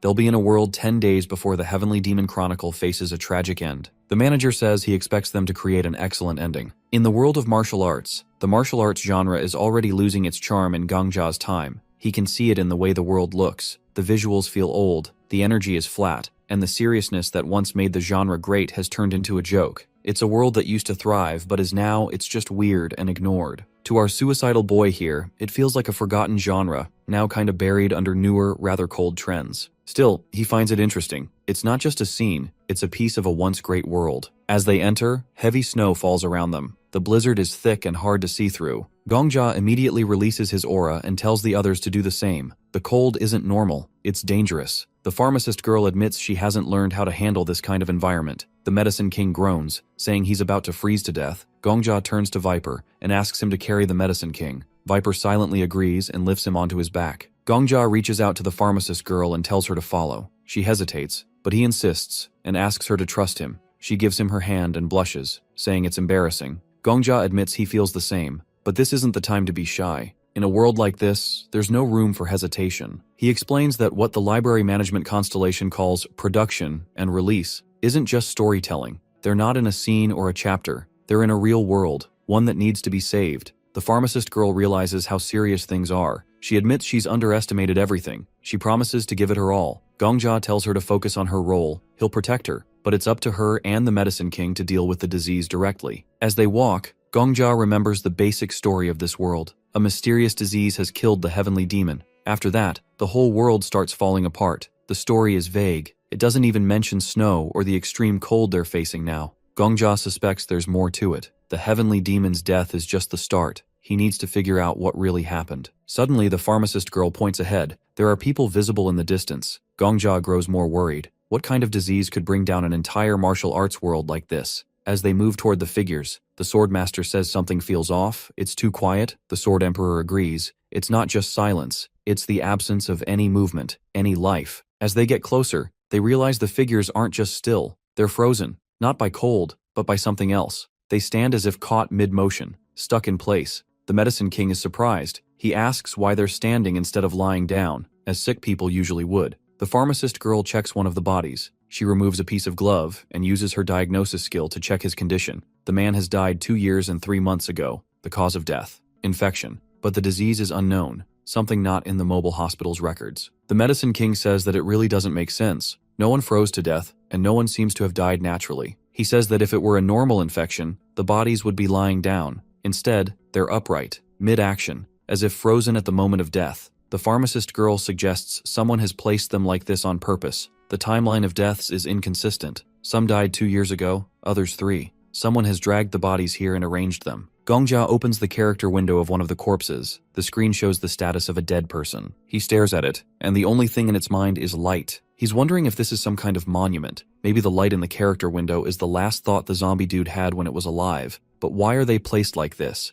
As if in formation, Viper says they look like terracotta soldiers. Before they could think more, they hear some voices through the snow. A man and a woman are arguing nearby. The man shouts that he'll end the reign of the demonic path. The woman laughs and mocks him. A black-haired girl in dark clothes stands her ground. She says the demonic path will rule the celestial world as long as she lives. She turns to the man, Wolson Bu, and tells him his faction is finished. Wolson Bu refuses to back down. He claims the demonic cult is already destroyed, that he's killed their elders himself. He boasts of having 500 masters with him. She tells him to stop lying. Gongja whispers to the others to move closer and watch. The girl mocks Wolson Bu for sending his clan leaders on endless, secret missions. He replies angrily, blaming her for ruining the world under her leadership. She fires back, calling him worse than any demon. Their argument escalates until they stand face to face, each holding a simple wooden stick. The girl asks where Wolson Bu's famous jade axe is. He asks where her demonic sword has gone. She says her wooden stick is a new weapon she's made herself, the demonic heavenly blade. He mocks the name, calling it pretentious. She replies that it's just a rod. He laughs and calls it a demonic wooden whip. They argue over names while standing in the middle of a battlefield. Suddenly, it begins snowing again. The weather has changed without warning. Wolson Bu asks her why she said it would be clear. He says that even a street fortune teller is more reliable. She shouts at him to stop talking and get ready to fight. From the bushes, The heroes watch in confusion. The pharmacist girl asks why the two are acting like this, and our boy has no answer. Then someone appears right behind the heroes. The pharmacist girl gets scared and they all turn around at once. Something has arrived, something worse than they'd expected, so they all run away. This is a world where martial arts rules everything. The heavenly demon has tried to unite the martial world under one banner. The demonic path and other factions have been on the brink of war, but before battle can begin, something else strikes. A super epidemic. A plague that doesn't just kill but changes everything. What destroyed this world isn't war, it's a zombie virus. The group continues to run, and the Medicine King points at the zombies coming closer, shouting he's never seen anything like this, not even in Silicon Valley. Gongja cuts off a zombie head and says that this really is the apocalypse. He quickly realizes the zombies don't die unless their brains are destroyed. He turns to the head of the demonic cult and Wolseonbu, yelling at them to run. The demonic cult leader squints, unsure if her eyes are tricking her. She sees 4 people running and asks if they're real. Wolseonbu frowns, also seeing them clearly, and feels strangely embarrassed by her earlier teasing. Our boy shouts again, telling them to run and give directions while doing it. The 2 martial leaders look at each other, surprised. They thought they were dead, either in hell or heaven, but now realize the newcomers are really alive. As the heroes run, Wolseonbu says he doesn't believe he belongs in hell anyway. He fought for a good cause as the head of the military alliance. When they catch up to the 2, Viper grabs Wolseonbu and keeps running. The old man is stunned and says, "This must be real." He can't believe living people have appeared in this ruined world. Gongja picks up the demonic cult leader and carries her. She touches his chest and feels the warmth. This isn't a corpse. She asks where they came from, guessing they aren't locals because of their strange tech. Gongja is about to answer when more zombies appear above them. He freezes. Viper looks up and shouts in disbelief, "Zombies are flying!" The demonic cult leader corrects him. That's her personal movement technique, one she borrowed and improved from another martial artist. These are her real demonic sect members, warriors who haven't forgotten martial arts even after death. Gongja, alarmed, asks if that means zombies can still fight. She confirms it. Martial artists don't lose their skills after becoming Zhangshi.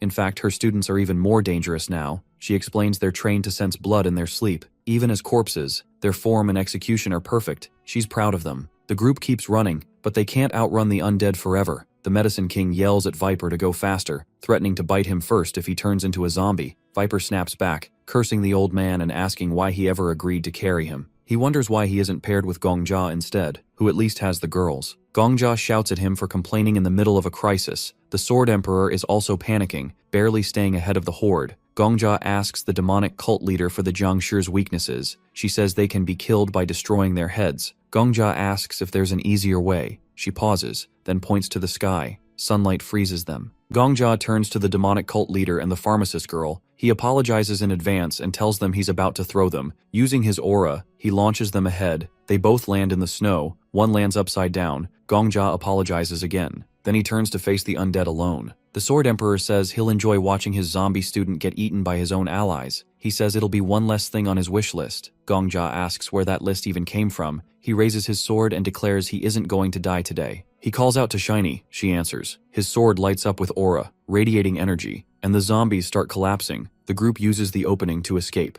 The Medicine King looks around, surprised he survived. He says he'd never have entered the tower if not for the Sword Saint's request. Gongja, holding his sword high, asks if everyone is safe. The pharmacist girl says her face stings from the impact, but she's fine. Viper drops the Medicine King and says he's done carrying old men. Gongja turns to the Heavenly Order Guild leader and asks him to protect the others while he handles the zombies. Viper asks what Gongja plans to do. Gongja points his sword at the horde. He's going to finish them. But the demonic cult leader steps in. She thanks him for saving her, but says she'll have to stop him if he plans to harm the Zhangshi. And Gongja asks why. He thinks there might be a curse tied to killing them, maybe something that would pass to him. But she says that's not the reason. They're her subordinates, her students, her sect members. She explains the Great War to wipe out Wolseonbu's faction is almost over. Every warrior matters. The demonic sect has already lost too many. She can't afford to kill more of her own. Gongja stands silently, thinking. The world of the Heavenly Demon Chronicles is already falling apart. Where do they still find the strength to fight? He remembers the library manager's words. When they woke, they'd be in the Heavenly Demon Chronicle world. 10 days before its fall. The manager hoped for an amazing ending.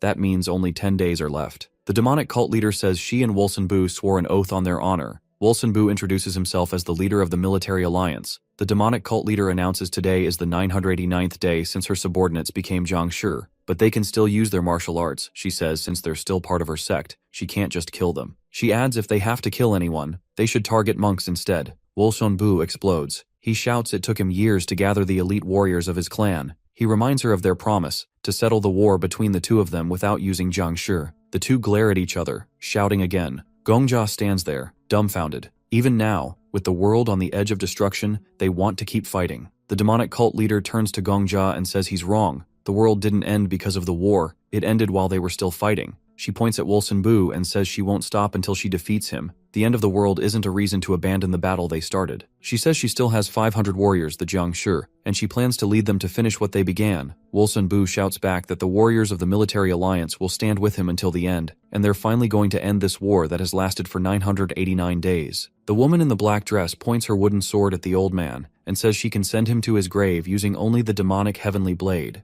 Wolsenbu grabs a stick and says he is ready to fight, eager to see who will come out on top in the path of martial arts. They shout at each other, then start swinging their sticks, clashing back and forth while yelling nonsense. Suddenly, their sticks snap. Wolsenbu grabs her by the hair, and she grabs his beard in return. Gongjia watches in horror, wondering what he is even seeing. Wolsenbu tries to aim for her eyes, but she blocks it easily. The Sword Emperor watches their fight and says their technique and breathing are perfect. Even in his own world, they would be considered elite masters. Gongjia asks if he is serious. The Sword Emperor says yes, he can see it clearly. The eye strike is from a technique called the Divine Dragon Catching the Dragon Sphere. The movement covering their faces matches a form called the Descended Buddha, a move used to hide a monk's face before a final blow. Gongjia asks why such skilled fighters look so ridiculous. The Sword Emperor says that is what confuses him. Their will and chi are strong, but their movements lack energy. He thinks they might be low on chi and aura, but even a damaged Danjun wouldn't make their movements so sloppy. Viper agrees, and adds that their attacks still follow martial principles.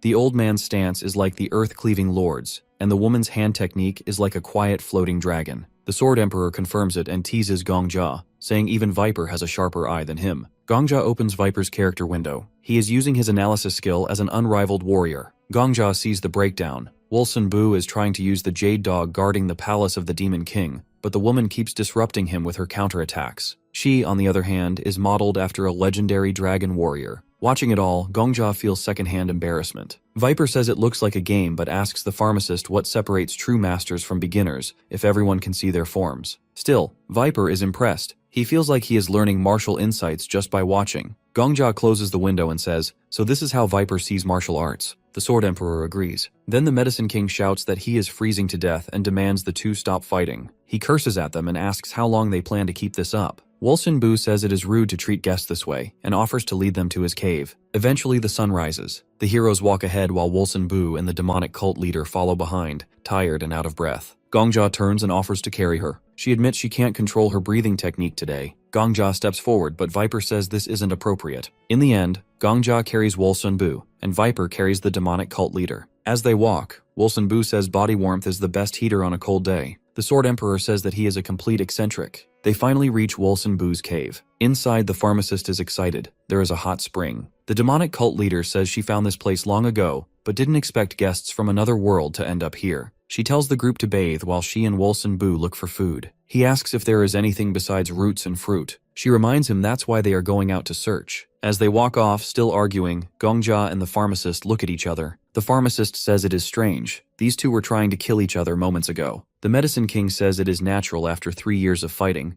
They probably know each other better than most couples. The Medicine King says the cave is warm and cozy, though he still feels gross from holding Viper's hand so long. He tells Viper he can let go now. Viper says he doesn't understand why the Sword Saint would be friends with someone like the Medicine King. The old man snaps back, saying he allowed the Sword Saint into his circle, not the other way around. Soon, Wolsenbu and the demonic cult leader return with grain balls. Wolsenbu explains they usually hunt, but no animals are left. Gongjia thanks them anyway. They taste the food and are shocked. The pharmacist asks if people can survive on just this. The demonic cult leader says, more or less. When asked how long they've lived like this, she looks at the stone wall marked with tally lines and says 2 years. The pharmacist is skeptical. Grain balls alone can't provide enough nutrients. The demonic cult leader says she doesn't know what nutrients are, but they get by. Suddenly, the Medicine King loses it. He shouts that he can't take it anymore. He uses his skill and real food appears. He says it's no wonder they can barely walk. They are starving. He starts cooking right away, pouring water into a pan, adding ingredients, and preparing a full meal. He says it isn't fancy, but it's enough. Wolsenbu says they are old, but the Medicine King replies that old age is even more reason to eat well. Gongjia tastes the food and is stunned. It's better than anything he's eaten, even with lottery money. He thinks, this is what makes life worth living. The pharmacist says the food is amazing. The demonic cult leader asks if the medicine king is secretly a royal chef. Wolsenbu says he's tasted a lot as the head of the military alliance, but never anything this good. The medicine king proudly says he earned 3 Michelin stars after age 50. He adds that if they'd had a proper stove, their stomachs might have exploded. The viper asks how a man like him ended up in Babylon. The medicine king replies, "Why not? Even the sword saint came here." Viper asks if they know each other from the outside world. Wolsenbu folds his arms and says the sword saint is just a corporate heir. The medicine king adds that anyone making it to Silicon Valley is just lucky, but then says the sword saint came here by choice, after failing in the real world. After the meal, the demonic cult leader asks where the group came from and why they are here. She also asks if they've found a cure for the Jiangshi disease. The pharmacist looks at Gongjia. She admits they haven't found a cure yet, but they are trying. The demonic cult leader sighs and says doctors and Taoist monks have tried everything but failed. Even Wolsenbu's allies gave up. Gongjia asks if there really is no hope. He points to the pharmacist and says she saw how they prepared food. That alone shows their knowledge is different. He says she is one of the best at curing disease and creating medicine. The medicine king scoffs and says she is just lucky. Gongjia replies that the medicine king can at least serve as her assistant. The two martial leaders look at each other, and our boy says if they help,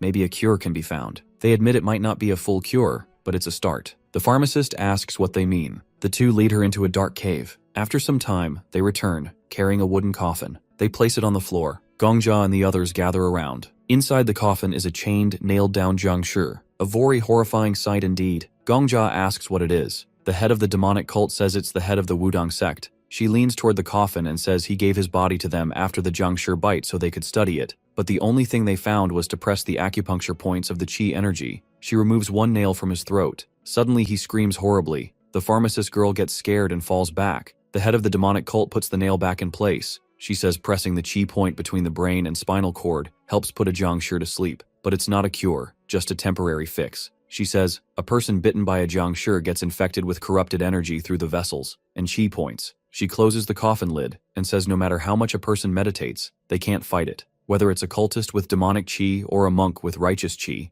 nothing helps against a Jiangshi bite. While Wolsenbu stands quietly, looking away, the head of the demonic cult says the body feels like it's on fire, as if the person is burning, and soon they turn into a Jiangshi. She also says the Shane monk lasted the longest. He stayed sane for a year after his hand was bitten, but that's 1 in a million. Even the best martial artists can't last more than 2 weeks. She asks if the strangers are sure they can find a cure, but the medicine king and pharmacist lady look tense. The head of the demonic cult stands up and says, meeting strangers when you think there are only 2 of you left on Earth is a blessing. Wolsenbu says he'll prepare a place for them to sleep so they can rest. He suggests they discuss the rest tomorrow. Then night comes. All the heroes are sleeping, but even in his sleep, the medicine king curses the sword saint. Meanwhile, Gongjia can't sleep. The sword emperor asks why he's awake. Gongjia says he needs to check something. Gongjia then covers himself completely with the blanket. 2 shadows appear above Gongjia. The two think the heroes are sleeping and decide to take their chance. But Gongjia isn't sleeping. He stands up, shocking Wolsenbu and the head of the demonic cult, who are standing in the water. Wolsenbu shouts they thought he was asleep. The head of the demonic cult looks at Gongjia quietly. She says he's smart and asks how long he's known. Gongjia says things seemed strange from the moment he first saw them. Gongjia says they were lightly dressed and standing in the cold. He says it was so cold they couldn't survive without using their aura, or chi energy, meaning they used their inner strength to protect themselves from the cold. It seemed strange to Gongjia that out of nowhere, those who perfectly controlled their chi energy got tired after being beaten by children. Gongjia points at them and says they're focusing all their energy on something else. He asks if they've been bitten. While the Sword Emperor watches with displeasure, Gongjia continues, saying like the heads of other factions, they're using their chi power to suppress the corrupted energy. The head of the demonic cult looks up silently. Suddenly Wolsenbu starts screaming in fear. The head of the demonic cult reaches for her dress and tells Wolsenbu to calm down because they've been caught. She says Gongjia is right. They show their backs where the process of turning into zombies has already started. They say they were bitten 3 years ago, but Gongjia is wrong about one thing. Wolsenbu turns around and says they're not suppressing the corrupted energy. He says it's suppressed by pinching the cervical vertebrae using their chi. The Sword Emperor, horrified, calls them crazy for using something so dangerous. He asks if Gongjia has heard of the flying sword technique. Gongjia says yes, it's used to make the sword fly with chi. The Sword Emperor says their bodies are paralyzed because they're pinching their cervical vertebrae with chi, and just like with a flying sword, they move their bodies using chi. Gongjia is surprised. The Sword Emperor says this is how they make their hearts beat, their lungs breathe, and their muscles and joints move. He says they control everything they need to survive with chi. The Sword Emperor says they're using the flying sword technique all day long. The head of the demonic cult turns around and says, "It's no wonder they're so tired after just a few steps." Wolsenbu says with annoyance that this is how they can keep fighting the war. In a flashback, a martial artist shouts that half the blood demons have been destroyed. The elders have fled, saying they'll regroup in the world of martial arts, but they've already lost them. He tells his comrades to stop fighting among factions. The whole world is changing, and unity matters more than ever. Bowing, he says they've set up an independent pharmacy outside the sects. They plan to capture a Zhangshi for research and hope to deliver results soon. Time passes. Two warriors, kneeling, talk about how 1,000 more Zhangshi will appear by tomorrow, no matter how many they kill today. Later, another warrior begs the heavenly demon to flee, saying the Zhangshi won't be able to cross the sea. He pleads for her to give up her oath to Wolsenbu. The world has changed, he says. Heaven's law and human duty have shifted. That promise belonged to a time before everything fell apart. Eventually, that same warrior gets bitten. As the infection takes over, he still calls out to the heavenly demon, refusing to abandon his last duty. Back in the present, Gongjia asks the two martial leaders how they've endured all this. The demonic cult leader and Wolsenbu look at each other, then walk out of the cave, telling Gongjia to follow. Outside, they say that all people die. The demonic cult leader starts a story. There was once a master, invulnerable, immune to all poisons. His body as hard as stone. No weapon could pierce him. No poison could kill him. In every way, he was nearly indestructible. Then she asks how he died, and our hero asks her to explain. She smiles and says he was killed by a succubus. She says pleasure, the unity of yin and yang, isn't a poison or a sword,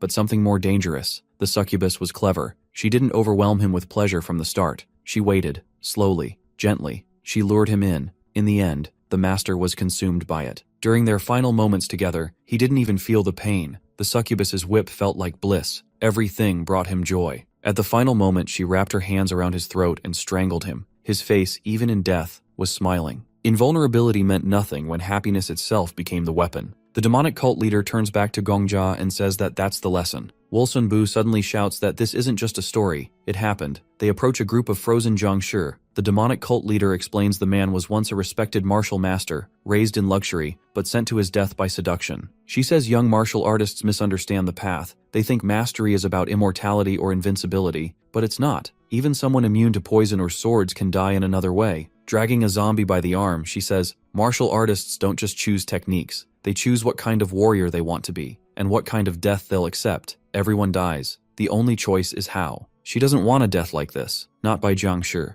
Wolsenbu, dragging zombies too, doesn't argue. The demonic cult leader goes on. Death by poison is acceptable. Death in battle, fine. Even being betrayed by a comrade is tolerable. But not this. Not eaten alive by soulless corpses. That's unworthy. Gongjia silently watches them. He remembers the pharmacist girl's earlier words. The cause of death is the same, but the dates are different. The two martial leaders stand facing each other again. The demonic cult leader says few have lasted this long. The moon the night before stopped a Zhangshi, dim light, but enough to slow death. Gongjia realizes this is their great war. A war not just for survival, but for control over how their story will end. Wolsenbu shouts that his faction will never fall to the Zhangshi. The demonic cult leader yells that her sect will never be brought down by corpses. He says if his faction dies, it will be by her sword alone. She responds if the demonic sect vanishes, it will be by his. Gongjia thinks that even if all the great schools disappear, even if martial arts scrolls turn to dust, the spirit of martial arts is still alive in this standoff. The two bow to each other in respect, and Gongjia says there are billions in this world, but all have died, except them.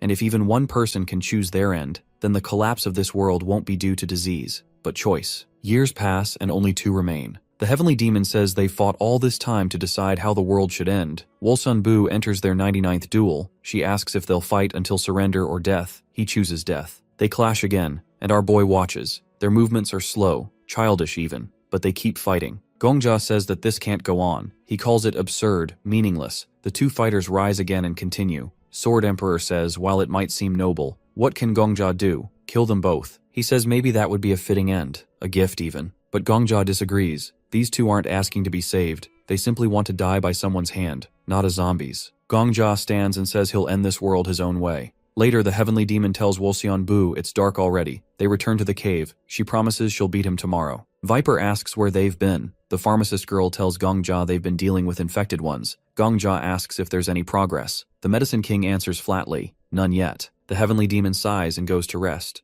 Gongjia turns to the pharmacist girl and asks how long a cure will take. She removes her glasses, hesitates, and says at least 120 days, maybe more. The medicine king says it could take 300. They lack equipment, proper conditions, and time. There are no guarantees. Gongjia thinks of the library manager's warning. Only 10 days remain before this world's story ends. A cure can't be made in time. But Gongjia draws his sword and says it's enough. He smiles and tells them to keep researching. He'll take care of the time issue. He reminds them of their promise when they first entered this world. If they fail, they'll stay here forever. The pharmacist chick promises to repay him. Gongjia extends his hand. She shakes it and promises the problem will be solved. Gongjia asks them to trust him and keep working. The pharmacist tells Gongjia that if it weren't for him, she would still be stuck in the slums, living in the back alleys. Her equipment had been taken, and she couldn't even imagine what her life would have been like. She looks at Gongjia and says she'll repay him by throwing herself into creating medicine. She adds that when she's focused on her work, she feels completely disconnected from everything else. Gongjia tells her it doesn't matter and to just do her best. She adjusts her glasses and agrees. She walks over to the medicine king, calls him an old man, and says she needs his help.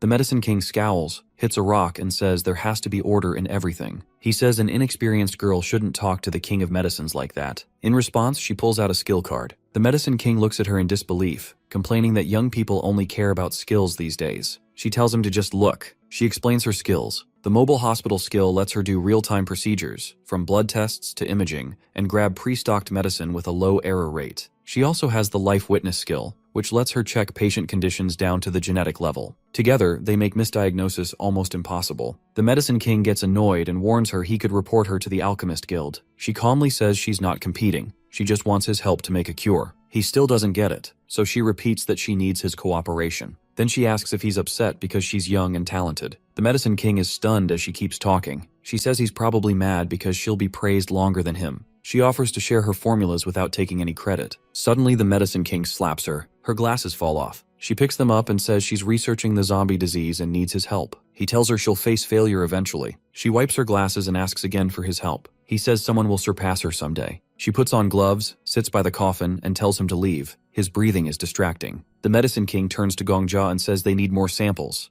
A child, a youth, an old person, different genders. Gongjia makes a mark on the wall. The medicine king also tells them to gather medicinal ingredients. Time passes and the team collects samples. Days go by and the heavenly demon and Wolson Boo keep fighting. The others bring specimens back to the cave. The pharmacist and the medicine king keep working, even while the others sleep. A week passes since the fall. A snowstorm hits, and the heavenly demon says they can't leave today. She warms her hands by a candle, saying days like this aren't rare. It had been unusually sunny before. She remembers a storm that lasted 30 days, during which they couldn't go outside, and the Jiangshi kept moving. Gongjia says that without sunlight, the Jiangshi will wander further. The heavenly demon agrees, noting her sect once had 1,000 people. Wolson Boo's faction had similar numbers, but people disappeared as the Gangshi spread. Staring at the fire, Gongjia says the worst part is waking up and realizing the Jiangshi from yesterday are gone. The heavenly demon asks if he really thinks she can feel fear. He says yes. She says in another life, she'd have taken his head for that. She calls him a child of the outer lands and says he should be glad the world has ended. Gongjia says even their chi has limits.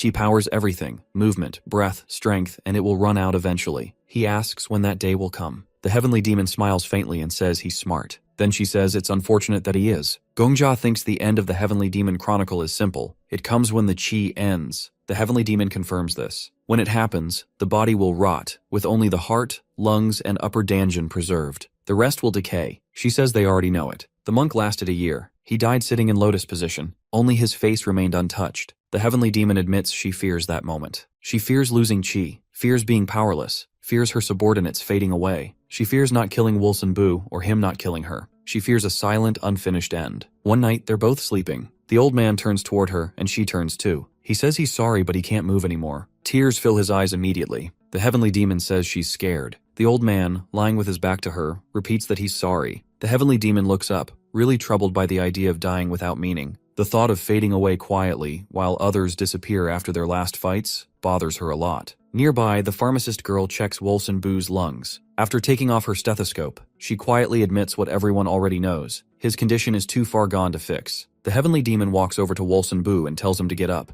but Wolson Boo keeps his eyes closed and just says he's sorry. She gets frustrated as she didn't come here to hear apologies or watch him give up. She reminds him of the promise they made, his vow to challenge the celestial demonic world and raise the banner of the righteous faith at its highest point. Everything they planned, every alliance they built between the 9 great schools and the 5 noble clans, all of it will mean nothing if he lets himself die in a bed. As she gets angrier, a dark aura starts to form around her. She yells again for him to get up and take his weapon. Gongja and the pharmacist are both surprised and silent. The heavenly demon insists he doesn't even need his axe. She'll be happy if he just fights her with nothing but defiance. But the old man only lowers his head and apologizes again, his voice very empty and tired. Despite her rage, he doesn't move. He admits he's weak, saying every breath hurts and his energy is completely gone. Even his physical strength has faded beyond recovery. He says she might live another year, but for him, the end is already here. He asks her to finish it, not because he's giving up, but because he wants to die with dignity. He doesn't want to rot away like others have. The heavenly demon asks if this is really what he wants. A quiet end, alone in bed, far from any battle. Her aura grows darker, and she demands to know if this is the end of the fight he promised. If he can't keep fighting, she wishes he would have at least taken her to death with him. The old man admits he tried to rally the members of the righteous faith and told them to self-destruct. She sits beside him, and she gets less angrier as she thinks back. She remembers how many people admired him, his rare talent for martial arts, his quick rise to leadership, his role as head of his family before he was 30, his position as ruler of Wolsun-Bu as the demonic sect grew. He once stood at the very top, but now he lies still and fading, unmoved by the memories of his past glory. The heavenly demon tries to wake something in him, saying the ideals of the righteous faith still live in him, that the memory of those who fell is still in his heart. But he still chooses this end. She says that she'll give him death, but it won't be an honorable one. Even the protagonist, the king of Dea, had to look away as the heavenly demon pulls out an axe for this. She holds it in front of him, a reminder of his past, a symbol of what he used to be. She tells him to admit his failure, to say that the warrior has lost his skill, that the skill itself is gone forever. Gongja realizes she wants more than just his death. She wants him to accept that the righteous faith is over, to say the words himself so she can kill him without regret. But Wolsun-Bu refuses. He starts to shed tears as he says he can't bring himself to say it. Once more, he apologizes again. The heavenly demon strikes him, not to kill, but to provoke. Her sword lands near his head, kind of more of a warning than an attack. She reminds him he's already said he's not really alive anymore, just existing, like a Zhangshi. If he dies now, it won't even count as death. She leaves the axe stuck in the ground and walks away, saying no word to anyone. She thinks about the difference between life and death, wondering if it even matters anymore. To her, everything feels empty. Heaven and earth, the world itself has lost its meaning. Around her, the other heroes stand quietly as Wolsun-Bu's body gets worse. Gongja sees that another day has passed, another mark carved into time. The pharmacist chick, now studying the decaying body, says she's gotten a rare and valuable sample. With it, they can watch the infection's progress in real time. Unlike others who turned instantly, Wolsun-Bu's body shows some kind of delay. The infection seems to spread slowly through the brain. The Medicine King hands over a report about their research. Gongja reads it carefully as the King of Medicine says that the pharmacist's got skill in creating things, but she kinda lacks clarity in explaining them. She admits a cure is probably impossible, and our boy asks if it's just a matter of time. She confirms, saying they'll need at least 90 days, maybe even 120. Before they could talk more, Wolsun-Bu's body starts to twitch. He screams and kicks wildly, and everyone freezes. The heavenly demon steps forward with her blade in hand. She walks up to the hymn and says, "This is what's left when humanity is stripped away. Nothing more than an animal." She puts her fist in the zombie's mouth and asks it to eat it. Viper tries to stop her, but Gongja holds him back. The situation is already out of control. The zombie bites her and she raises her hand to the sky, now glowing purple. Something inside her is wrong and terrifying now. She starts to scream, with her mind falling apart. The Sword Emperor says that she's been taken over by the devil. Her aura grows stronger, and her words become really terrifying. She accuses them of being sent to assassinate her, and dares them to come throw hands. The hero yells for everyone to run away, but she's too quick for them. She kills the Medicine King, slicing his head off. Gongja runs, carrying the pharmacist, while Viper tries to fend her off for as long as he can. The Sword Emperor says her chi has been fully unleashed, pushing her beyond human limits. Even at his best, he admits, he wouldn't stand a chance against her now. The heavenly demon, lost in darkness, raises her sword again. She says heaven is crying, the earth is sleeping, and the universe is burning. She claims only ashes will be left of Mount Wudang. As Viper tells Gongja to run, the heavenly demon says she is the will of the demonic sect. She calls out, asking where Nam Gun-woon is. The pharmacist looks back in horror, seeing Viper's body already fallen with blood splattered everywhere. Crying, the heavenly demon says only Namgun Woon can face her now. She appears behind Gongja and raises her sword. The pharmacist says that she believes in the King of Death, which eventually turns out to be her last words. Blood spills across the snow, and Gongja's last thought is that this world makes people keep going even after everything has burned away. The tower responds, saying its time starts to respawn. He goes back to 24 hours prior, saying that this time, he will save her world. In a flashback, a little girl walks through a heavy snowstorm. She calls out for her mother, and a woman ahead turns to look at her but then walks away without a word. The girl stands there, surrounded by snow, watching her mother disappear. Her eyes are filled with sadness and confusion. This girl is Baekhyang, who will later become the heavenly demon. At that moment, she doesn't know if her mother has abandoned her, said goodbye in the storm, or simply vanished forever. The truth remains a mystery to her. Meanwhile, our boy's on the floor in his psyche again. The Sword Emperor stands nearby, holding his head, and Gongja asks if the Sword Emperor remembers anything that Miss Pharmacist writes in her documents. The Sword Emperor admits he remembers a little, and Gongja scratches his head, saying that if they combine their memories, everything fits together like a puzzle, but they need to act fast before they forget anything. The Sword Emperor picks up one of the silver cards, and its glow lights up his face as he reads the title, Demonic Heavens, rank A+.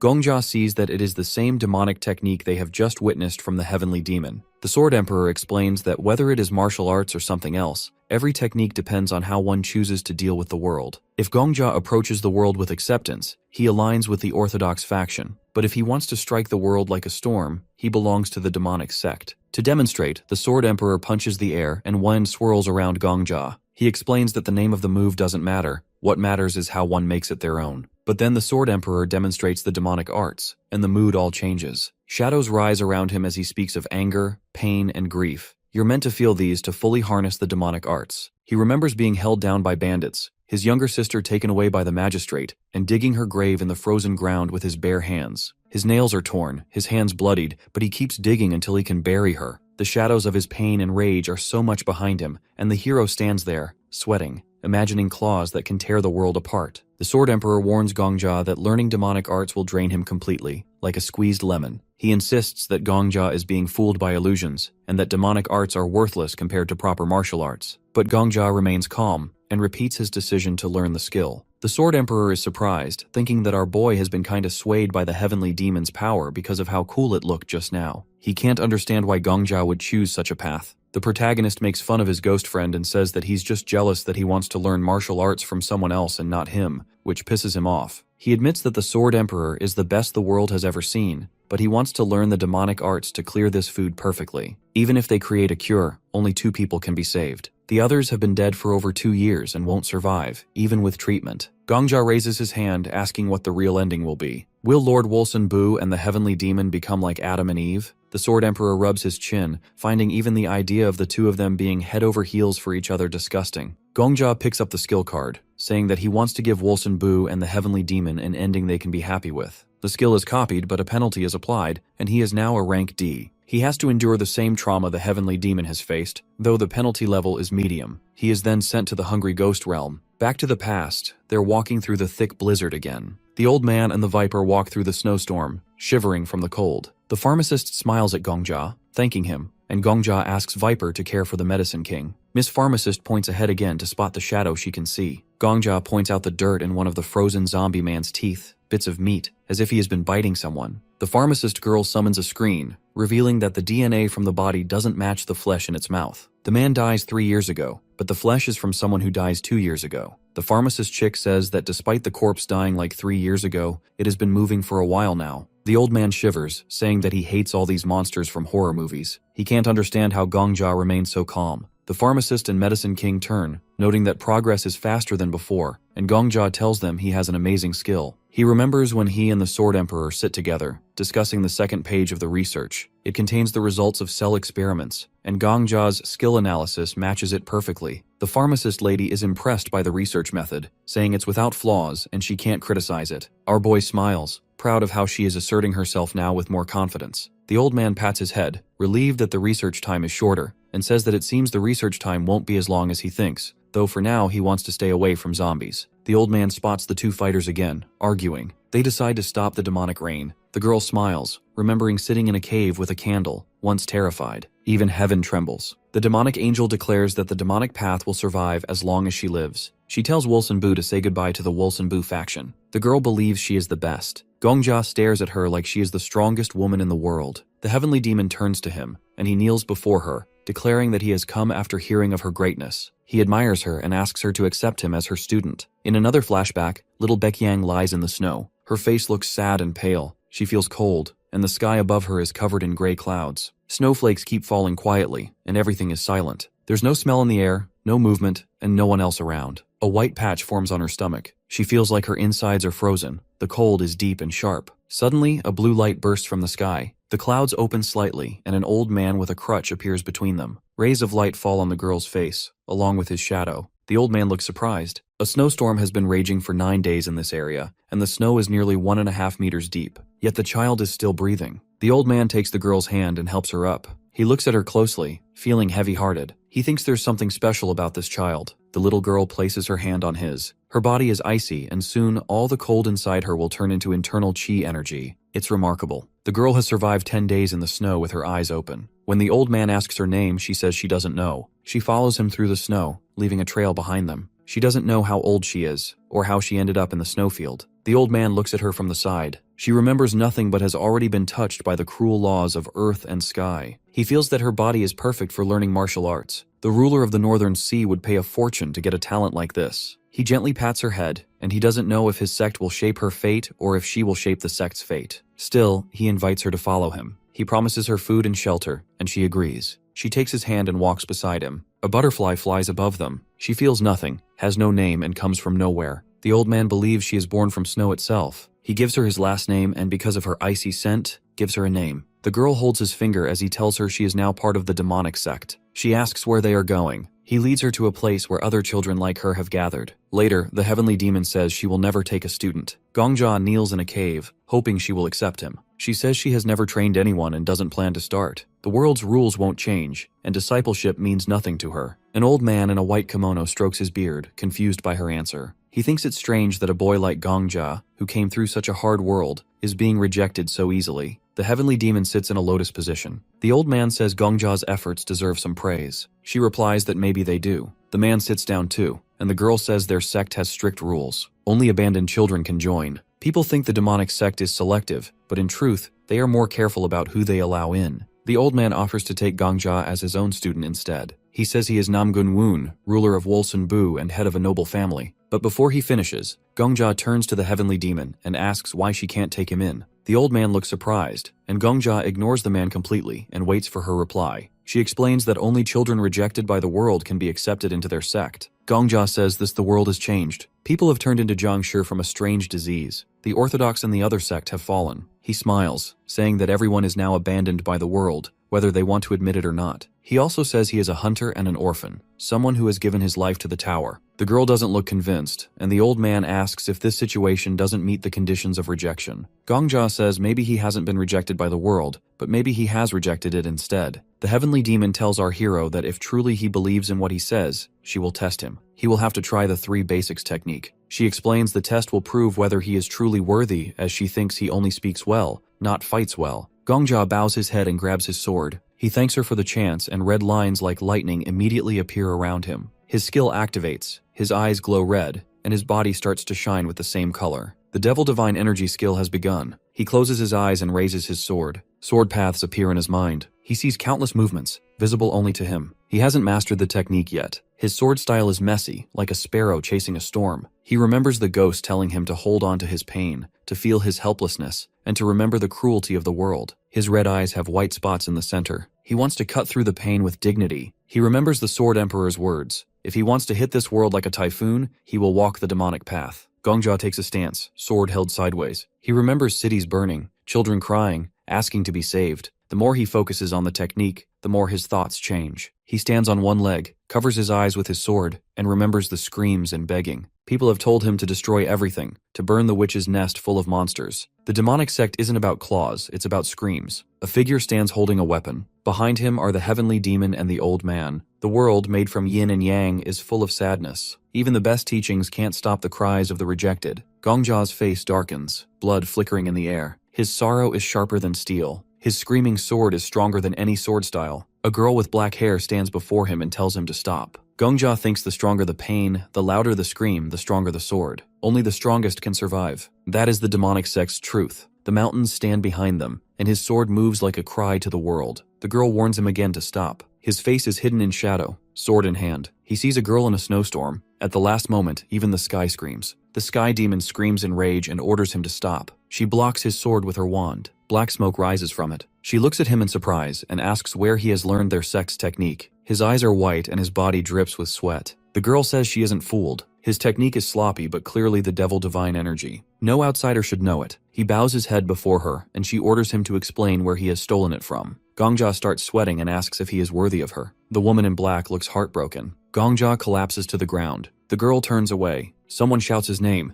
Other hunters gather near his body. They realize he has used too much aura. The girl begins to perform a vascular flush. The heavenly demon is already walking out of the cave. The Sword Emperor stands with arms crossed. He says Gongja has pushed his body too far with a skill that exceeds his level. That is why building a strong foundation is so important. Gongja lies face down. The Sword Emperor adds one more thing. He didn't do badly, so he's proud of him. In a snowy ancient city, the old man and little Baekyang walk through the streets. He tells her this place is now a children's home. A resident waves at the girl. She is told she can eat, sleep, and play whenever she wants. The girl with black eyes silently looks ahead. The old man says she should live the way she wants. In the dining room, children are eating. One girl says the adults are kind and don't force them to do anything. Two girls talk at the table. One suspects the adults will turn them into slaves. The other says they've been here for a year, and nothing like that has happened. A black-haired girl sits alone. The children note she is the only new one so far, but more children will arrive today. A spoon lies next to a rice plate. Many new orphans have arrived recently due to a bad harvest year, but still, everyone who comes here is considered lucky. The children look toward the black-haired girl as she asks how they ended up here. One child looks surprised, another annoyed, and others just stare silently. Then their silhouettes turn red, each remembering their past. One has a mother working in a brothel. Another comes from a village with poor crops. One has seen his village attacked at night. Another's village falls to illness. One child runs from his abusive father. Baekyang's silhouette turns red too.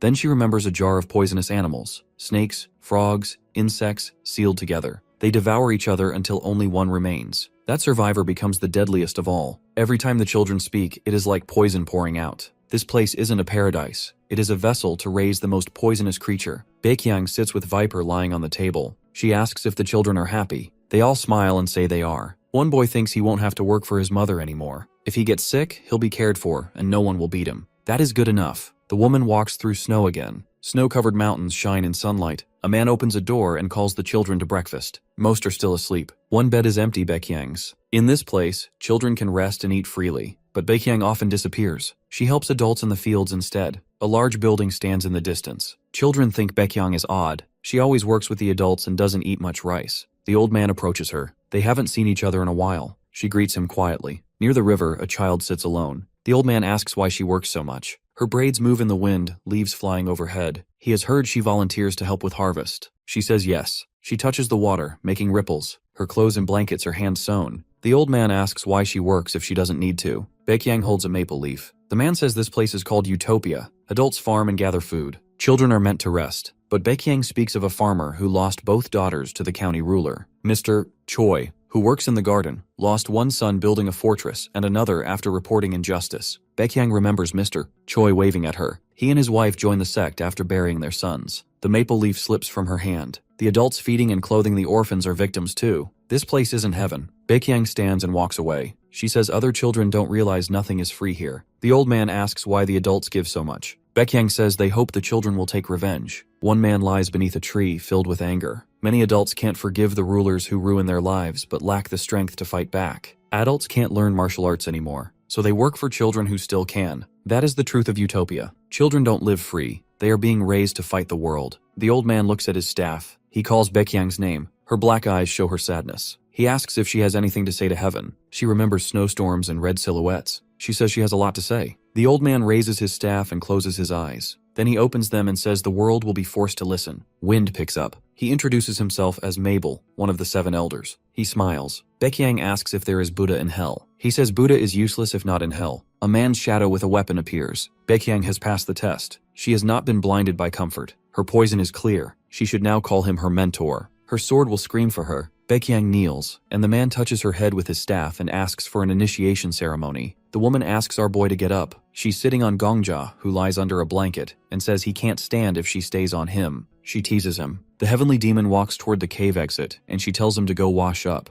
Gongja removes his shirt and he wonders what dreams they are having. The old man dreams of his 100th win. The pharmacist girl dreams of explaining things. The viper just laughs in his sleep, and Gongja sees they won't wake up. Heavenly demon and Gongja stand outside in the snow. She asks if he washed properly, and he says yes. She doesn't like how much he talks and thinks he is a smooth talker. She thinks he is clever but clumsy, like someone drawn by a bad artist. Gongja doesn't understand the reference. She says he still needs to pass tests before wearing demonic sect robes. He has shown ability, but he hasn't passed the exam. Gongja says the first test is comfort. Those who settle into comfort become workers, not warriors. True disciples study martial arts and formally join the sect. She asks how he knows that, and he says he just knows things. She sighs, thinking heaven has sent her a tricky man. She doesn't believe his story, but doesn't think he is a bad person either. They walk together, and she isn't sure if he will belong to the sect or shape its destiny. She points to the side. Gongja asks what his test will be. She shows him a frozen man, a former master. She says Gongja has to defeat him. Gongja looks to the side surprised. She tells him to fight. He thinks being called a student doesn't matter. It is just words. Blue particles float behind her. She says he must fight with hunger and pain.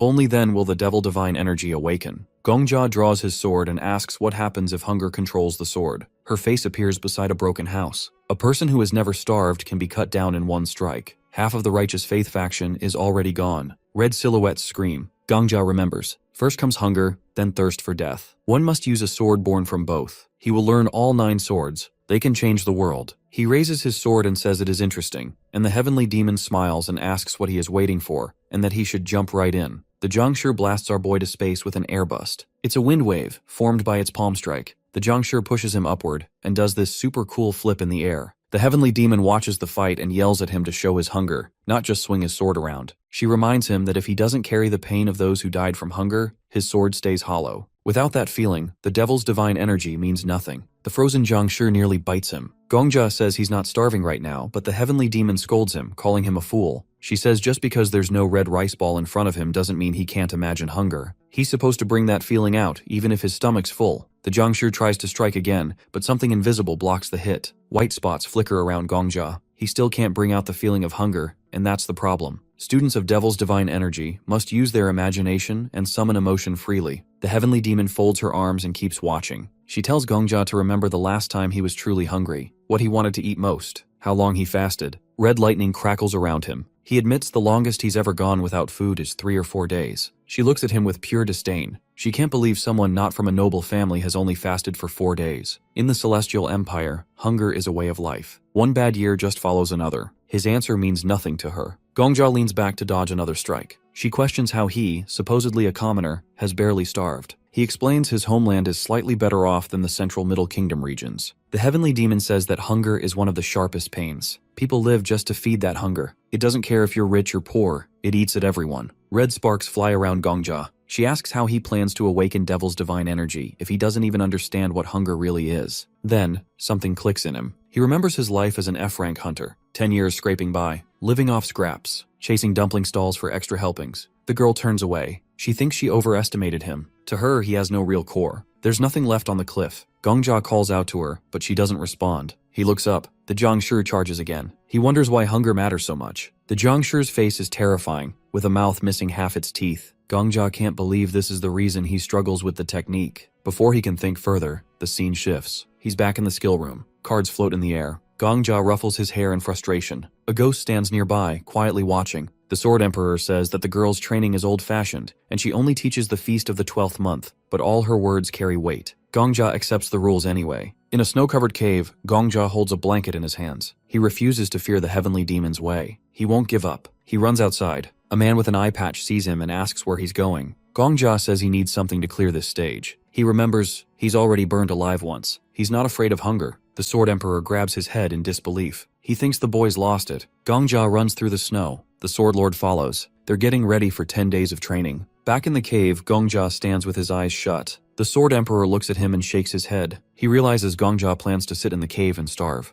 The Sword Emperor tries to stop him, but Gongja raises a hand. The Sword Emperor asks how long he plans to last. Gongja says he saw the heavenly demon's old injury. She once survived without food for 11 days. so now he'll endure 112 days. The spirit calls it madness. The Sword Emperor points toward the exit, frustrated. He says Gongjia won't survive 100 days in this cold. He asks how Gongjia plans to keep his aura from fading. He watches the boy, who now just stares at the ceiling. He says this isn't hunger anymore, this is something else entirely. If Gongjia's never truly faced 100 days of starvation, he shouldn't talk about it like it's simple. Gongjia asks if the Sword Emperor has ever gone hungry. The Sword Emperor sits and says he fasted for a few days in his youth, like monks do. After 2 weeks, the hunger fades. But that's not fasting, it's mental training. Gongjia looks at his palm and says he needs to fast for 15 days, then relive that same hunger again and again every 15th day. He says he'll trap his body in a cycle of hunger until it hits 112 days. His aura won't weaken, and the hunger will stay sharp. The Sword Emperor says he's insane. He tells Gongjia to just train with the spirit instead of following a strange sect master. He can't understand why Gongjia pushes himself this hard. Gongjia closes his eyes, saying he wants to master Devil's divine energy completely. The heavenly demon had already lost hope in the world. Her world is crumbling, and our hero feels that too. He doesn't want that kind of ending. He says it's easy to live like the Flame Emperor, a man with a cheat skill which is his oversized ego. That man only takes on fun stages, mocks the world, and laughs at everything. Gongjia says that cynicism isn't childish, but living your life by it is. Arguing can be immature sometimes, but finding a solution through arguments isn't. Gongjia admits the Flame Emperor is cool, but he's a person too, and a person must live. And now he knows how. A week passes since our boy started starving. He out here meditating, and the first days are the worst, but by the third, the pain kind of fades away. His stomach stops making noise and his mind turns kind of sluggish. It feels like his life is slowly slipping away. His body is thin and weak, and he has lost a lot of weight. He thinks of himself as a river overflowing with hunger. For a moment, he wonders if it's thirst instead, but he stands up, pushes the thought away,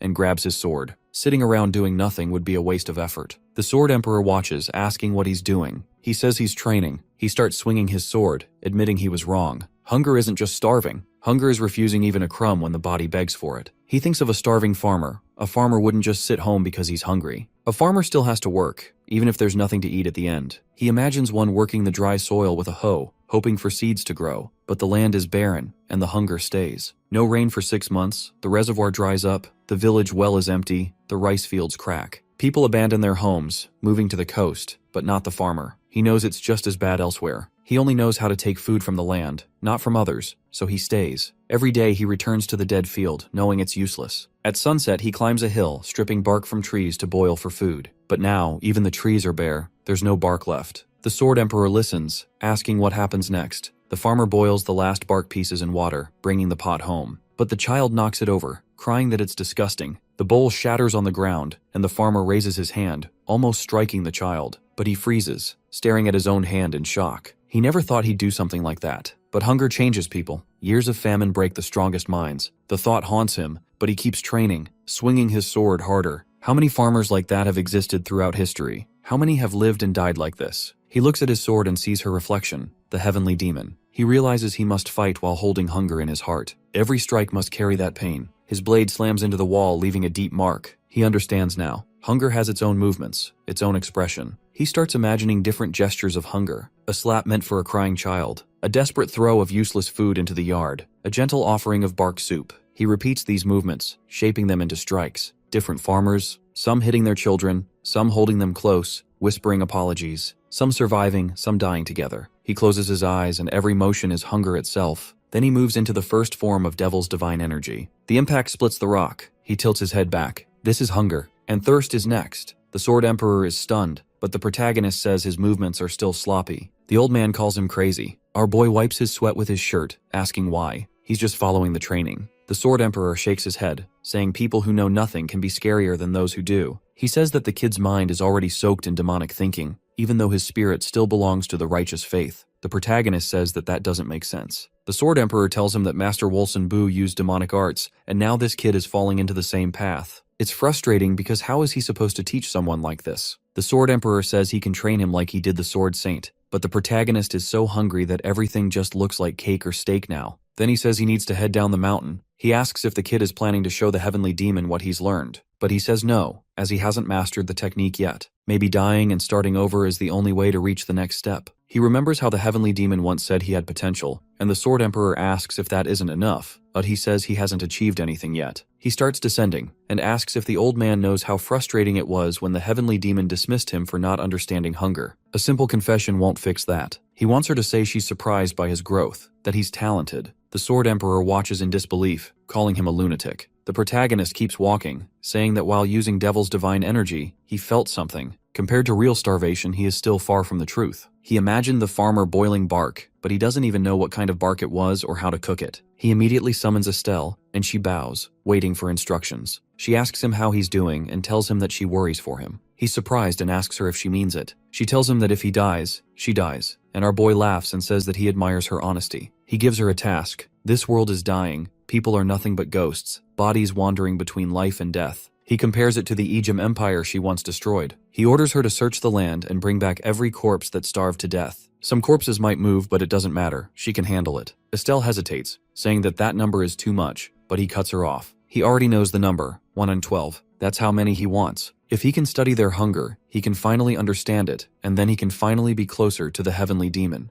Estelle stares at him, looking surprised. She says that dragging in 112 dead bodies is way too much. She also points out that he's gotten so skinny lately that it's hard to even recognize him. He stands there in front of her and casually asks when she started caring this much. She tells him that if he disappears, she'll be gone too. Without him, her happy little world, her memories, and her reason to even exist would all be gone. She's totally tied to him now. Sure, she cares about him, but she's also thinking about how she's gonna survive. He chuckles a bit, puts his hands on his hips and says he likes how she's honest. Then he asks how she's been doing. She seems a bit surprised by the question. He remembers how after he got full control of the 20th floor, he brought her to the village. He says he's asking because now she's living in Eel Village again, and all the people she cares about are back too. His plan is to keep her in the village most of the time, except for moments like this when he needs her help. She says she's doing all right. He asks if anything interesting happened. She lights up and starts talking. Apparently, some hunters barged into the village recently, saying the Death King was getting stronger, and that some big treasures from 5 guilds were hidden there. But the witch he brought there, plus her group, stood their ground and blocked the whole mess. He thinks, yep, that's what he expected from the Black Dragon Guild. They did a solid job. Estelle also says that the nearby kingdoms aren't getting involved, so everything's pretty chill right now. Then she suddenly says she lost her powers. He touches his chin, thinking about it. She says she's not sure what to do now because rumors about miracles keep pulling more and more people to her. He remembers that pharmacist girl and tells Estelle not to stress. He's got a plan. He wants to build a new pharmacy for her on the 20th floor. That pharmacist girl said she'll only take new patients through him anyway, so he'll have to manage how people come in. She can't handle it all alone, so he's thinking of bringing in Estelle to help her out.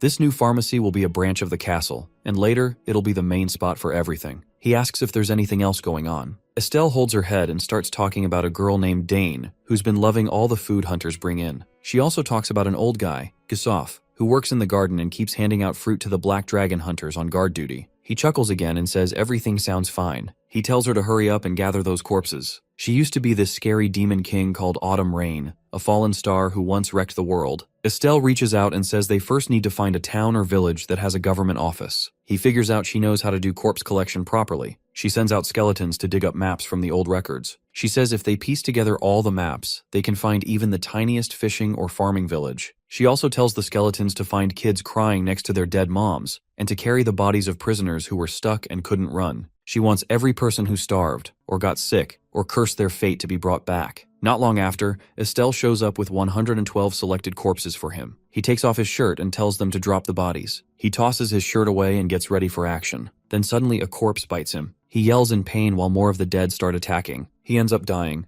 Then all the pain from those who killed him starts playing in his mind. First, an old man is riding a boat on a quiet river. He says he's ready to die alone. His hands are freezing. He grew up in a fishing village and worked there all his life. Now he just floats quietly under the moon, waiting for the end. Another corpse bites him and another memory starts. A worker tells the mayor there's no food left in the storage. In a week they'll run out. The mayor says to cut the food rations. Kids and old people get 1/3 less, and everyone else gets half. The worker says people will riot, but the mayor says he'll starve first if needed. Still, even that won't fix anything. More bites. Another memory comes up. Some kids are talking about what the mayor decided. A girl in red says they've been left to starve. Another kid asks what they should do now. One girl pulls something out from her clothes and says they should eat before they die so they won't turn into weird zombie things. She learned a recipe from the vagabond sect, mud cookies. She tells the kids who can swim to catch fish, but not to share with adults. Others are told to dig soft dirt by the river. Another girl asks what she's gonna do. Then more flashes come up. Gongjia is still getting torn apart. The kids get excited and say they made it, but some of them look scared. They just have dried mud. A boy says it's a secret recipe and gives out the cookies. They start eating. One kid says don't lick it too much or the taste will go away. Chew slowly. Then they see a boat. A corpse is inside. When it reaches the shore, the body stands up. The kids run away. Gongjia thinks they were just trying to stay alive. Later, the kids are lying on the ground. Gongjia thinks about how hard it must have been to be that hungry. One kid drops a cookie, and it breaks. He starts thinking about those hands digging dirt, drying mud under the sun, holding those awful cookies. He realizes every little movement came from hunger. The flashbacks stop. Gongjia is on the ground. The system checks his condition. He opens his eyes and sees snow. He stands up and says maybe now he'll figure out how to cook tree bark. Then he starts digging. He digs like crazy, thinking real life is worse than any story. Tree bark sounds like a luxury. People even ate dirt when things got bad. He reaches the soil and makes mud cookies. He picks one up, takes a bite, and tells himself to enjoy it. It tastes awful, no, even worse than awful. He wonders how something like dirt, which grows everything, tastes so nasty. He grabs some snow and wonders why it smells and tastes so weird. He looks half insane, face covered in dirt and snow. He scrapes more snow, then thinks that sometimes you can't say things out loud, but your hands can show it. He thinks martial arts is about using what your hands can do. He picks up his sword and says he's going back. He's gonna face the heavenly demon and show her what he learned. Then he meets her. She says she just threw a jiangshi at him. If he can beat it while staying hungry, she'll train him. Our boy knows he doesn't know much about martial arts. He doesn't understand all that yin-yang stuff or 5 elements. But she told him his strength should come from pain and hunger, not feelings or thoughts. He remembers the starving kids and thinks maybe real martial arts is hidden in their pain. He jumps down with energy swirling around him. He thinks if swords carry heaven's power, then his sword carries all the pain from people heaven ignored. His sword turns red. He believes anger and sadness bring out the true power of demons. He charges the enemy, still tasting dirt in his mouth. He mixes 2 energies, one from heaven, one from darkness, because he's looking at the sky full of rage and pain. He swings the first move of the devil's divine energy, Hungry Sword, and the heavenly demon looks surprised. Our boy asks whose head he's taking next. After a while, Gongjia and the heavenly demon sit facing each other. She starts explaining the devil's divine energy technique, saying it has 9 sword forms. What he used earlier, Hungry Sword, that's only the first. Next is the Thirsty Sword. He sits there and talks about how people die without water too. She agrees and tells him he did well with the first form. If he keeps this up, he might actually become a solid member of the demonic sect. But he interrupts her, acting smug. He asks if she just admitted he's good. He starts teasing her, joking that even after doing something awesome, all she says is good, like his confidence isn't already hanging by a thread. She gets annoyed fast, warning him not to act cocky just because he pulled off one move right. He keeps laughing and pushes again, asking if she really thinks he's talented. She finally snaps, slamming her knee on the floor, yelling if he'll only be happy if she bows down to him. He just watches her get all worked up,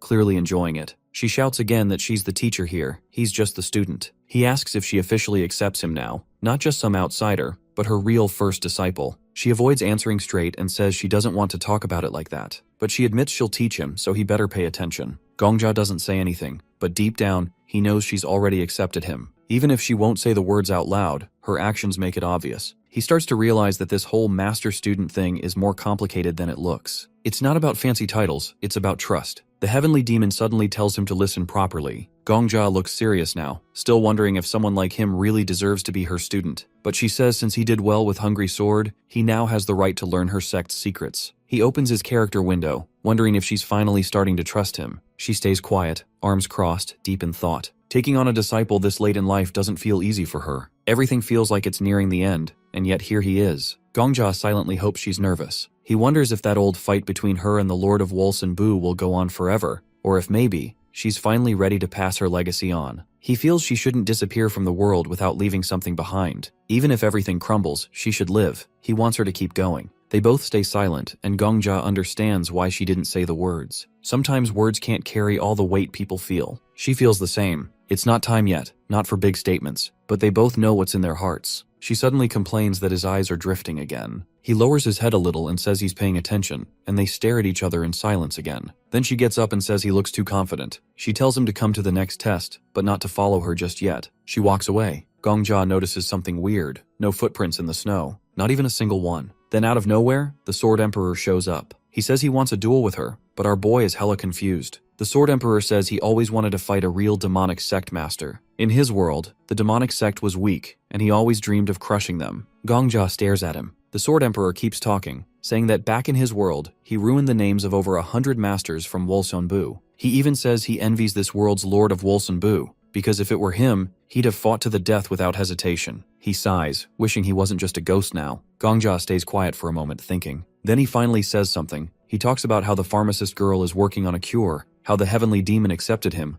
but still, something feels off. The Sword Emperor steps back a little when Gongja reaches out his hand, saying the old man's words just completed everything. The Sword Emperor calls it a bad omen. Gongja, standing with his back turned, says there's still a debt to settle. He asks how many deaths it took for the Sword Emperor to reach the 19th floor. The old man goes quiet. Gongja reminds him of their bet. The Sword Emperor said he'd die at least 100 times, but he only died 97, so Gongja won. He turns, smiling, and asks him to do one thing. Later, the heavenly demon is standing there holding a corpse. She says this one used to be part of her sect's elite force, the Blood Ghosts, her best assassins. Gongja, holding a sword, realizes this fight's on a whole different level now. This isn't just about martial arts, it's a real killer he's up against. She tells him not to stress. She picked an opponent that fits him. He realizes she's gone out of her way, probably even wandered through fields of zombies just to find the right one for him. It feels like her own way of caring. She tells him to show the same skill he showed earlier. He agrees, saying this time, his heart will be filled with thirst. She agrees. His mind should be empty except for that feeling. He gets ready for the fight but dies again. When he opens his eyes, he's in the middle of another snowstorm. He shouts about how strong the zombie is. Then he rushes to the pharmacist girl and the king of medicine, handing them a book. It's a plan to study the virus properly. They look surprised, as it feels like the kind of work they'd write themselves. After some time, our boy is now inside a cave. He raises his hand and calls for Estelle. She shows up,